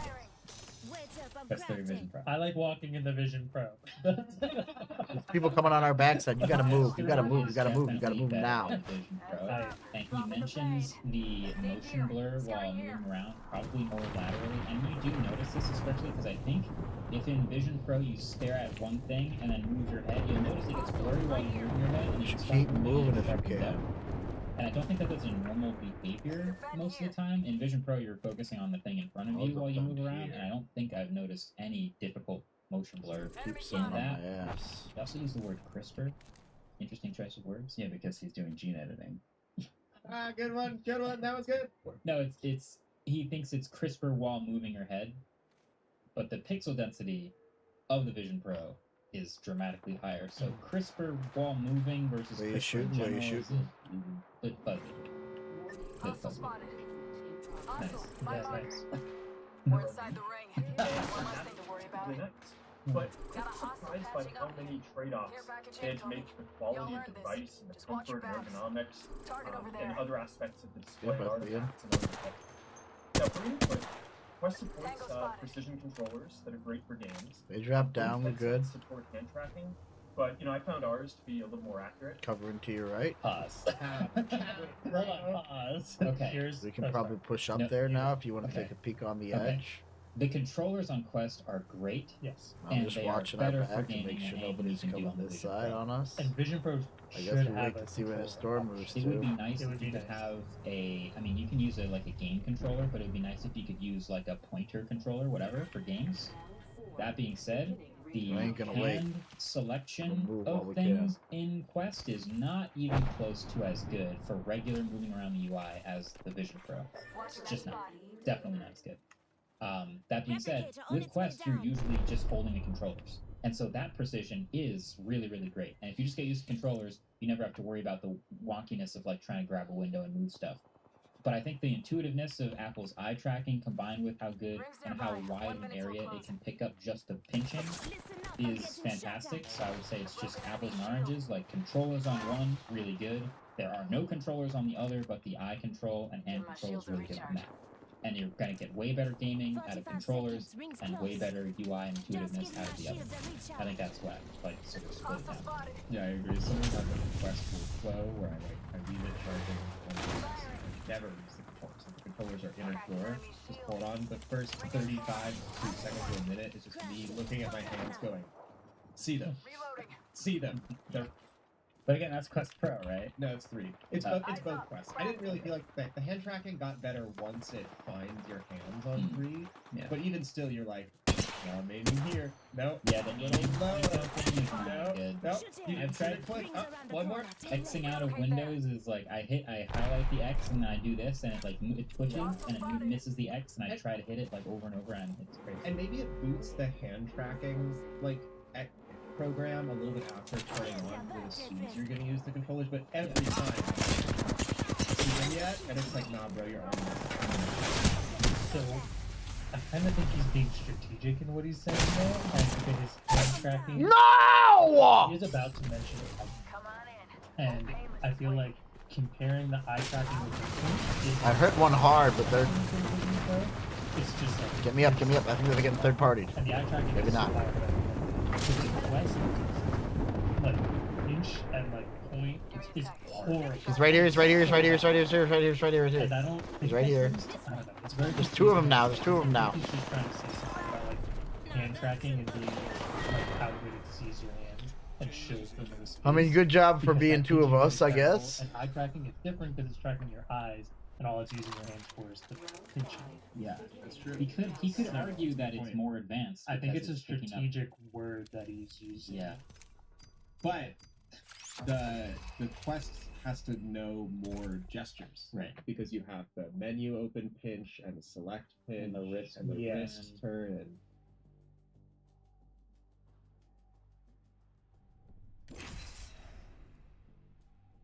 I think at that point, let's get back to. I remember.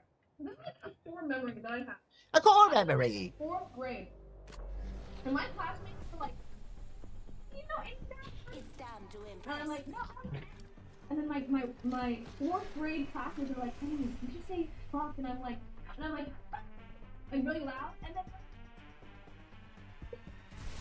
they were so scared that people were gonna catch us saying the words. And then I'm like, and I didn't know what I was saying. Right? It ain't great unless it's got Rampart written on it. And I remember that very vividly. But I'm pretty sure they said properly. Introducing your champion. And then they would always do this very like uncomfortable. Oh, I can't even do it. But in middle school or like in middle school, it was for these knees to do to do this and then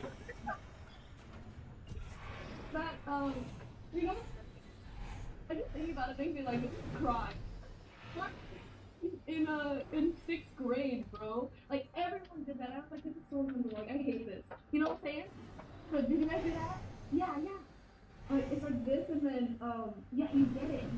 Okay? And they put the tongue through. I'm like, what the frick? This ain't too bad of a spot. If we die, blame our mate over there. Copy that. All right, mates. We can try here or die somewhere else. Pressure? No. Get ready. Moving Let's out. check out that way.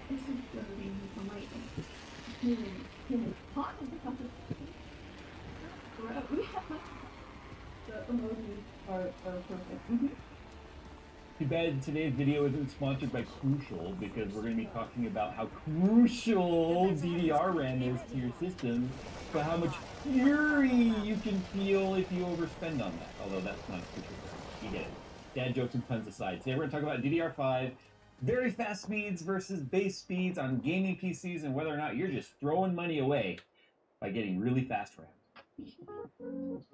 The ViewSonic X2 4K LED projector is the world's first projector designed for Xbox consoles, featuring screen sizes up to 120 inches, native refresh rates up to 240 Hz, built-in Harman Kardon speakers, and low-latency gaming modes. The X2 4K gaming projector from ViewSonic delivers a truly customizable experience for both gaming and HDR cinema. To see our full-length video covering features and user experiences, follow the links in the description below. It's not a new topic. It's a topic that tends to come up all the time, especially as RAM sort of progresses. I've done this topic on DDR3, DDR4, and we're doing it now in DDR5. And I already said in the intro, we're talking about for gaming PCs, specifically gaming PCs, whether or not having very fast RAM gives you any sort of benefit compared to slower RAM.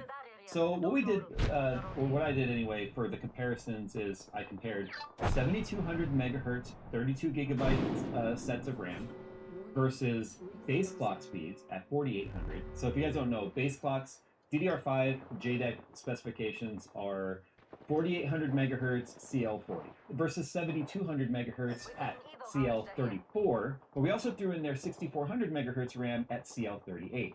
So what you're going to see right here are a couple of different things compared to sort of get like a slow, medium, and fast. Now, one thing to point out too is the fact that RAM pricing is all over the place. And this video is not specifically talking about the capacity of RAM and how that affects your gaming. The capacity of RAM should have no impact on your gaming whatsoever unless your graphics card's RAM is so low in terms of GDDR RAM available to the graphics chip that it's doing swap all the time with the system RAM. Then you're going to notice terrible performance because system RAM is significantly slower than the RAM that you find on your graphics card, and not to mention that interface between graphics card going through the PCI, all the way through the chipset into the RAM, and then back to the graphics card is extremely slow.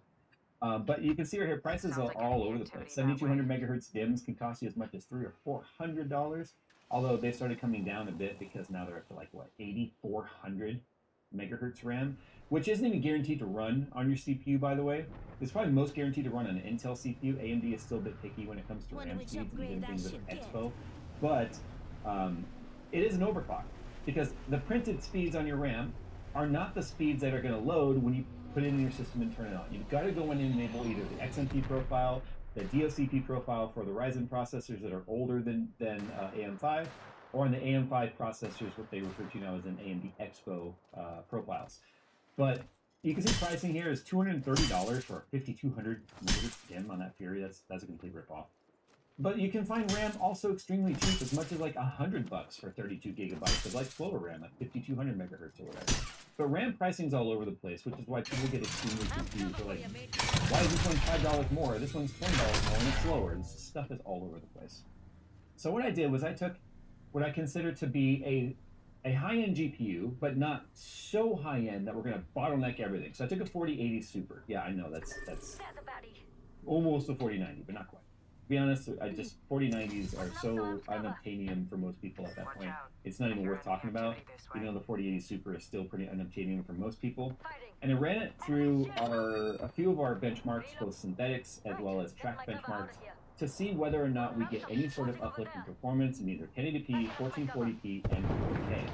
So let's go ahead and get started with some of our synthetics. So 3D Mark Port Royal is it's a benchmarking tool that's designed specifically for like GPU drag racing. I mean, sure, it gives you a number, but it's basically just about comparing one GPU to another, comparing overclocks, and it's extremely efficient. What I mean by that is it's not waiting on the CPU to have to really do much. The entire process is stored entirely in RAM to make it as fast as possible. So the CPU is pretty much doing nothing during this test. And that's pretty obvious that it's not, the RAM is having no effect on the performance either. As you can see, we've got the 7200 megahertz RAM on the top at 18676, the 4800 in the middle at 18598, and then the 6400 in the bottom at 18545. Now, all three of these scores are actually margin of error, because when you start dealing with very fast graphics cards, not so much in Port Royal and TimeSpy, but as the frame rates get really high, even though it's stored entirely in system RAM, background tasks can have a huge effect on some of these numbers. So I could have ran this test 10 times and probably gotten different orders of all three cards all 10 times, because they're so close in this type of test. I mean, the difference between 18676 and 18545 would be absolutely impossible to determine when watching the test. I mean, we're talking down to the tenth of a frame per second average change that is giving this score differences. If we move over to a TimeSpy Extreme, which is just a rasterization test, there's no RT in there. you can see once again we've got, which is really weird, and you're going to see this trend as we go forward here. The 7200 on top at 14,730, 4800 megahertz is in the middle at 14,714, so we're talking 16 points difference between these two. And then 300 points lower, almost 300 points, is the 6400. But one thing I want to point out before we move on to these tests, because you're going to notice some weird anomalies here, is the fact that the 6400 megahertz RAM is being run by our Team Group T-Force RGB RAM. This is a CL38, I believe. Yes, it's a CL38, so it's running 6400 megahertz at CL38, which is the timing, versus our Trident Z5 7200 megahertz kit for the 7200 and the 4800. So we took the max speed on this one, ran the test, and then we dropped it to base clocks for the JDEC specifications, which is 4800 megahertz at CL40 for the rest of the test. So the 6400, keep in mind, is Team Group, where I guess technically if we should have just run this in the middle setting. We wanted to compare it for normal benchmarking. The timing really needs to take effect because the Trident is CL34 and these are CL38. So now you're kind of seeing where memory timings can start to really sort of play in versus the actual memory max speed itself. But it's important to keep in mind though, at the 4800 it's a CL40, not CL34. So if we run 4800 CL34, we probably would have seen it be farther ahead. But anyway, this 14,486 versus the 14,714. Again, there's a myriad of things that it could have been to give that sort of a differential. And the thing is about synthetic benchmarks, they're intended to show how little things can give big effects in the numbers. It's part of the reason why it's like a drag racing tool. But if we start moving into actual gaming, we look at resolutions, this is what we get.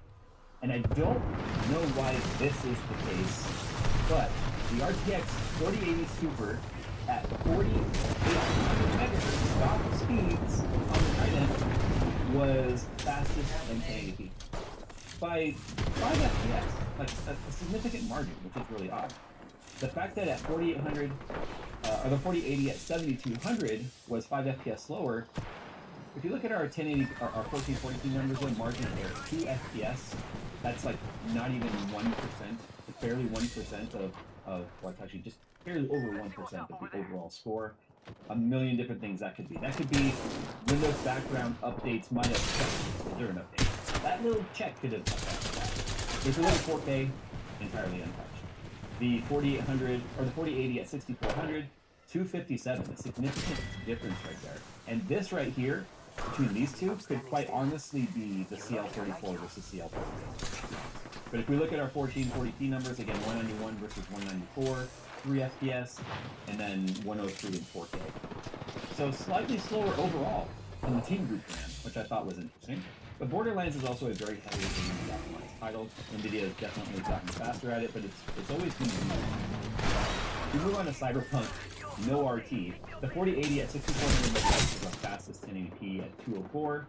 But if we look at our 1440p and our 4K numbers, they're actually slower than the 7200 megahertz RAM at 126 and 58. Cyberpunk is another strange title.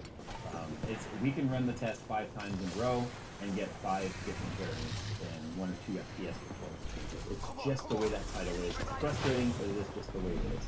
And then you can see down here our 4800 megahertz.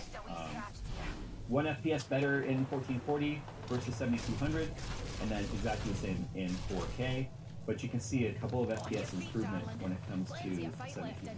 Can't explain why the 6400 beat it with slower timings, it's a looser timing, but it is what it is. But as soon as you turn on RT, now we're GPU bound, right? We're very GPU bound because the GPU is having to do all that post-processing, which means the CPU is not trying to deal with 200 frames per second, it's dealing with half that at 103 frames per second. 103, 103, and 102.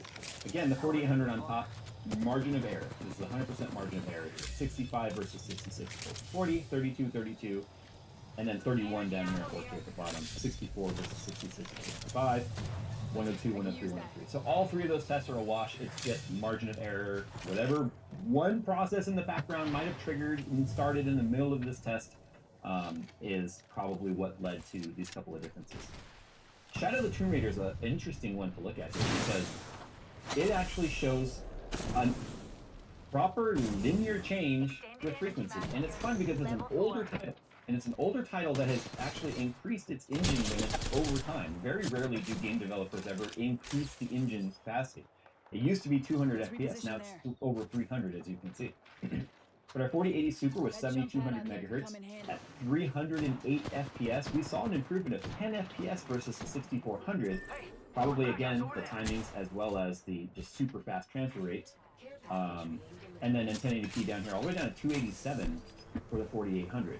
And if we look, we see that same linear improvement in 1440p. 248, 257, 261. Then in 4K, we see it doesn't matter, because we're not waiting on the CPU at all. So you're seeing now, in games that are achievable at very high frame rates, is where you might start to see some measurable difference in RAM speed versus resolution at that point. So as the resolution gets higher and there's more load on the GPU, it's more GPU bound, the less benefit to having faster RAM would be. We turn on ray tracing, exact same story. As you can see, although at 1440p, it's pretty much a wash, 189, 188, 188, because again, GPU bound. RT is on, much lower frame rate, but you can see the 7200 pulled out quite ahead, 255 versus 246. Again, no one is going to notice that with their eyeballs, period. You are going to notice that with their wallet. And then even the slowest 4800 megahertz RAM is running 239 in 240, but look at the 4K and 1442 numbers. Absolutely dead even. Moving on to Forza, which is my last title here, you can see once again a nominal improvement of 7200 megahertz RAM over the 4800, the same RAM kit at base JEDEC speeds. 1440p is a dead heat. 4K exactly the same. Same thing moving on here with the 500 and slightly slower timing, or looper timing, 148, 197, 178, and 136, exactly the same. So that's where we kind of stopped the testing. We had our patterns really start to show there. And this is not to say fast RAM is not beneficial to you. It's just, if we're talking specifically in the discussion of gaming, it comes entirely down to multiple factors. One, what resolution are you running? If you're running 1440p or higher, it is very unlikely that you're going to notice any sort of performance difference in 7200 megahertz or higher versus base clock speeds of DDR5 at 4800.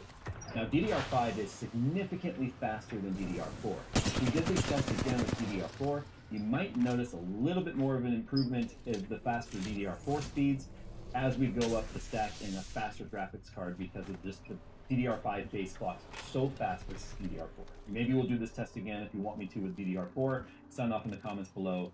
Maybe we'll try and make that one even more exaggerated by putting like a 4090 that's overclocked on like a Ryzen CPU or an Intel 12th gen or something with DDR4 and see what happens there. This is also a 13900K, I forgot to mention at the start of this video, so it's already a very fast multi-threaded CPU that is running AI overclock as well. If you are doing multiple things with your system, if you are doing like any sort of video editing or photo editing and such, you might find that capacity is more important to you than speed of the RAM. Because unless you're doing tasks that are stored entirely in the RAM, where having how fast that data can be swapped out of the RAM is more important than how much data the RAM has to hold, then faster RAM speeds at lower capacity might be important to you. You might say, okay, I'm dealing with something that is, this program is very notorious for needing fast RAM. Go with 32 gigabytes of 7200 or 7400 or something. But if you're dealing with high amounts of data that's stored in RAM for editing purposes, it might make more sense to go with 64 gigabytes of RAM and drop it down to like 6000 megahertz, because the capacity at that point is more important than the transfer speed. But when it comes to gaming, this is the same story being retold over and over and over.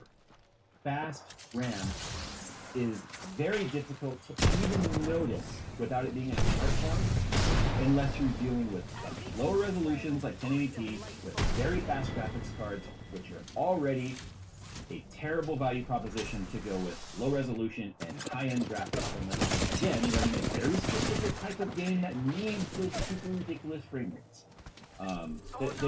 That's such a niche group versus the general consumer that's not even worth going into as a reason why I would ever pair a 4090 with a 1080p monitor or something stupid like that, and then pairing it with very fast. That's the only time you're going to notice things.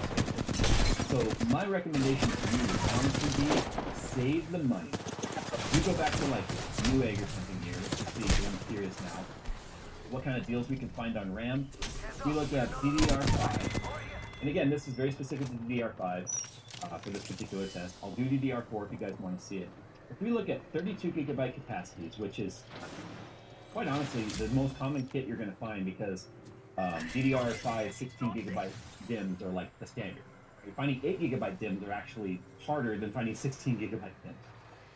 So if we look now at, I don't know, if we just sort by price lowest, here's Team Group Vulcan, 32 gigabytes, $5,687. That would be a great set of RAM to put in your system that's cost effective, fast enough that you're never going to notice a difference, enough capacity to where you could still do video editing, photo editing and such, and have 32 gigabytes available to you.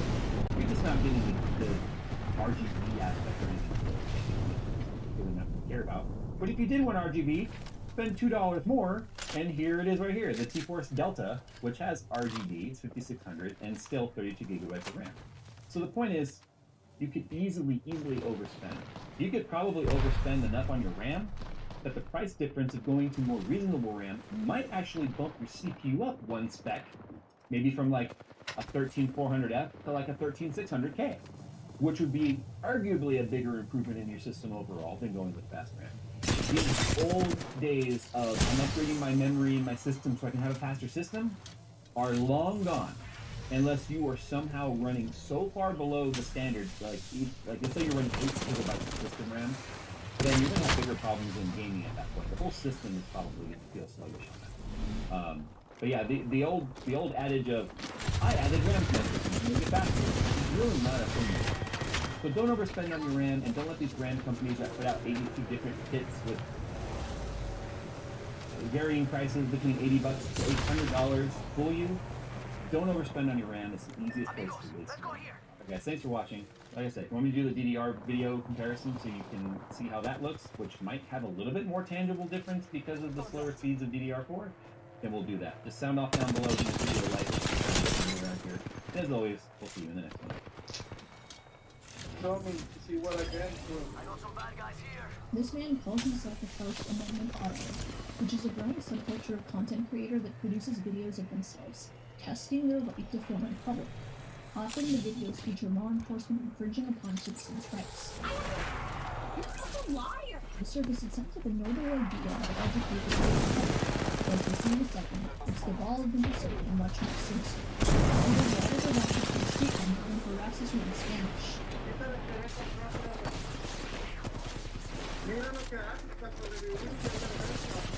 Knowing they can be protected by the First Amendment, which is the test, it seems like his goal is to provoke her.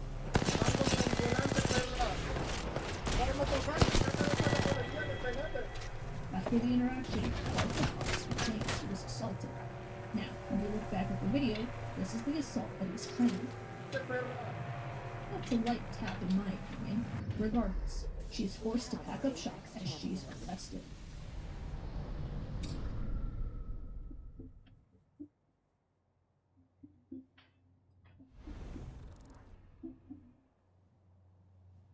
Hey guys, it's Anna. Today's video will be me being annoyed by these guys. I've seen a lot of smaller creators talk about them before, but other than Legal Eagle, I've never actually seen any big YouTubers. For those of you who aren't familiar with what a First Amendment auditor is, let's give you a little bit of background. First Amendment auditing is largely an American movement. Its practitioners are regular people like you or me, but they claim their goal is to test their constitutional rights, particularly their right to film in public.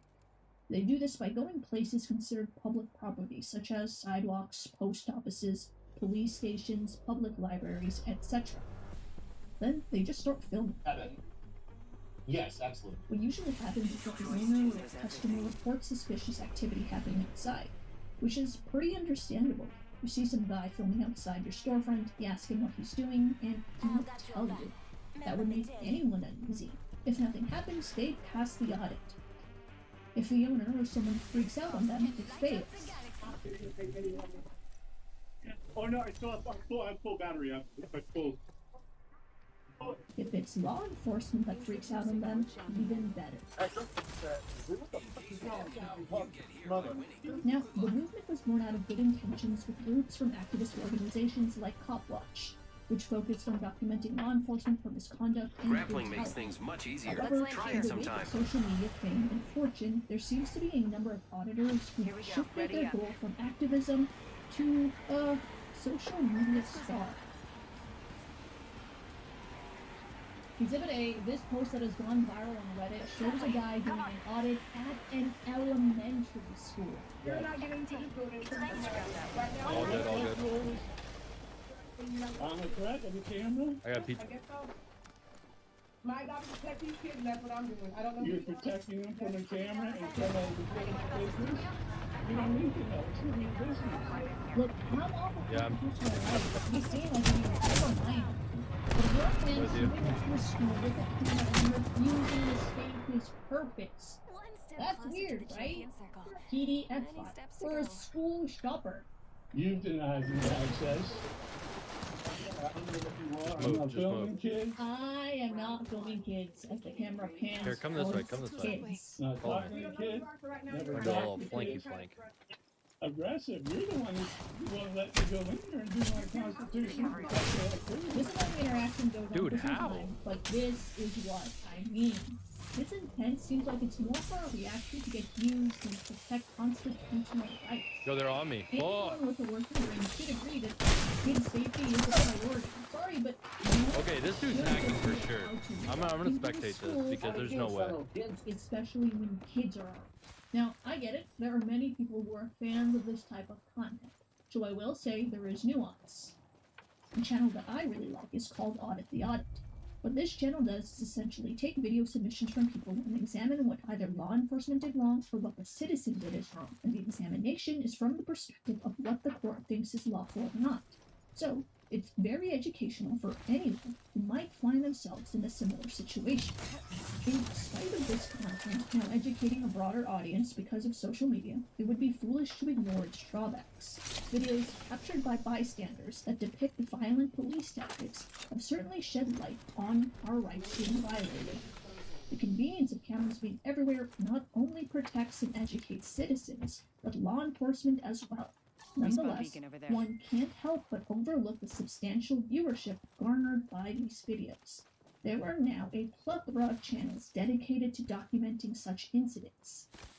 It goes even further, because now these individuals who call themselves auditors are not just recording these events, but they're provoking them. Why not? Why? Why not? I want to know why. Why not? The provocation can be mild, such as refusing to answer questions. Respawn beacon over there. Or not cooperating to reasonable requests. Do you have a student here? I'm asking for clarification. Correct. I'm asking you a question I'm for your asking you a clarification. Do you have a I'm student asking here? you a question. Okay. You do not have Yo, Lifeline just It can fucking also be dip. severe, Don't like even throwing try and loot. insults and expletives. Suck my nuts, you little midget. Fans of these groups argue that public servants shouldn't be able to be provoked, that these videos help keep them in check. On the other hand, detractors claim that these videos are a waste of police resources and take away time from an actual crime. I don't think viewers Good. will ever Got my come to ultimate a ready. unanimous decision on what crosses the line for this type of content. Personally, I think it's fine for them to Evo film harvester public here. servants, but provoking them, I don't know. What do you guys think?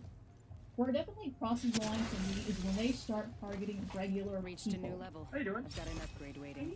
Got Doing my upgrade. fantastic. How about yourself? Let's see where it takes me. I'm sorry? A lot of these videos are very sneaky with the way they edit things. It seems like the guy just got there and he's filming within his rights on the public sidewalk. But I guarantee you that he's probably been standing outside and deliberately pointing the camera at her so he makes her feel uncomfortable. Same thing as you. Why? Why are you I look weird? Do I look weird? I look freak? Why do I look freak? I'm not here by myself. I can see that. No, I've filmed stuff outside before, tripod and everything. If you're not creepy about things, no one cares. I'm back. I've never been bothered. The little that we did see, it's pretty clear that he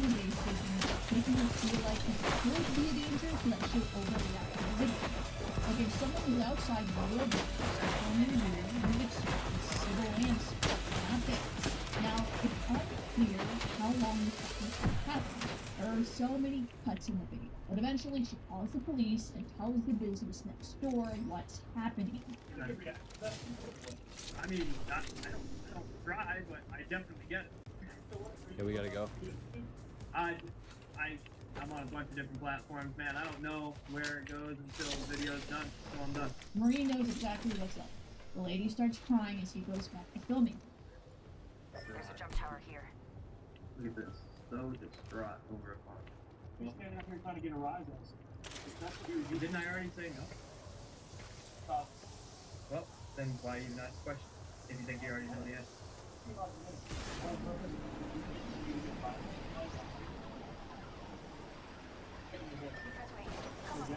No, I'm listening to you. I dropped. They're not gonna drop. They're not gonna drop. It doesn't seem like you actually want to have a conversation. Broken enemy shield. No, you're being argumentative. This fool just said exactly what the Marine said. Police eventually come and immediately tries to provoke the Marine to get a reaction from him. I think this guy's been crying a little bit too. Probably went back and got out of it. Yeah, take it easy, big guy. Go back to work. Yo, he just. Where are they? I'm taking that. I'm taking that. I'm taking that. I guess just try to cover.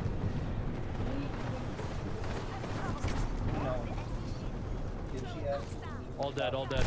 Yeah, no, this is definitely a public area. No, it's not. This is a public shopping area. Yeah, no, it absolutely is. No. Oh boy, just got booked for criminal trespassing. Imagine how our students would be terrorized by seeing you. But I've actually got a poll going. From this point on, we're going to call these channels frauditors, so that we separate them from auditors who educate. Many of these channels are branded very similarly. All these guys portray themselves as the ultimate patriot, using buzzwords like snowflake against anyone who gets mad at what they're doing. There are American flags everywhere, they quote the Constitution, and once in a while you'll see an eagle. Just a guess, I think they do this because they want to offset the fact that most of their content could expose the police. In fact, when a cop does something bad, sometimes he's called a tyrant. When it's a regular person and it's a female, she's a Karen. When he's a male, he's a Darren. I think, rightfully so, a lot of their fans are so fanatic about protecting the First Amendment that they are blind and seeing these frauditors are actually Yeah, I gotta grab this energy. Give me a sec. regular people. I get it. Regular people can technically infringe upon your rights too. But it's so Let's clear go. I got an that evac tower. auditors do this just to expand their reach. We can get to one up here. Someone stands there and starts filming. Well, there's no need for Gotta that run, because but you they get already that. do that. Look at how It ain't gonna creepy take this us guy that is, far, not though. saying anything for the longest time. That's your best He has chance. his camera pointed at people as they're eating.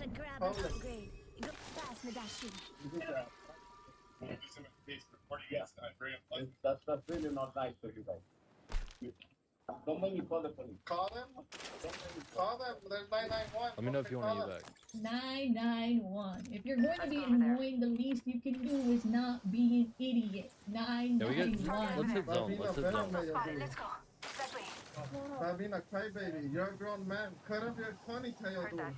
Cut it off so you'll be a man. Okay? Care package over there. Why are you With you, racist, Jordan. dude? They're calling me the Spanish. Ah, yes, the biggest threat to free speech. The casual restaurant owner that eats outside. Alright, let's go this way. Let's go this way. Just trying to have a meal while someone insults you. How much do you make standing there, being a chef? Tell me, how much do you make? I make more in a video like you. I don't even have to work like you do. Use 2 shot. Look at all this gold in my hand, dude. $1,000 in my hand.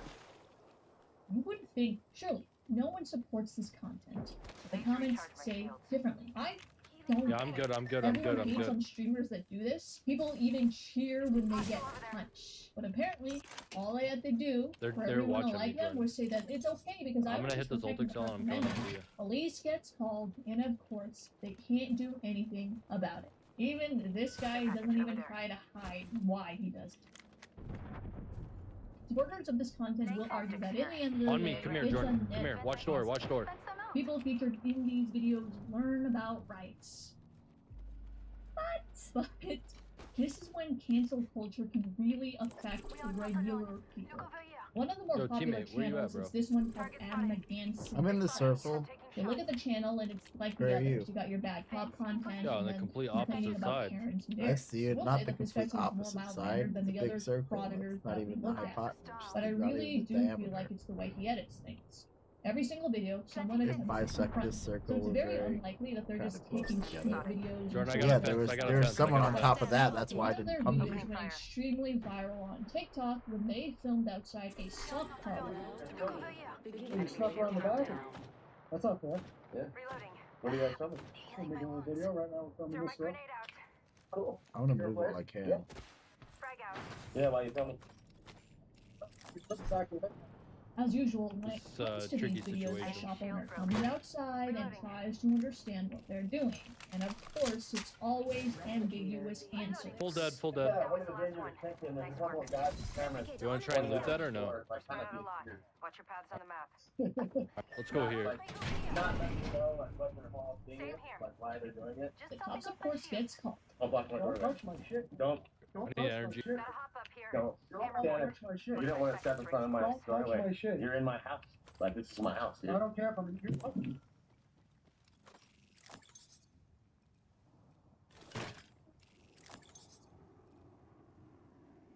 Shop owner makes a big mistake, and I get it though. They really are like annoying pests, so it's just like Here, take this, take this. you gotta Come be here. careful because these guys love when you touch them or their stuff because now they can mace you You're gonna with miss. all the cops, and that makes a perfect thumbnail. I for the missed title. too. And see, that's the tricky thing with these guys because technically the shop Yeah, it does owner that did once it touch leaves their the, stuff, so he was within his right to mace him. But if you look at the video, everyone in that town turns out to be auditors. Customers who come out of the store and the people watching the restaurant near them. guy that owns the sock store just came out and grabbed my camera and put my whole thing. Alright, let's go. I have an evac tower, but I kind of want to save it. Where? You want an evac? What's annoying about this thing Ooh, going come here, viral come here, on come here, come here. TikTok Take bridge. is that so many people Actually, in don't the take bridge. comments just don't think. Actually, A lot of the comments I saw was fuck, we're kind of stuck. this town is full of Karens. And guys, I Yeah, know we that gotta go TikTok has gap, a young dude. Audience, come on, like, use your brains. I want the Do you Evo think harvester. all That'll the put me at different purple. groups are wrong? Or do you think the guy who controls the narrative manipulated it in a way where it seems like he was in the right? Police get Looking. called, and you guessed it, not. I really hate to say this, but I actually respect fans of those streamer pranksters more. Yeah, they Say you didn't get even see us. They didn't That's see it. us. Move on. I'm gonna go with You that get Evo featured in harvester. an Oh, I want auditor's purple. video. Their fans think you're actually a legit threat to the network. The business owners were review bombed by fans. Alright, This I'm portion here. of the video was actually going to be me examining my ban against the test review bombed and business owners. Well, that was 1 month ago, so now my info is outdated. I know, I take forever to upload, I get it. As of February 5th, 2024, they started a Yelp Let me know if it's after clear. theirs was rated 2 stars by fans. Now, it's been over 2 months since the original video was released, and still these obsessive Alright, I auditor fenced your fans port. are like borderline insane. Still leaving 1 star based on that video, and even outright lying and calling me a racist. They even made a big Facebook Oh, he fucking rampart me. every owner Fuck. with a bunch of left He's coming, he's coming, he's coming. And look, I'm just saying, you guys. I know Right here, lifeline, lifeline, lifeline. Agree with everything. This energy is how you can call it. According to a local report, the business owners have received threatening letters. Yeah, I don't know. Our and phone teammate pretty much left us. So. I'm dead over. I was about to die over here. Typed it up, printed it out, and Yeah, you left us in the beginning, bro. Okay, whatever. You're dead. Okay, whatever. Additionally, all businesses on their strip have been contacted by their fans. Is this the Krusty Krab? Might as well just play replacement, dude. That's what I'm doing. That's what I was doing the whole time once I realized you guys were Why would flopping. you do that the whole time? That's stupid. You were flopping. Said, We're flopping? so hard and I'm going to kill you.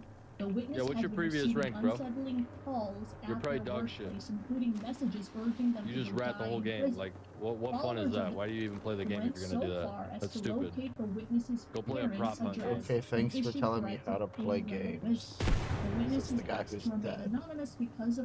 Who's needing me to get placement points. Yeah. That's why you're plus Yeah, 34 RP yeah, and I'm okay. plus 150. I don't care. Can't you guys use this I don't care. film and find those people? Remember, I'm bad at the game, so I don't even know what you're saying when you say this Cry word. is free. Cry is free. Instead, you're going after the mean peach or the mean waiter. What are you doing? Tracy lady. Tracy. Yeah, you're very disabled. Why are you running in the lava? Look at you, bro. Shoot back, dude. What are you doing? I'm gonna throw my drone. You're dog shit. You have 0 damage, bro. I outlived you, though. Figure it out. I'm laughing at you for being dead and thinking you're... Honestly, if you already happen to be in one of these videos yourself, there are privacy complaint forms you can fill out to get the video taken down. Platforms like YouTube are private companies. Alright guys, you're gonna notice that I blurred out even the auditors' faces. As much as these guys say they support free speech, some of them actually don't. And I've seen a lot of videos being taken down when they get criticized. Very hypocritical. I know. But I guess, I don't know, it is what it is. So hopefully this works. That's the end of the video. I hope you guys liked it. Stay psyched.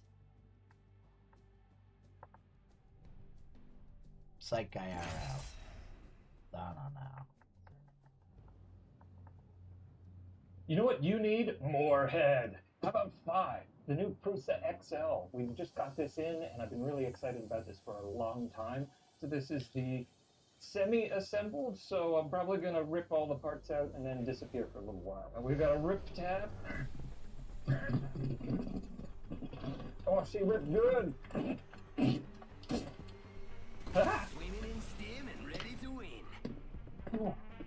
Always looks bigger in person, doesn't it? First thing I notice immediately is the size of the gummy bear bag has increased a lot. The instructions tell you when to eat on them. It's actually good. Looks like we've got some filament already, which is nice. The Galaxy Black. Oh yeah, that's right. We get a little receipt for all the pre-flight checks that they've done for us. It has a full LCD control panel, just like the Mark IVs and all of the other ones. There's our multi-tool extruder. Let's have a look at that. Oh yeah. Oh yeah, this is exciting. Oh, it's going to be 5 of these. So here is the next extruder with the automatic tool changing system on it. Oh yeah, that's going to be great. Now this model does come in a few different varieties from like 1 to up to 5. What? Really good way to do that. You suck. Especially if you're going to be changing colors. You can do multiple colors, or you can do multiple types of colors. Where are you making me land at? I don't really want to land there. I don't think this is you want to land there right now. We have a second heated bed. This is I'm not going to. PEI spring sheeting sheet. Really nice. And then a whole bunch of filament. Oh my god. Making my way downtown. I'm not landing there. Okay, you fuck that. We're doing multicolor films today. Ooh, looks like they sent us some stair nozzles. That's pretty cool. These are hardened, which means we can print things like carbon fiber impregnated nylon and stuff like that. And these are part of the next extruder system, which means changing these out is pretty simple. Like that worked My out real understanding well. is that we can't mix nozzle diameters, so these are all 0.4. This model comes with both Ethernet and Wi-Fi capabilities. It shares a lot of similarities between the Mark IV, but they have the new segmented bed. So the Mark IV has one giant bed, whereas this one has what looks like 16 individual segments. And each of these can heat up individually, which means that you're not heating up an entire bed if you're only going to be printing right on the front or right in the center, which is kind of cool. Of course, you know, giant build area. So this one is 14 inches by 14 inches by 14 inches, which is absolutely massive, which is really cool to see. And this is spring steel and magnetic, so it just kind of fits in with a couple little locating pins at the back and then snaps down, which is great. Let's get this out. Looks like we have linear rails for each of the motion systems, compared to something like the Mark IV, which has one motor that controls the x-axis, which has 2 which work in tandem to control both the x and the y. Just like the Mark IV, each of these extruder assemblies have a load schedule, which means that we can home and calibrate and do everything that we need to the computer. All of these are direct drive extruders, so there's a little stepper motor in here which will pull the filament through. We've got channels on the side here with filament runout. So this will pop into the carriage here, and then these two locking tabs head over and click in, and then that holds the whole extruder assembly. So we'll have 5 of them at the back here, and then the whole head assembly here will come there and then release them and undock them, and then move away and pick up the next one. Really, really neat system. Very exciting. So we're going to have to install the LCD and control panel ourselves. That's going to go right about there. And it looks pretty much identical to the Mark IV. Both printers seem to share a lot of similarities, which is kind of nice. I believe this one does have chamfer illumination, but I think that's mostly some of the differences. Looks like our XY plate here is a giant block of milled aluminum, which is awesome to see. And then, of course, yeah, the linear rails are also great. Still got some traditional 3D printed parts, like these top Z-axis supports and things like that, but most of it seems to be really quite high-quality aluminum parts. Looks like they've given us a test print in here, which is cool to see. Turning it around to have a look at the back. Oh, I believe these have 3 separate power supplies. You're going to have 5 heaters plus the entire bed. You're going to need quite a bit of power. Looks like we've got our standard aluminum extrusion channels, which kind of make up most of the frame, and it's got some nice flanking plates in here, kind of like your original Reality or something like that. And here's one of the mounts for the extruders. They're going to sort of sit back here, and that'll feed your power and your data and all of your filament through there. And it's got these 2 locating pins on the back, so this slots in here like that. And it looks like we've got some incredibly powerful magnets that kind of keep it located. Really important that these are in the same position every single time. We have a single cable which connects to the hot end. Is probably just going to fall down here and plug into the control box, which looks like it's right here. On this side of the control box, we have our Ethernet jack, and there's also a USB-C port, even though I'm not quite sure what that's for yet. I'm going to flip it on its back, and well, let's have a look at what the bottom entails. Whoa. We've got our Z-drive motors here, and then nice big metal sheet at the bottom. Oh, look at all of those. You can see the individual cables which go to every single of the 16 heating zones. Ah, okay, here's a spool holder. Let's have a look at that. They're telescoping, so they kind of, I guess, just snap into each other. That's nice. Oh, they're going to go into these channels. Easy. And they're adjustable. But I've got some big spools. We print with some large spools because we do so much all the time. We have quite a nice toolkit, it looks like. You've given us a full-size screwdriver, even though we probably won't be using that. That would be illegal. There's a pair of pliers and some Allen keys and wrenches, which we're going to need to do all the screwing. Little thumb drive here, which is great for firmware or printing, but you don't actually need that, as this has Prusa Connect, everything built in, which allows you to manage multiple of these for a print farm if necessary. I think we have about 8 or so Mark IVs now, which are all connected over Ethernet and controllable from one central location, which is great. I really like seeing Ethernet on printers because it's a little bit more reliable and a lot more faster. Although if you want, you can run this completely offline. Absolutely no cloud service necessary. They know who I'm talking about. Each of these nozzles need to be put in and then ran, and then I'll have to go through all of its pre-flight checks. There's a hole right in the center where you put a little peg, and you're going to be moving each of these nozzles onto that to make sure that their Z height is known perfectly, and then it'll kind of bump into all of the sides of them, and so it knows its X and Y coordinates. And then it'll store all of those offsets internally, and then you won't have to worry about that again. Now, if you don't mind, I'd like to be alone with this thing for a little while, but not before I tell you about our sponsor. Thanks to War Thunder for sponsoring today's video. War Thunder is a free-to-play and comprehensive vehicular combat game. There's an arsenal of over 2,500 different vehicles for you to pilot. War Thunder is about the details, like how it feels to drive the war machine, the sounds it makes, and how they fall apart as you defeat your enemies. Their signature X-ray damage system lets you see how each vehicle falls apart and exactly where a vehicle is hit. So you can strategize for the next battle. Join over 70 million people around the world on PC and consoles with crossplay down at the links below.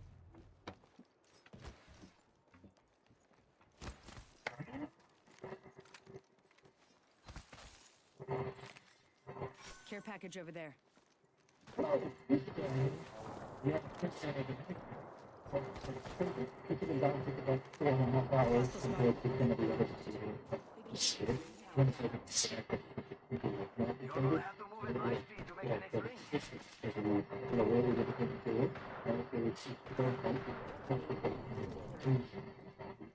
Yo, Fabricator's coming in for a Call me daddy, I'll go get you.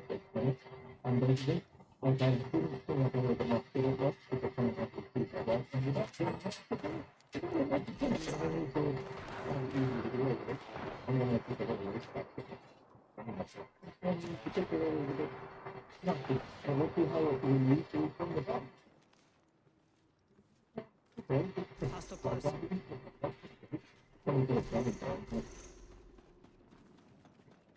Contact with hostile.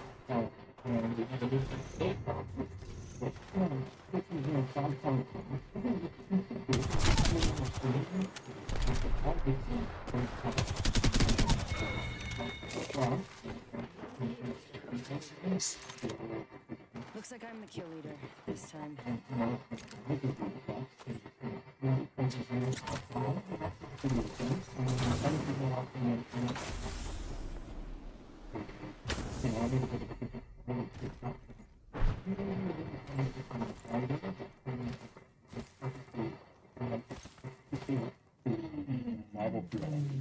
It's pretty good.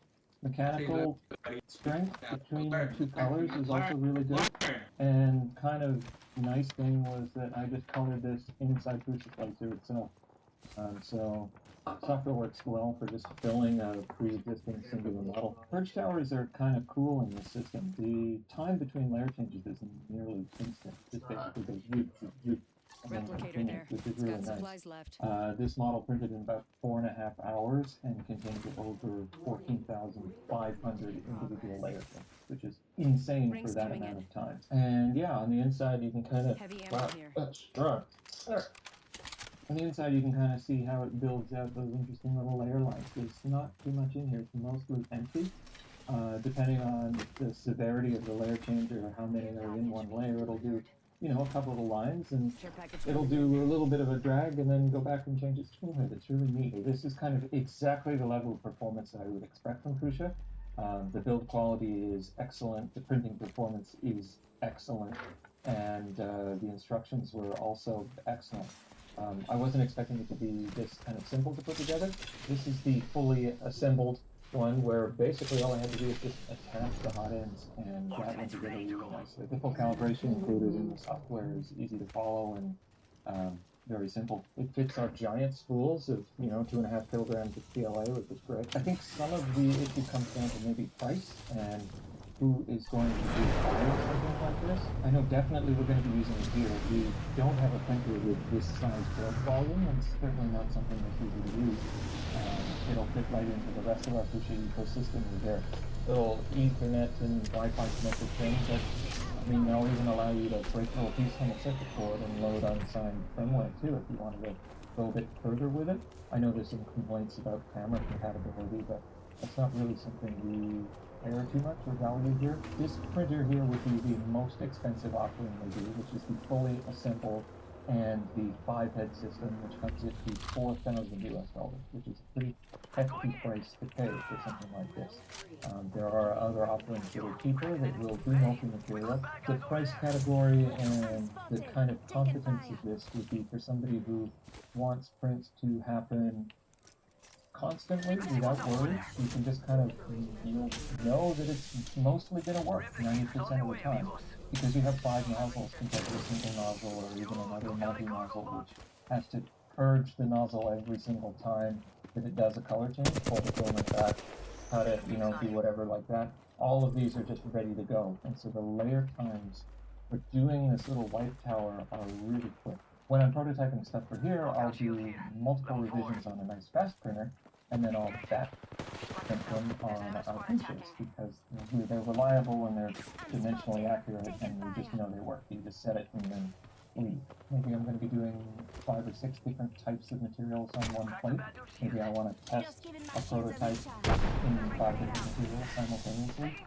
That's kind of your option. I think this would probably be a lot better for multi-material rather than multi-color, if you want to think about it that way. I think the opposite end of the spectrum, the one-head semi-assembled variety, which may be more like a home user or a hobbyist or something like that, with time to spare, which is $2,000 US, is probably going to be the best entry point into a build volume of this size. Now that's about twice the price of an entry-level Mark IV, but you get a hell of a lot more build volume.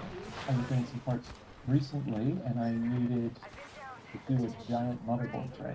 I had to segment that into 5 or 6 different pieces instead of just being able to print it on something like this, which is great. So having a massive build volume can be useful. You can buy both of the expansion boards that are included in this model, including the extra hot end one and the Wi-Fi card that kind of just slot in like PCI cards. Are kind of neat. I'm also happy to see that they're including each of the individual little bed tiles, because then maybe want to buy this to another project anymore.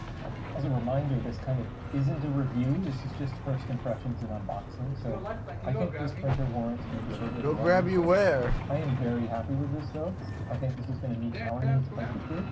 Absolutely not. Distributed around the buildings, having this printer web connected with 5 filaments loaded is really useful, because somebody from any building can connect into this and then just pick a filament that's loaded into it and print effectively that way. The lack of built-in camera though does make it difficult. We'll try and go get you over there and get you up. It's not already part still Oh, he's already going. Sitting overnight, and then I come in the morning and stuff. I'll just try and fuck with them. I don't know. I think you did a great job. Good job, Pooja. You make good things. If you like this, why don't you check out the video we did on the Pooja Mark IV? We have loads of those, and we love them. We love them. We love the Pooja. The precious Pooja. That boy, that a freaking boy, huh? What is up, peeps? Welcome back to the channel. A very short news video out there because you guys want some diversity, all right? We've been covering a lot of Nick Mercs, a lot of Nadeshot, a lot of Ninja. Trust me, I know. I'm waiting as much as you guys. So let's bring it back to the roots of good old Counter-Strike. It was at the Streamer Awards this past weekend where Tark stood up for his roots. He stood up for the better game out there as he gave his victory speech for winning FPS Streamer of the Year, which is a great title, but here is what he had to say. Now I know it means first-person shooter! And then the award goes to... motherfucking Tark! Let's go!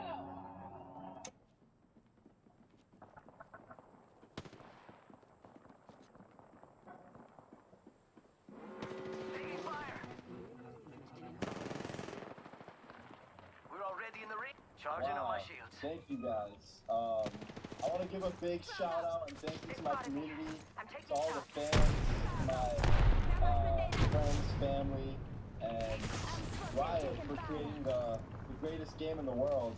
Big shout out to everybody. And please open the show. I'm just kidding. Counter-Strike for life. Cheers. And it was at this moment I was watching live with a drink in hand, and I was just, he had me in the first, he literally had me. When he was like banking Riot and sucking up to Riot because he's got a great watch party, great leadership, they seriously, I mean, they exploded his career. You gotta give credit where it's due. I literally thought he was gonna go out by saying, yeah, Riot made the best game of all time in Valorant. And then he closed it out with that, and I've never been so proud as a CS fan. And if you guys don't understand the word somehow, it's hard being Well, shit, what do you want me to do? I'll go out there and get finished myself? from Counter-Strike in Valorant, and now having the biggest watch party in all of Valorant. I mean, you gotta give credit to both games, but there's always going to be a feud between CS and Valorant, which is the better FPS, and they're both. I'm not even watching, I'm just hiding like a rat. I'm in a hole right now. Pay homage to the great game of It's kind of a good spot, isn't it? I might get out of this somehow. I might get out of this. I might get out of this because unless they look through this window, they ain't seeing me. They're all distracted by the other people outside. They even forgot about me at this point. They done forgot about me, and I'm still in, and I might be in again. And I'm gonna get high on my ball. Let him know, bitch. Let him know. Let's spank you around. Yeah, let him know, Lifeline. Let him know. Leather.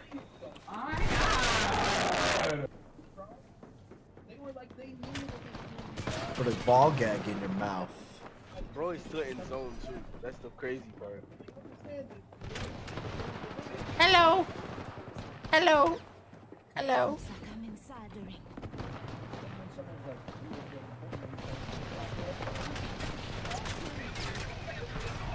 Hello, guys in the window. In the fight. I'm just watching the war from the side. Hello. Oh, she's coming.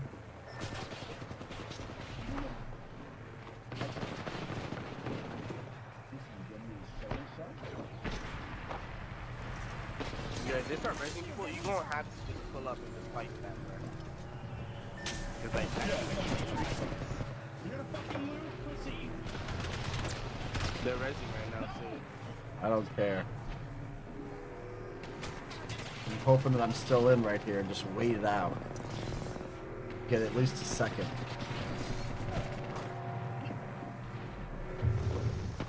Gonna get at least a second by this. Wait for them to move, and then I'll move too.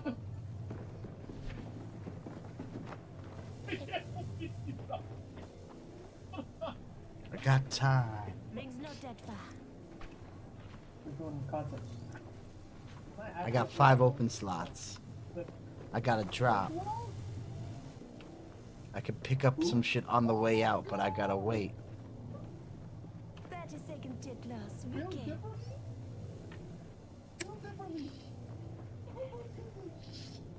I'm hitting the bowl. Question for you. I think that it's probably on a lot of people's minds, but it's worth asking. Can I'm gonna say it's if asked, is there an increased Only US 10 pricing seconds left. coming this year? Let me say it this way. Probably yes. Exactly what it will be is maybe still not the question. So you spammed it full of hatred and dodged it wrong. Found a ring. Using the most hateful in chat. This was like Turok in a way. Like, did not see how decent it was. But I don't care. It was fine. I was laughing at it. Like, we were just chilling. You know, like, we were just miserable. When you move from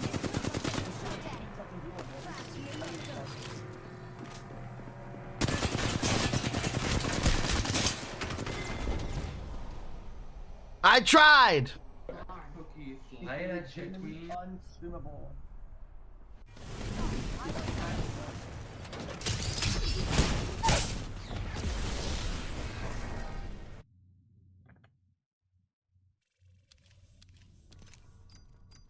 Well, let's see about this,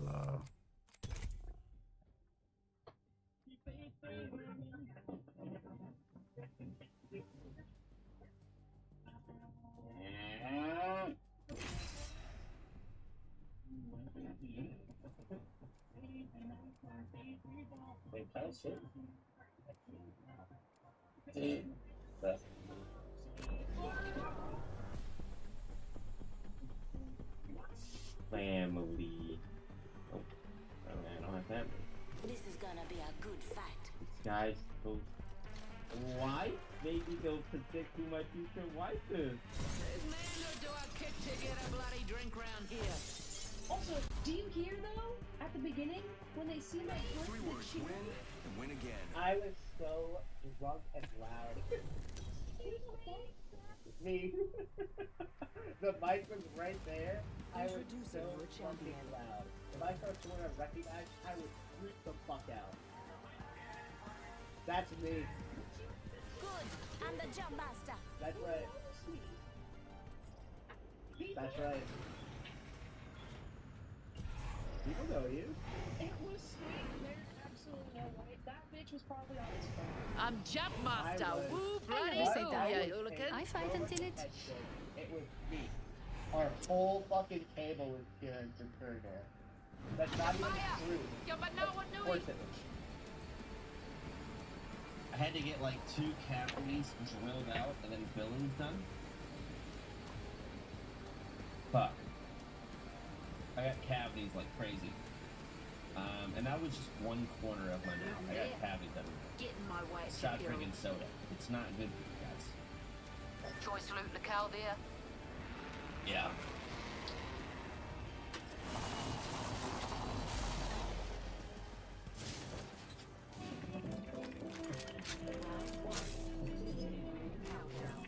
Sniper stock here. Level 3. I feel like one of those sad fuckers that you see at like those mini pizzerias, and they have like one of these machines, poker on it, sits there and smokes. They run pizza. Oh, someone got the party started. That's kind of Backpack here. Level 2. Is it a joke, nigga? What the fuck? I bloody want it. Said, Principal interest? Your principal interest should be getting some bitches on your dick, honestly. That's what I feel about that. Have you ever watched more than 30 seconds on your 60 on Yes. Oh my god, Aiden, what the fuck? Dude.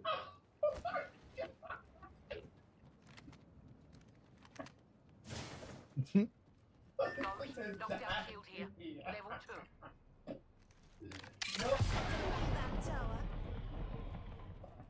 Backpack here. Level 2.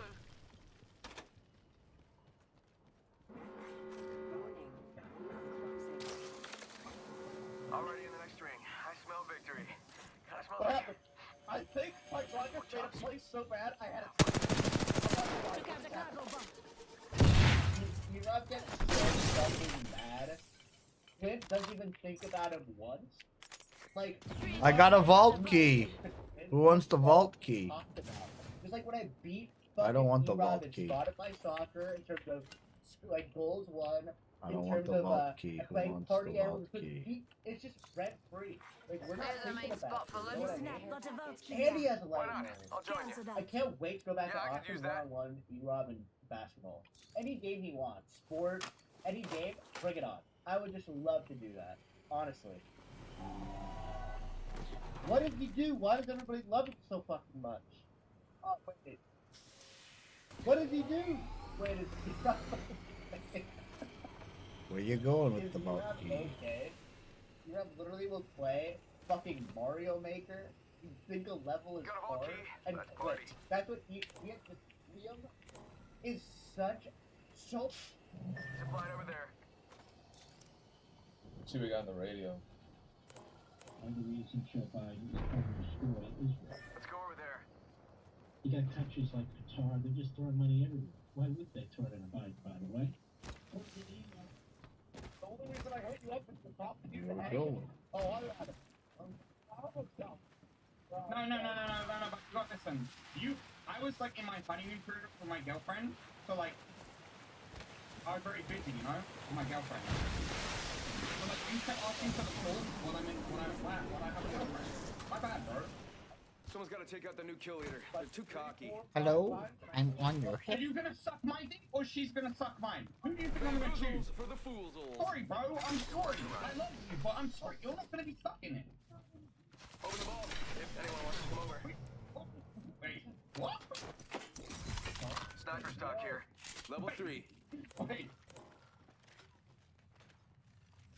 What even is this? What am I trying to pick up? I cannot see because the darkness is over fucking power.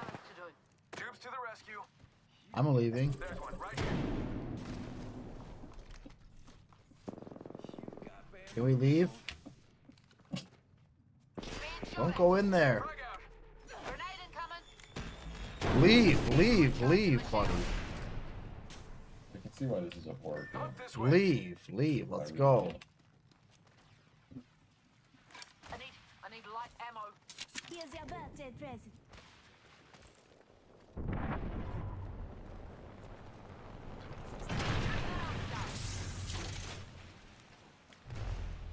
Evac tower here. You wanna fly? Evac tower here. My You wanna what fly? is the porta potty there, like I'm doing like festival? Yeah, they said like blue. What? What kind of flush is that? Dude, Like it's so that? cool. Yeah, I can never You did forget. a really mediocre job, friend.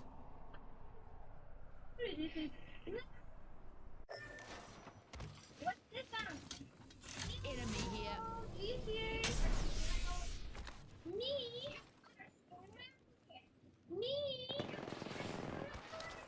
Stop. You here? Let's hack you. Let's hack it, boys. I don't know. shield here. Level 4.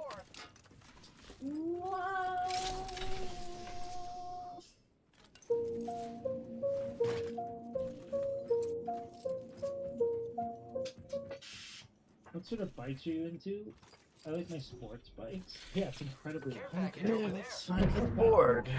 See if we can find this board online. It's going to go well. Garlic. I just needed to know. Guys, you think I could go a day without mentioning the fact that at one point I rode a motorcycle from Denver to Alaska and then Alaska to Argentina? You think I'm gonna go a day? Just wait until that part of the stream. Why'd you start in Denver? It's where me and my buddy started. It's also where I bought the bike. What kind of motorcycle? It was a Taylor 650. A real tractor. I went to college in Colorado, and so all my friends from then live in Denver and Boulder, so I met them there. How did you afford that? Prostitution? I'll break it down for you, brother. The fun thing about traveling on a piece of shit motorcycle with a single, I mean like a literal coffin tent, and doing it through some of the most stunted economies in the world, is that it's incredibly cheap. Once I passed into Mexico, I spent very little. Blood is yapping, never bites across America, show proof. Daniel Sensei. I'll pull Daniel Sensei spotted. I'll tell you what, dude, the real iceberg is Daniel Sensei's an NMP lol alt. That's the real iceberg. All of you are saying who? Good. Good for you. No, seriously, it means you're not trolling through LSF threads. Like, I don't think I've ever shown anyone in chat this. I just can't believe I actually did this. It was the biggest fuck it moment of my life. I'm really glad I did it. It was hard. Like, I wanted to quit a lot. It was like half of a year of just living on a motorcycle. Okay. It didn't really save in chronological order, but we'll share some things. So this is in Alaska. I had to save everything from Facebook, so it doesn't look amazing. This is my buddy. These guys are both Ian, and this is Gabby, who's an environmentalist who lives in Alaska. She's cool. This is me and my buddy Sean here at the Dakar Rally in Bolivia, at the Bolivian Salt Flats, which is super fucking cool. This was my bike. It was a beat up piece of shit with some panniers on it, but it was just falling apart at that point. Oh, this is in a Bolivian high desert.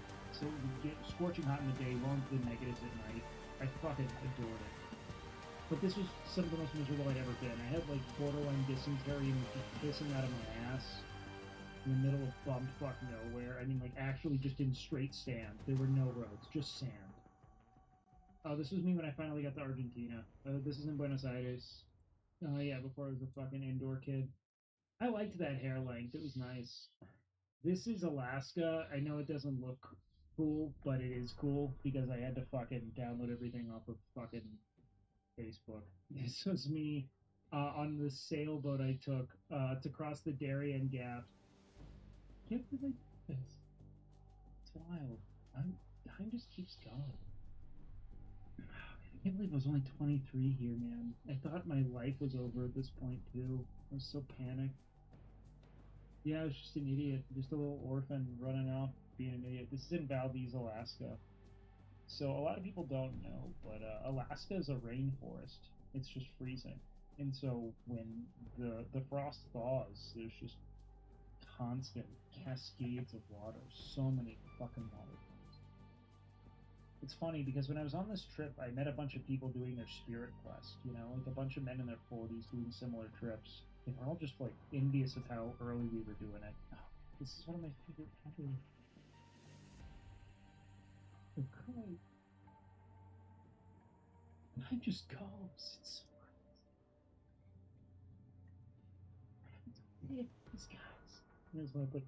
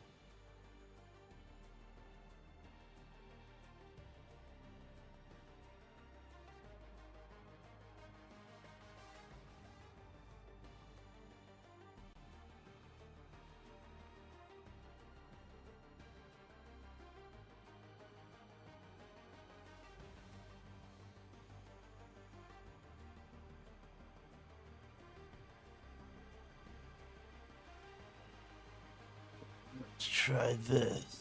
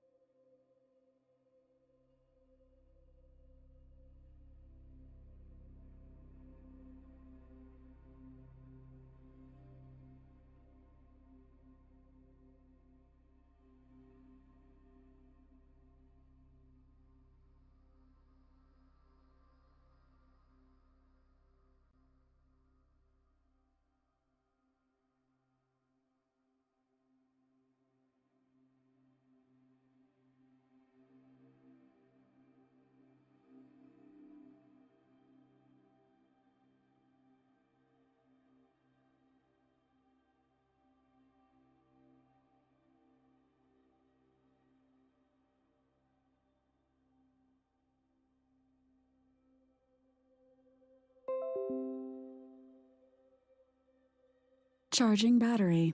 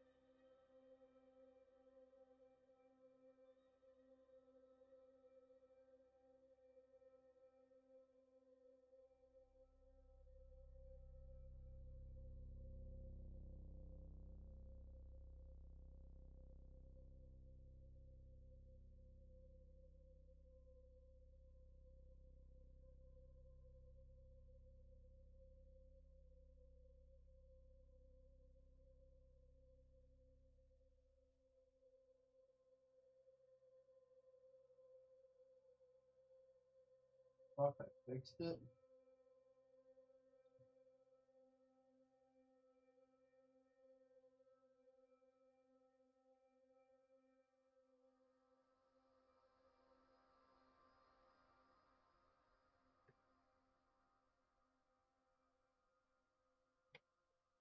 Okay.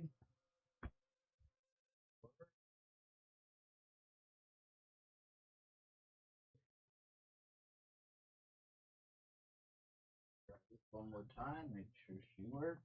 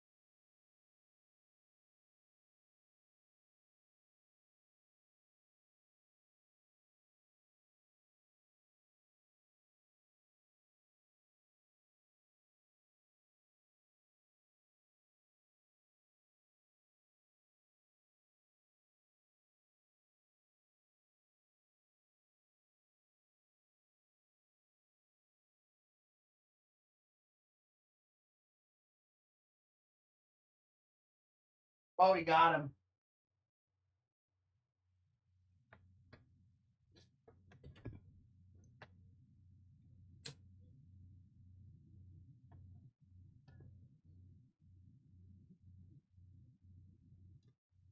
Oh, he's done. Look at him. He just keeps the pressure on him. He's done.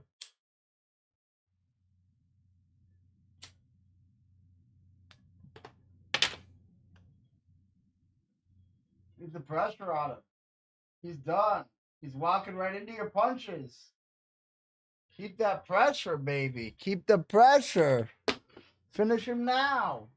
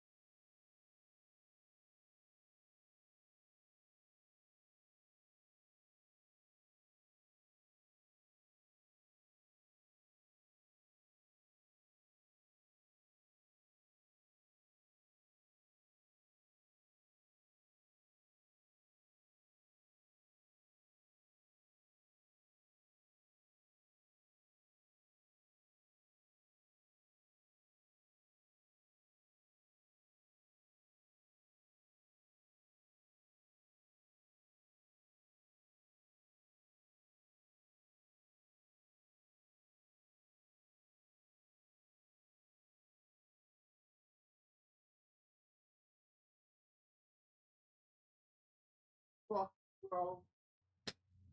The fuckity fuck, why are you coming?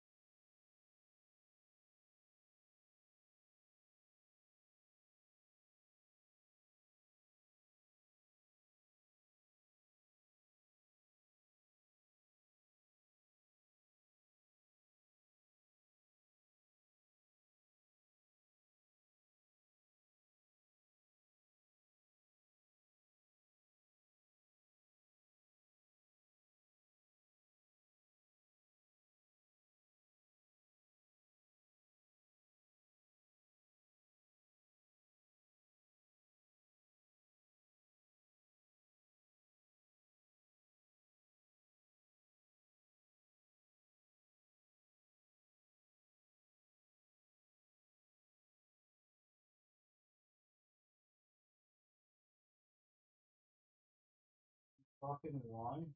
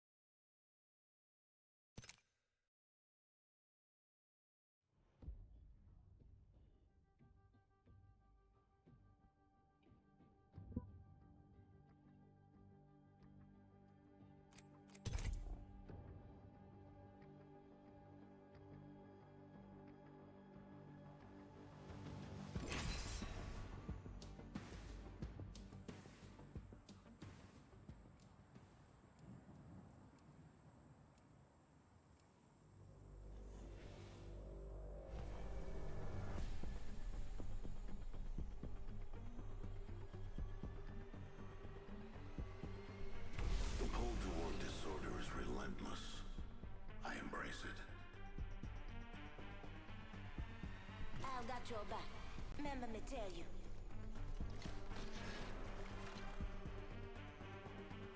And fighting as conduit, Rowena Valentina Coffee Divina! Oh, it's my turn. Introducing your champion. Switch your region and fight. I'm the jump master. No straying now.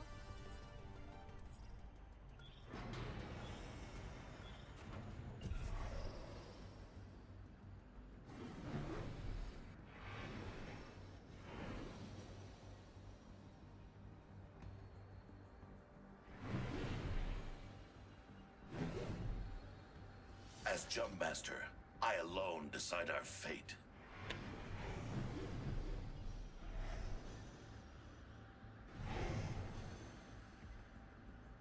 Prepare for... We should inspect that area.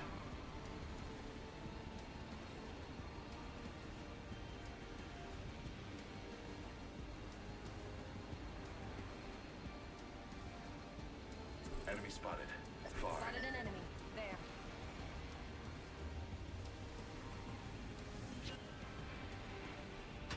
I suggest we do some research in this area.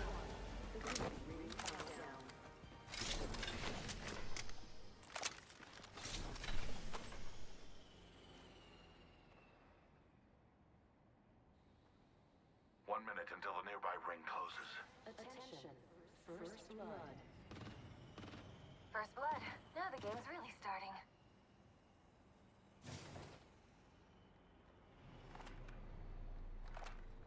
"45 seconds. Rings close."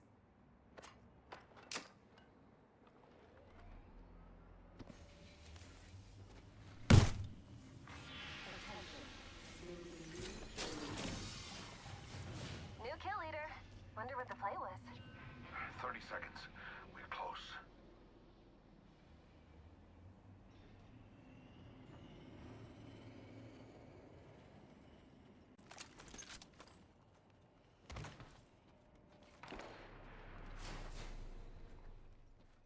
"10 seconds. The ring's just ahead." Gotta hop up here. Hammer point. Attention. The kill leader has been eliminated. Firing. Dying up. I have a subject in view. Far off. Getting shot at. Shields are recharging.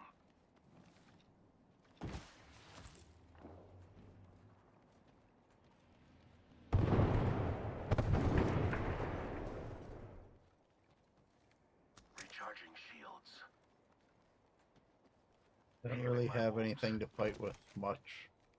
Saviner _79. Ooh. Says, we know. Hello buddy, waving hand sign. I checked your videos, seems like you are new in Kick and streaming a lot and still not affiliated yet. I got a proposal for you. I will share your stream to a Kick community for you to hit 1,000 followers No and earn thanks. nothing less than $1,000 per streaming, and enable your sub button. Chat me up on Discord to discuss more. My Discord username is samio24. No Ooh. thanks. Says, cause you were AFK. Pete says the last one got uncrowned. I'm sorry.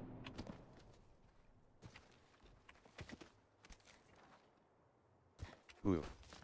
Says, look where you are. I'm Ooh. up on the mountain. Says, no wonder you have nothing. I'm on the edge of the world. I didn't die though. You were getting shot, so I came this way. Backpack here. Level 2. I'll take that. I like how you just type in 2024.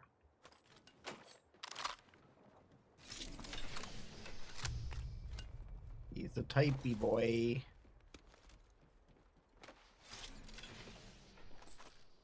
Gotta hop up here. Turbocharger. Reduce the spin-up time. I suspect we'll forget that.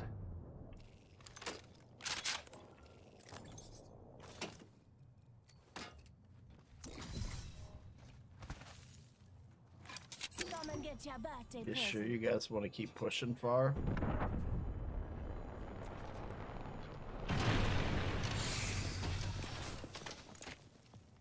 We got one more fight. I better grab an upgrade. It goes well with my level up. New kill leader. I must confess, it's what I long for. Got an upgrade. Gonna put it to use. Adding another gas trap.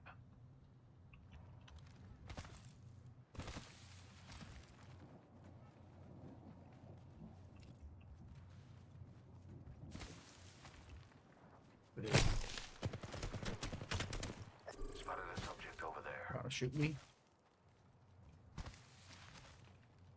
Firing on subjects. I need an extended light mag. I'm gonna move to the tower over here.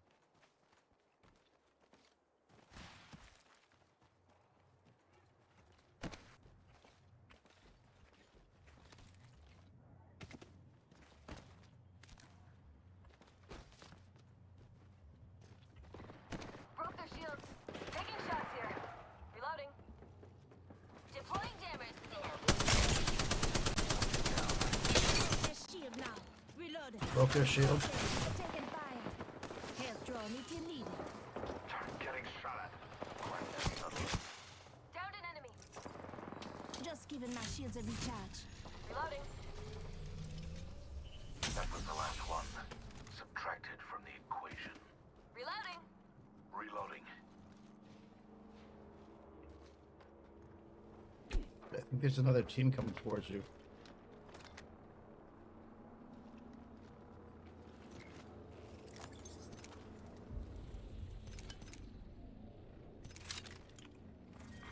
Round 2.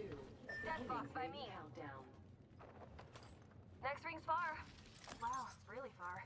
No worries. I can be fast. Replicator being delivered. Go to replicator. Coming down.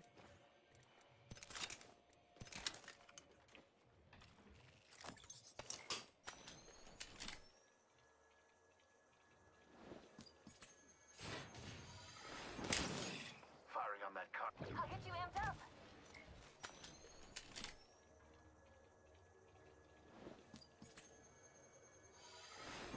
Shields are recharging. Calling in a lifeline package.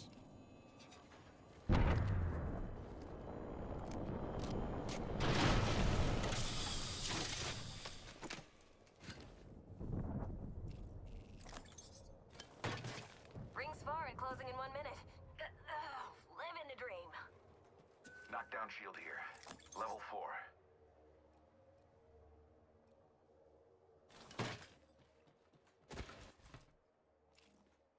Ring is far and closes in 45 seconds. Extra supplies here. I'll share.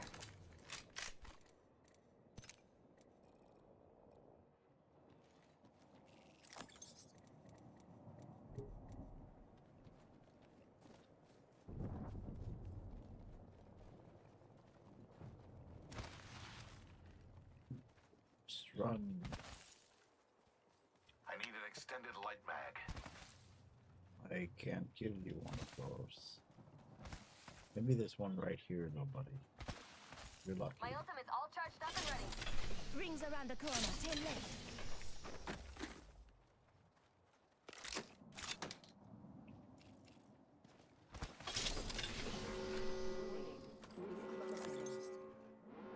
Rings moving.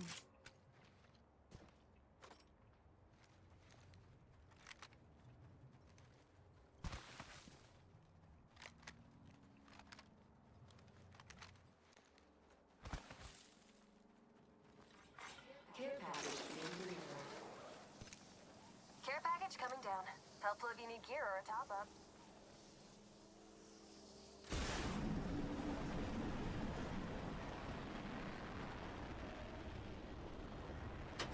See an opponent over there.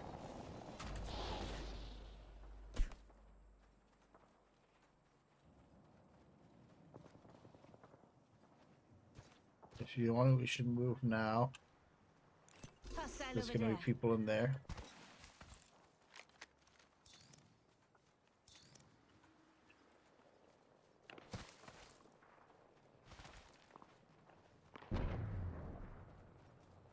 We should probe that sector over there. Yep, we should move. There's people dropping off over there. Target spotted. Kill leader eliminated.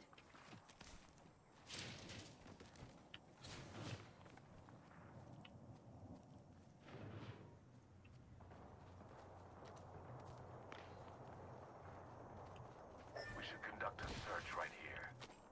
Heavy ammo here. Light ammo here.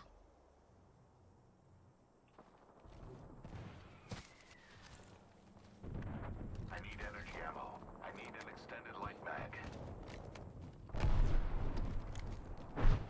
We should inspect that area. Round 3. Beginning ring countdown.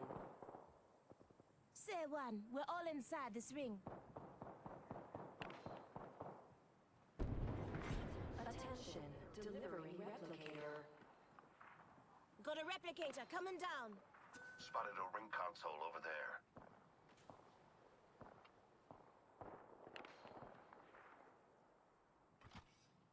Placing an independent variable.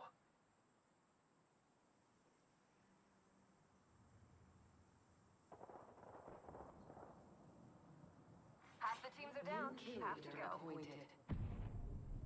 There's a new kill leader. That's a target. I've located the next ring. Inspect your map.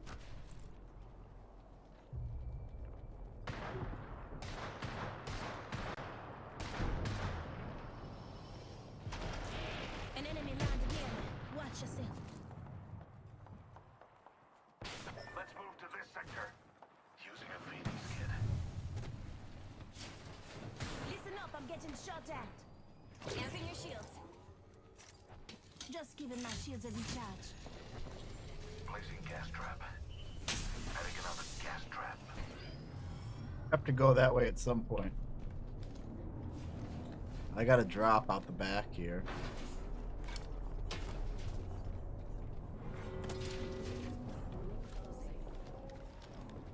Here's your birthday present.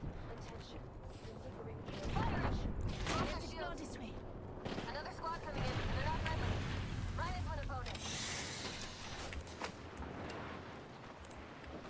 Evac tower here.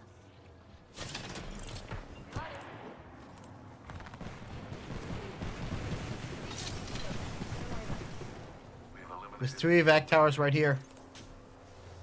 Care package over here. Backpack here. Level 2. Someone grab that evac tower, please.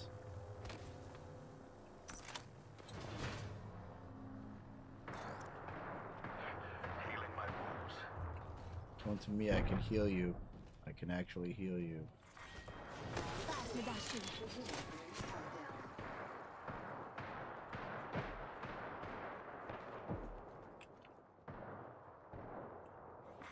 Replicator being delivered.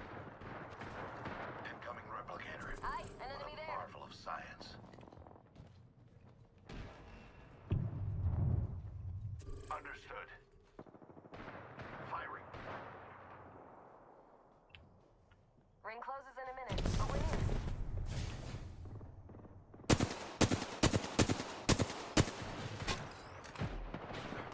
Getting shot at. Firing. Come to me, I can heal you. Come to me, I can heal you. Come to me, I can heal you. 45 seconds. The pressure is exhilarating. Come on, say hello. Open supply bin over here.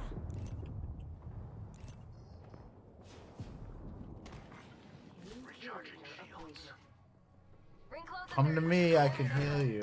Enemy shield broken. Reloading. Ooh. Says, bro, shut up. Okay, bro.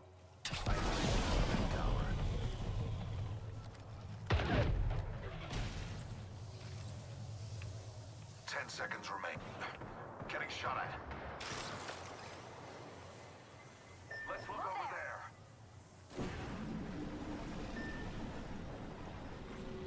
We should inspect that area. We're being attacked by 2 different squads.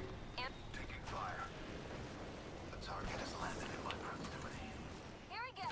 Jammer time. A second. Lay down me. Down to subject. Reloading. Let's move to this sector.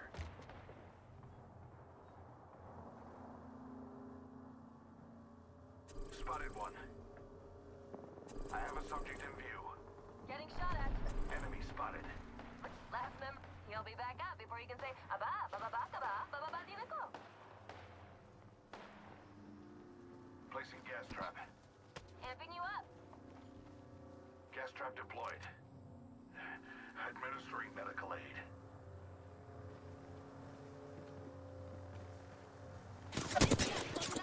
Coming in. Got you backed up. Beginning ring countdown. No officer in the ring.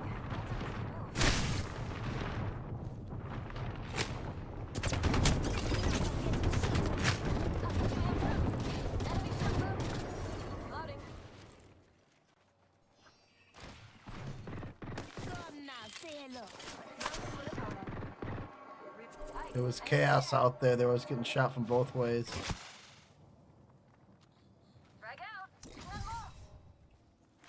Throwing in a lifeline package. Throwing thermite. Just giving. Arc star delivered. Getting shot at. Getting a shield here.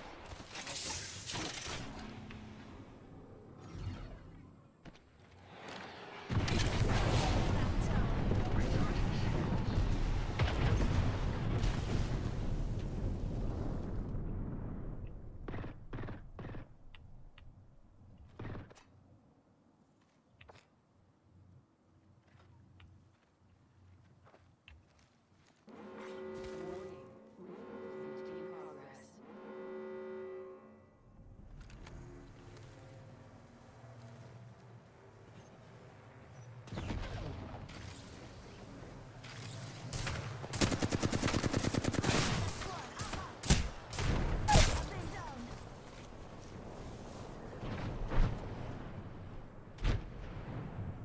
On my way. Dangerous. Second squad is spotting it. Don't revive me. Too dangerous. Enemy shield broken. This got you amped like a champ. Reloading. Contact with hostile. Using a Phoenix kit. Ooh. Says, move back. Ooh. Says, brain dead.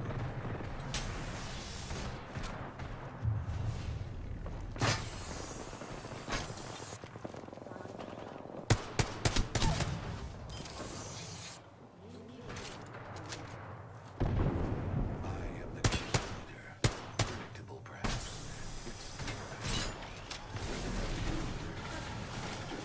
It's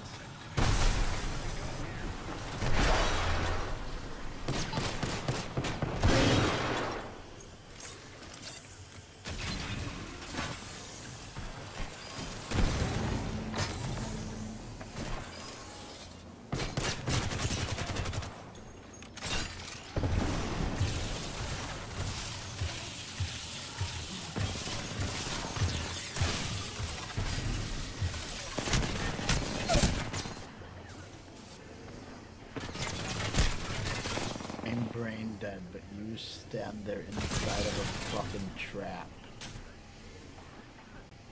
Woo. Says, what? Laugh out loud. Woo. Says, you have 71 damage. I'm Woo. support. Says, you are awful. You don't have a mic.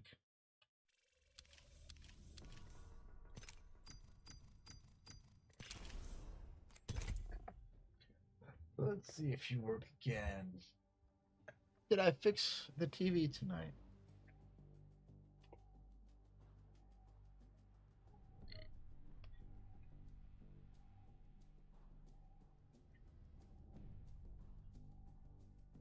Yep. She's working, baby. You know I could fix that motherfucker one way or another.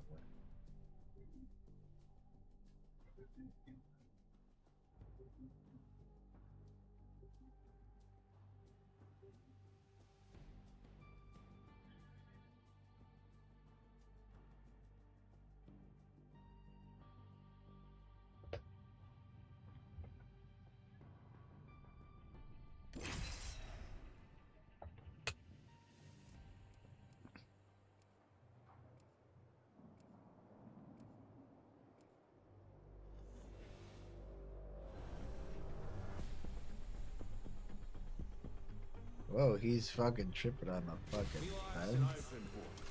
Just get your mom's permission to read. Time to dig up some gold. Medea, all good with me.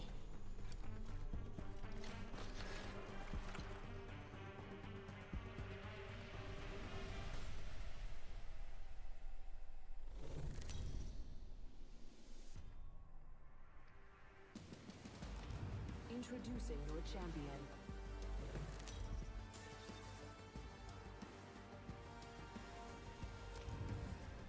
I'm the jump master. Follow me. Excited to see you all in the ring. Don't worry, there's plenty of me's to go around.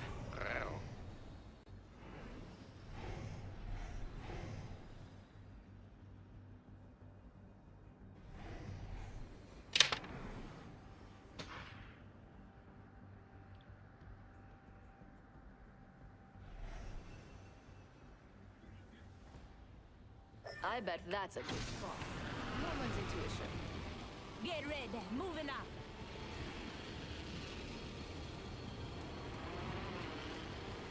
We got one on the squad come here.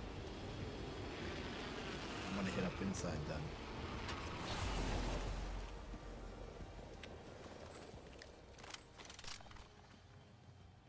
How you doing?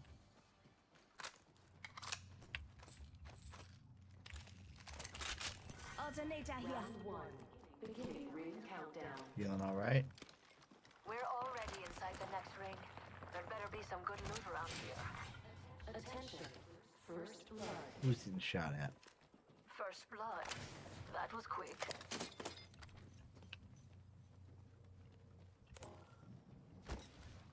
So where are we going?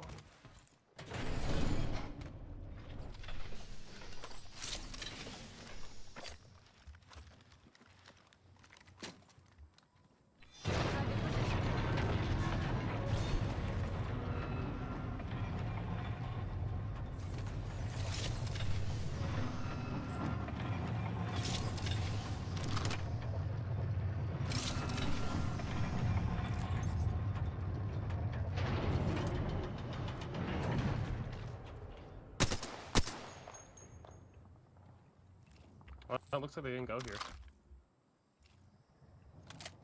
Using jump drive.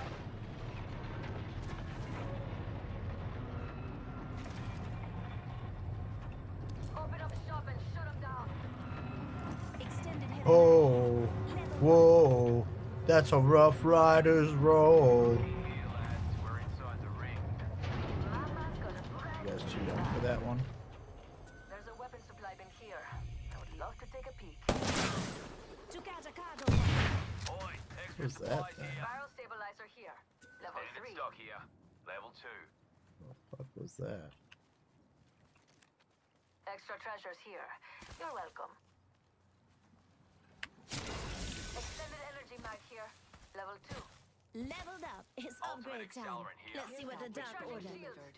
Care package on the way. I like the sound of that.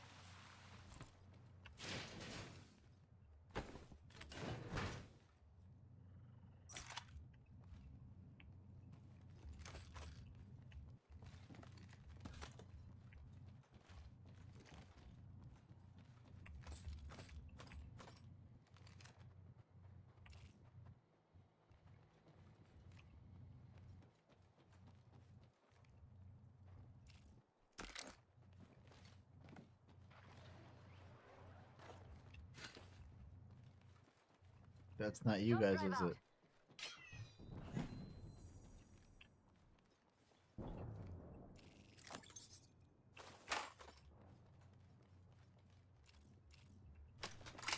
Snap optics here.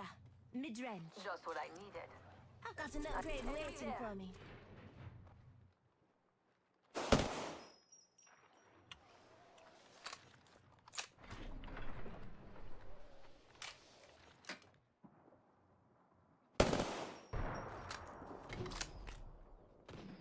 Enemy over there.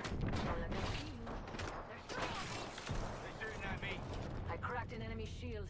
Juicing me shields. Target over there. Knuckle cluster out. Listen up, I'm getting shot at. Fire. Kill leader appointed.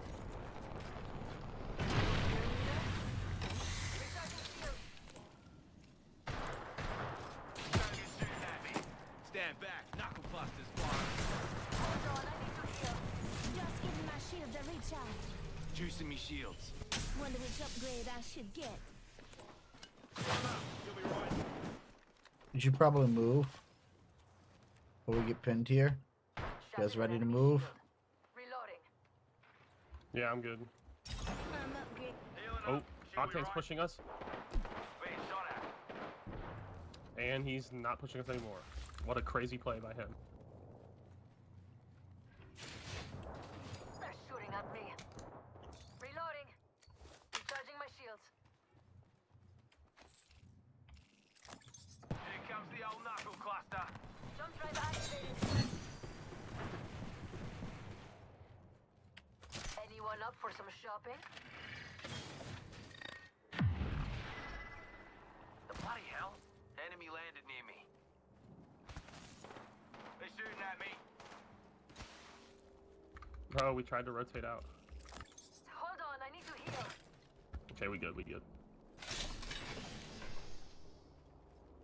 Juicing me shields. I got a gold piercer also. Got an extended energy mag right here. Energy ammo here. Light ammo here. Heat shield here. That'll get you out of a jam.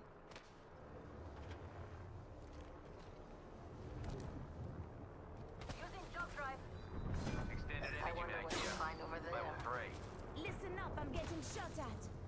Come on, Enemy say over hello. here. Just giving my shields a recharge. Shooting. Reloading. Stand back. Knuckle clusters firing. Tossing thermite.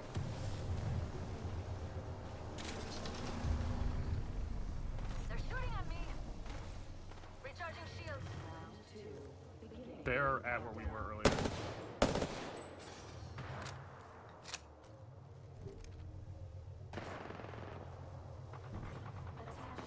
Shattered an enemy shield. Reload. Deploying me knuckle cluster. Got a replicator coming down. Taking fire. I broke him. That hurt. I'm down. Bravo. Broke another shield. Lifeline put the revive down. Octane's pushing you guys. Or you, Fuse, yeah.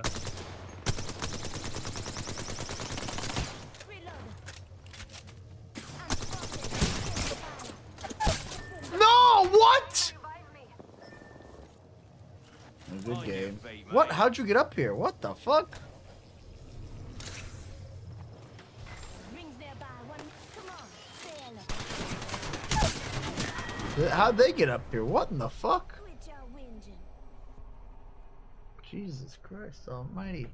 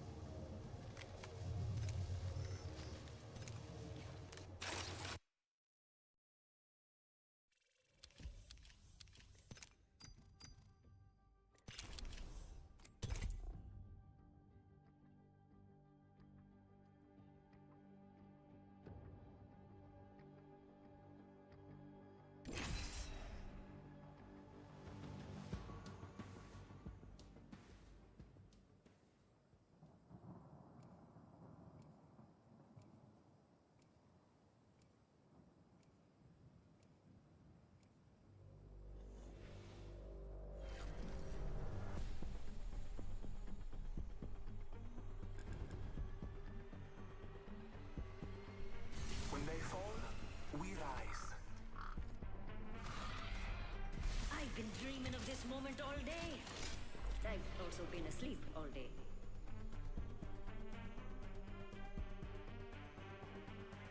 Ain't afraid to match about losing. That would be a drag.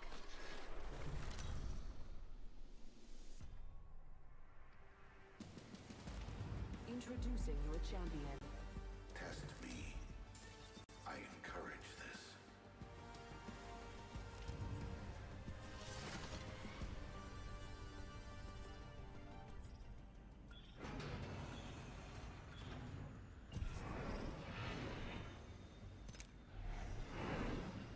I see a ring console there. I say we land here.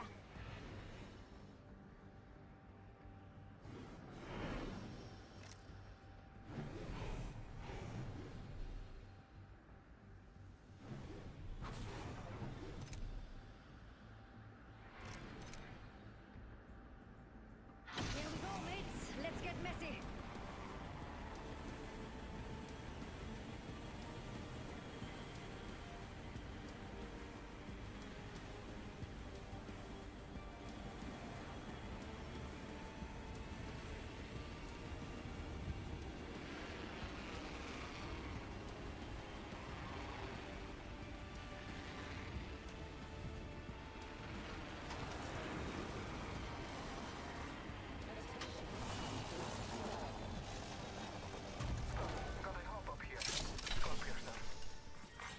Round one. Beginning ring countdown. Next ring is not closed.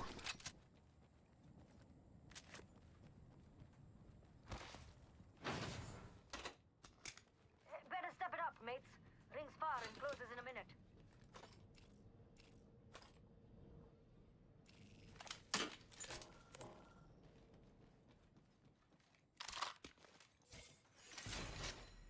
Ring closes in 45.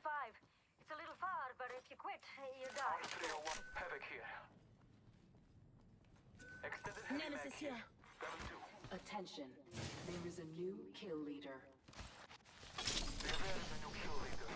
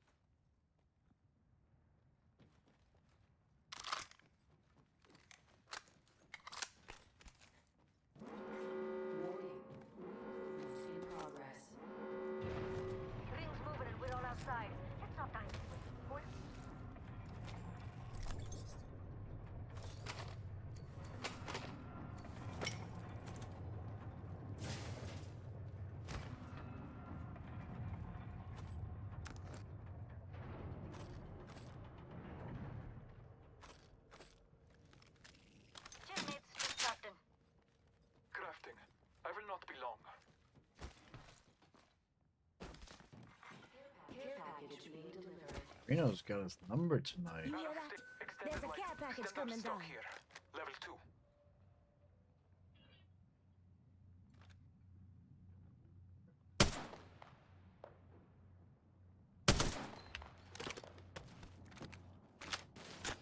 Cargo bot shot down.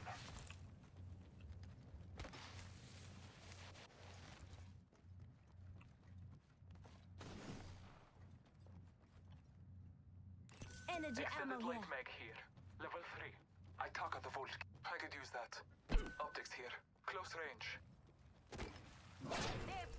Marking our surroundings. Extended heavy mag A here. trail Level 1. Let us catch them unaware.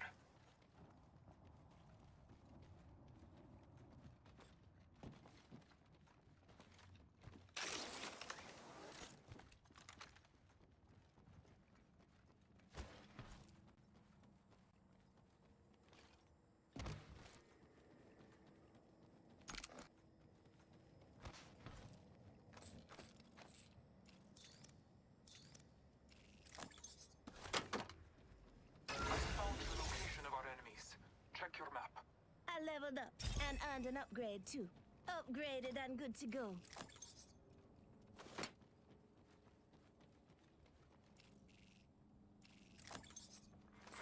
Kill leader eliminated.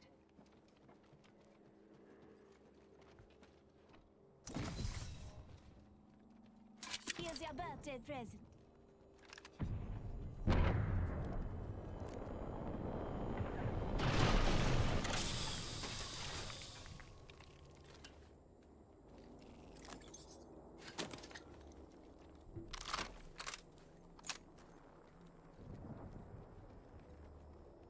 Extended heavy mag here. Level 2.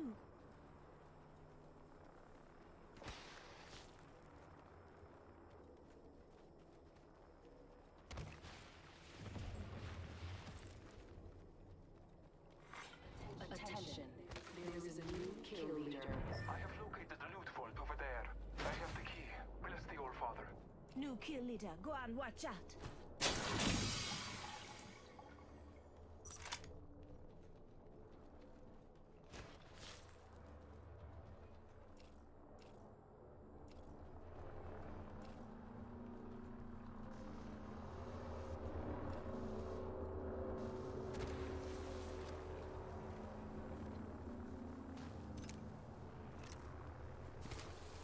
Crafting. One moment. Chill, mates. Just crafting. Energy ammo here. Let's get here.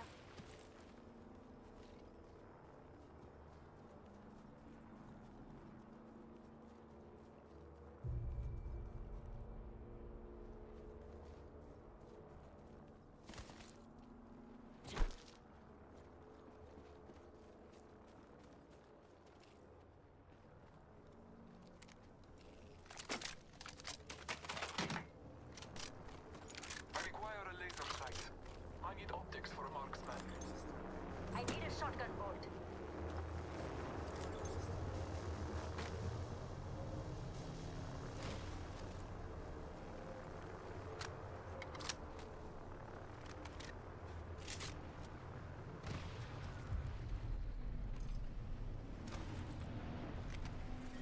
Get shot at. Enemy shield broke. Down. Reloading. Tossing up some amped cover. Marking our surroundings. Replicator being delivered. Replicator dropping in.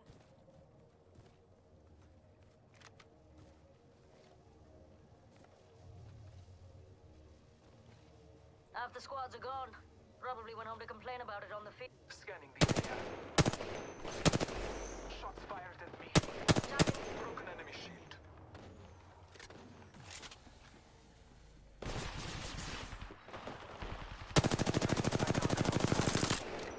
Broken enemy shield.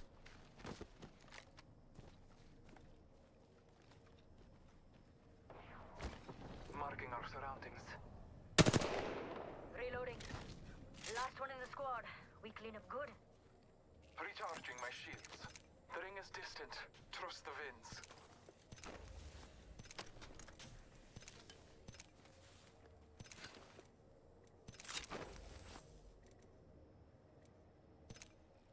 The ring is distant. Time is short.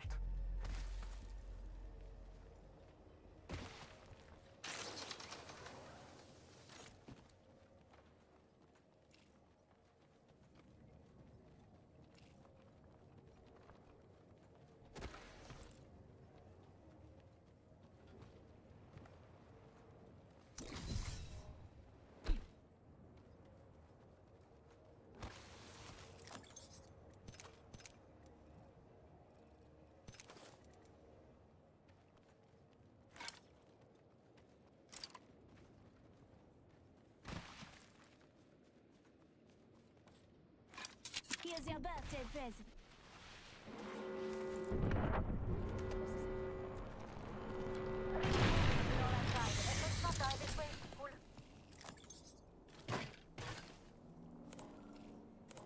Backpack here.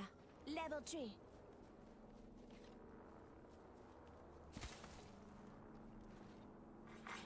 Care package being delivered. Looks like a care package is coming in. Big things in that. Crafting. I will not be long.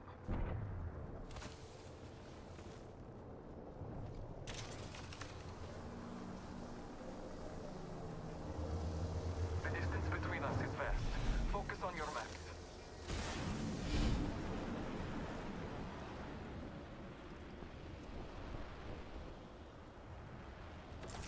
Sniper stock here. Level 3. Teammates just crafting. Here's drone if you need it.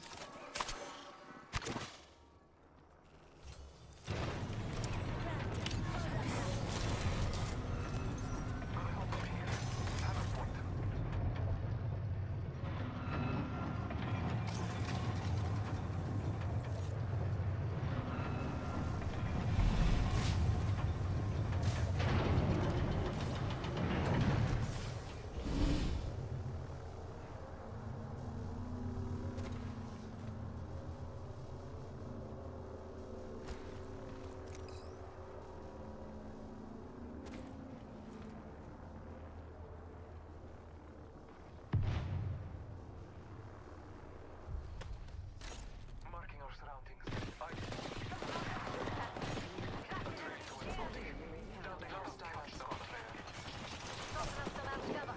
Broken enemy shield.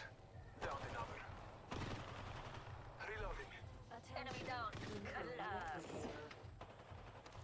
Charging my shield. I'm taking fire. Broken enemy shield. Reloading. Our enemies have met their fate. That squad is out. A trail to Scotty. Let us catch them unaware. Extend. Optics here. Mid-range. Level 4.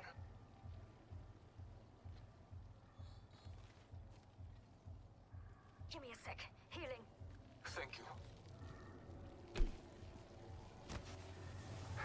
Taking a moment to heal.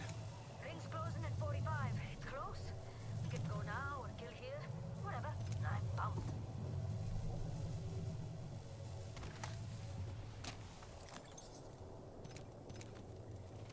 Half a minute.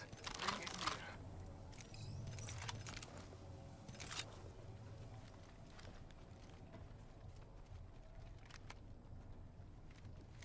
Death box here.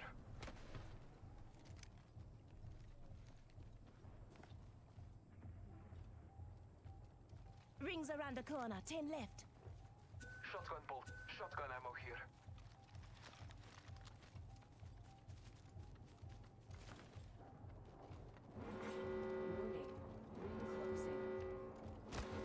Use the map as your guide. The ring is moving. Delivering care package. Care package on high.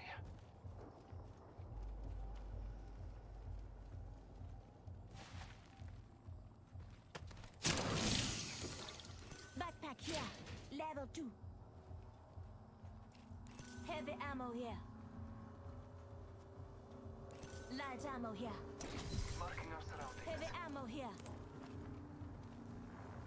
Sniper stock here. Level 2. Let us catch them Listen unaware. up, I'm calling a lifeline package in.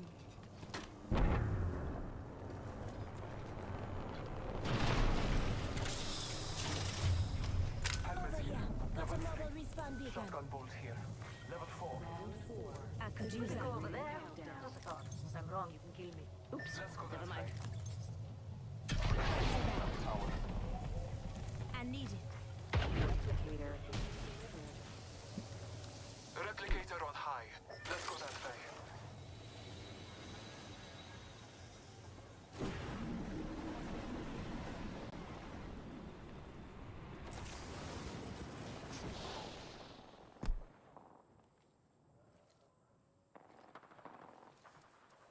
We should continue there.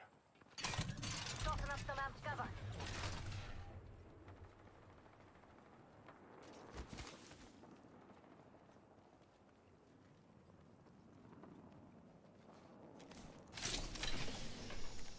Heavy ammo here.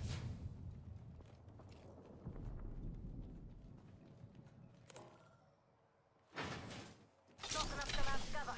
Heavy ammo. Backpack here. Energy ammo here. Got a bad one over there.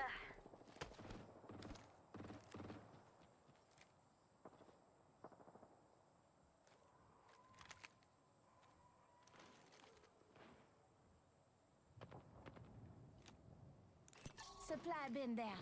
Battling the enemy. Extended supply bin over there.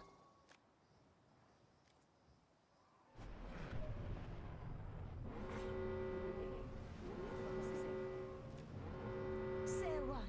Enemy spot. Let's go down to hostile spotted. Battling the enemy. Continent Scottish. Shots fired at me. Reloading.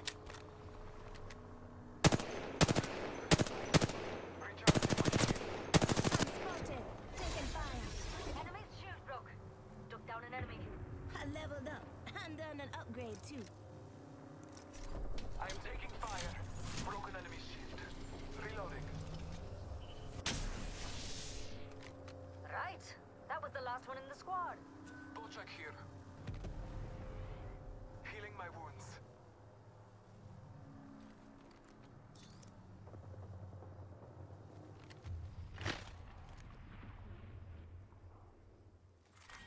Round 5. Beginning ring countdown.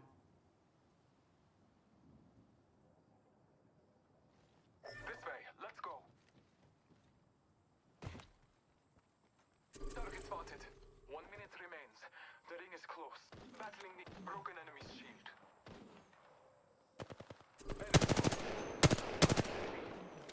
Reloading. There's a perfectly good upgrade just waiting for me. Recharging my shields. Putting up. I'm spotted. Taking fire. Help join if you need it. Scanning the area. Just giving my shields a There's recharge. 3 of them over there. Making contact with enemy. Enemy's shield broke.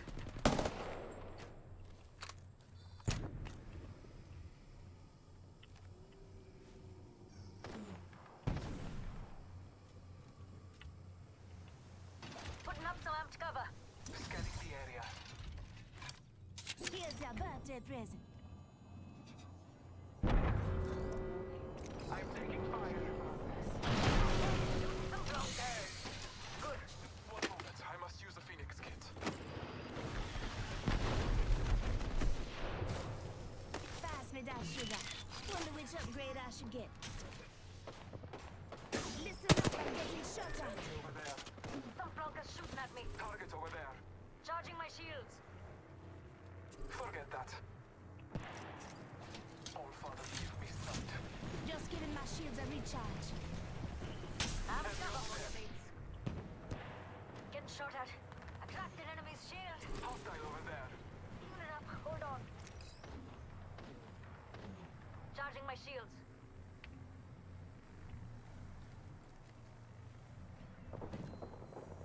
Tossing a frag. I cracked an enemy's shield. Contact. Hey, squad's wiped. If you were hiding, you can come out now. All Father, give me sight. I'm taking fire. I got a grenade.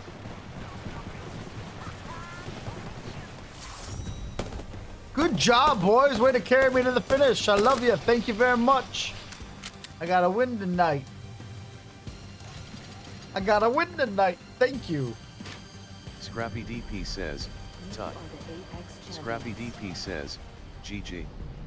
Scrappy DP says, I did nothing. B.I. Gluck says, GG. MRS Breadstick says, love. Scrappy DP says, appreciate you. B.I. Gluck says, LOL. Scrappy DP says, literally nothing.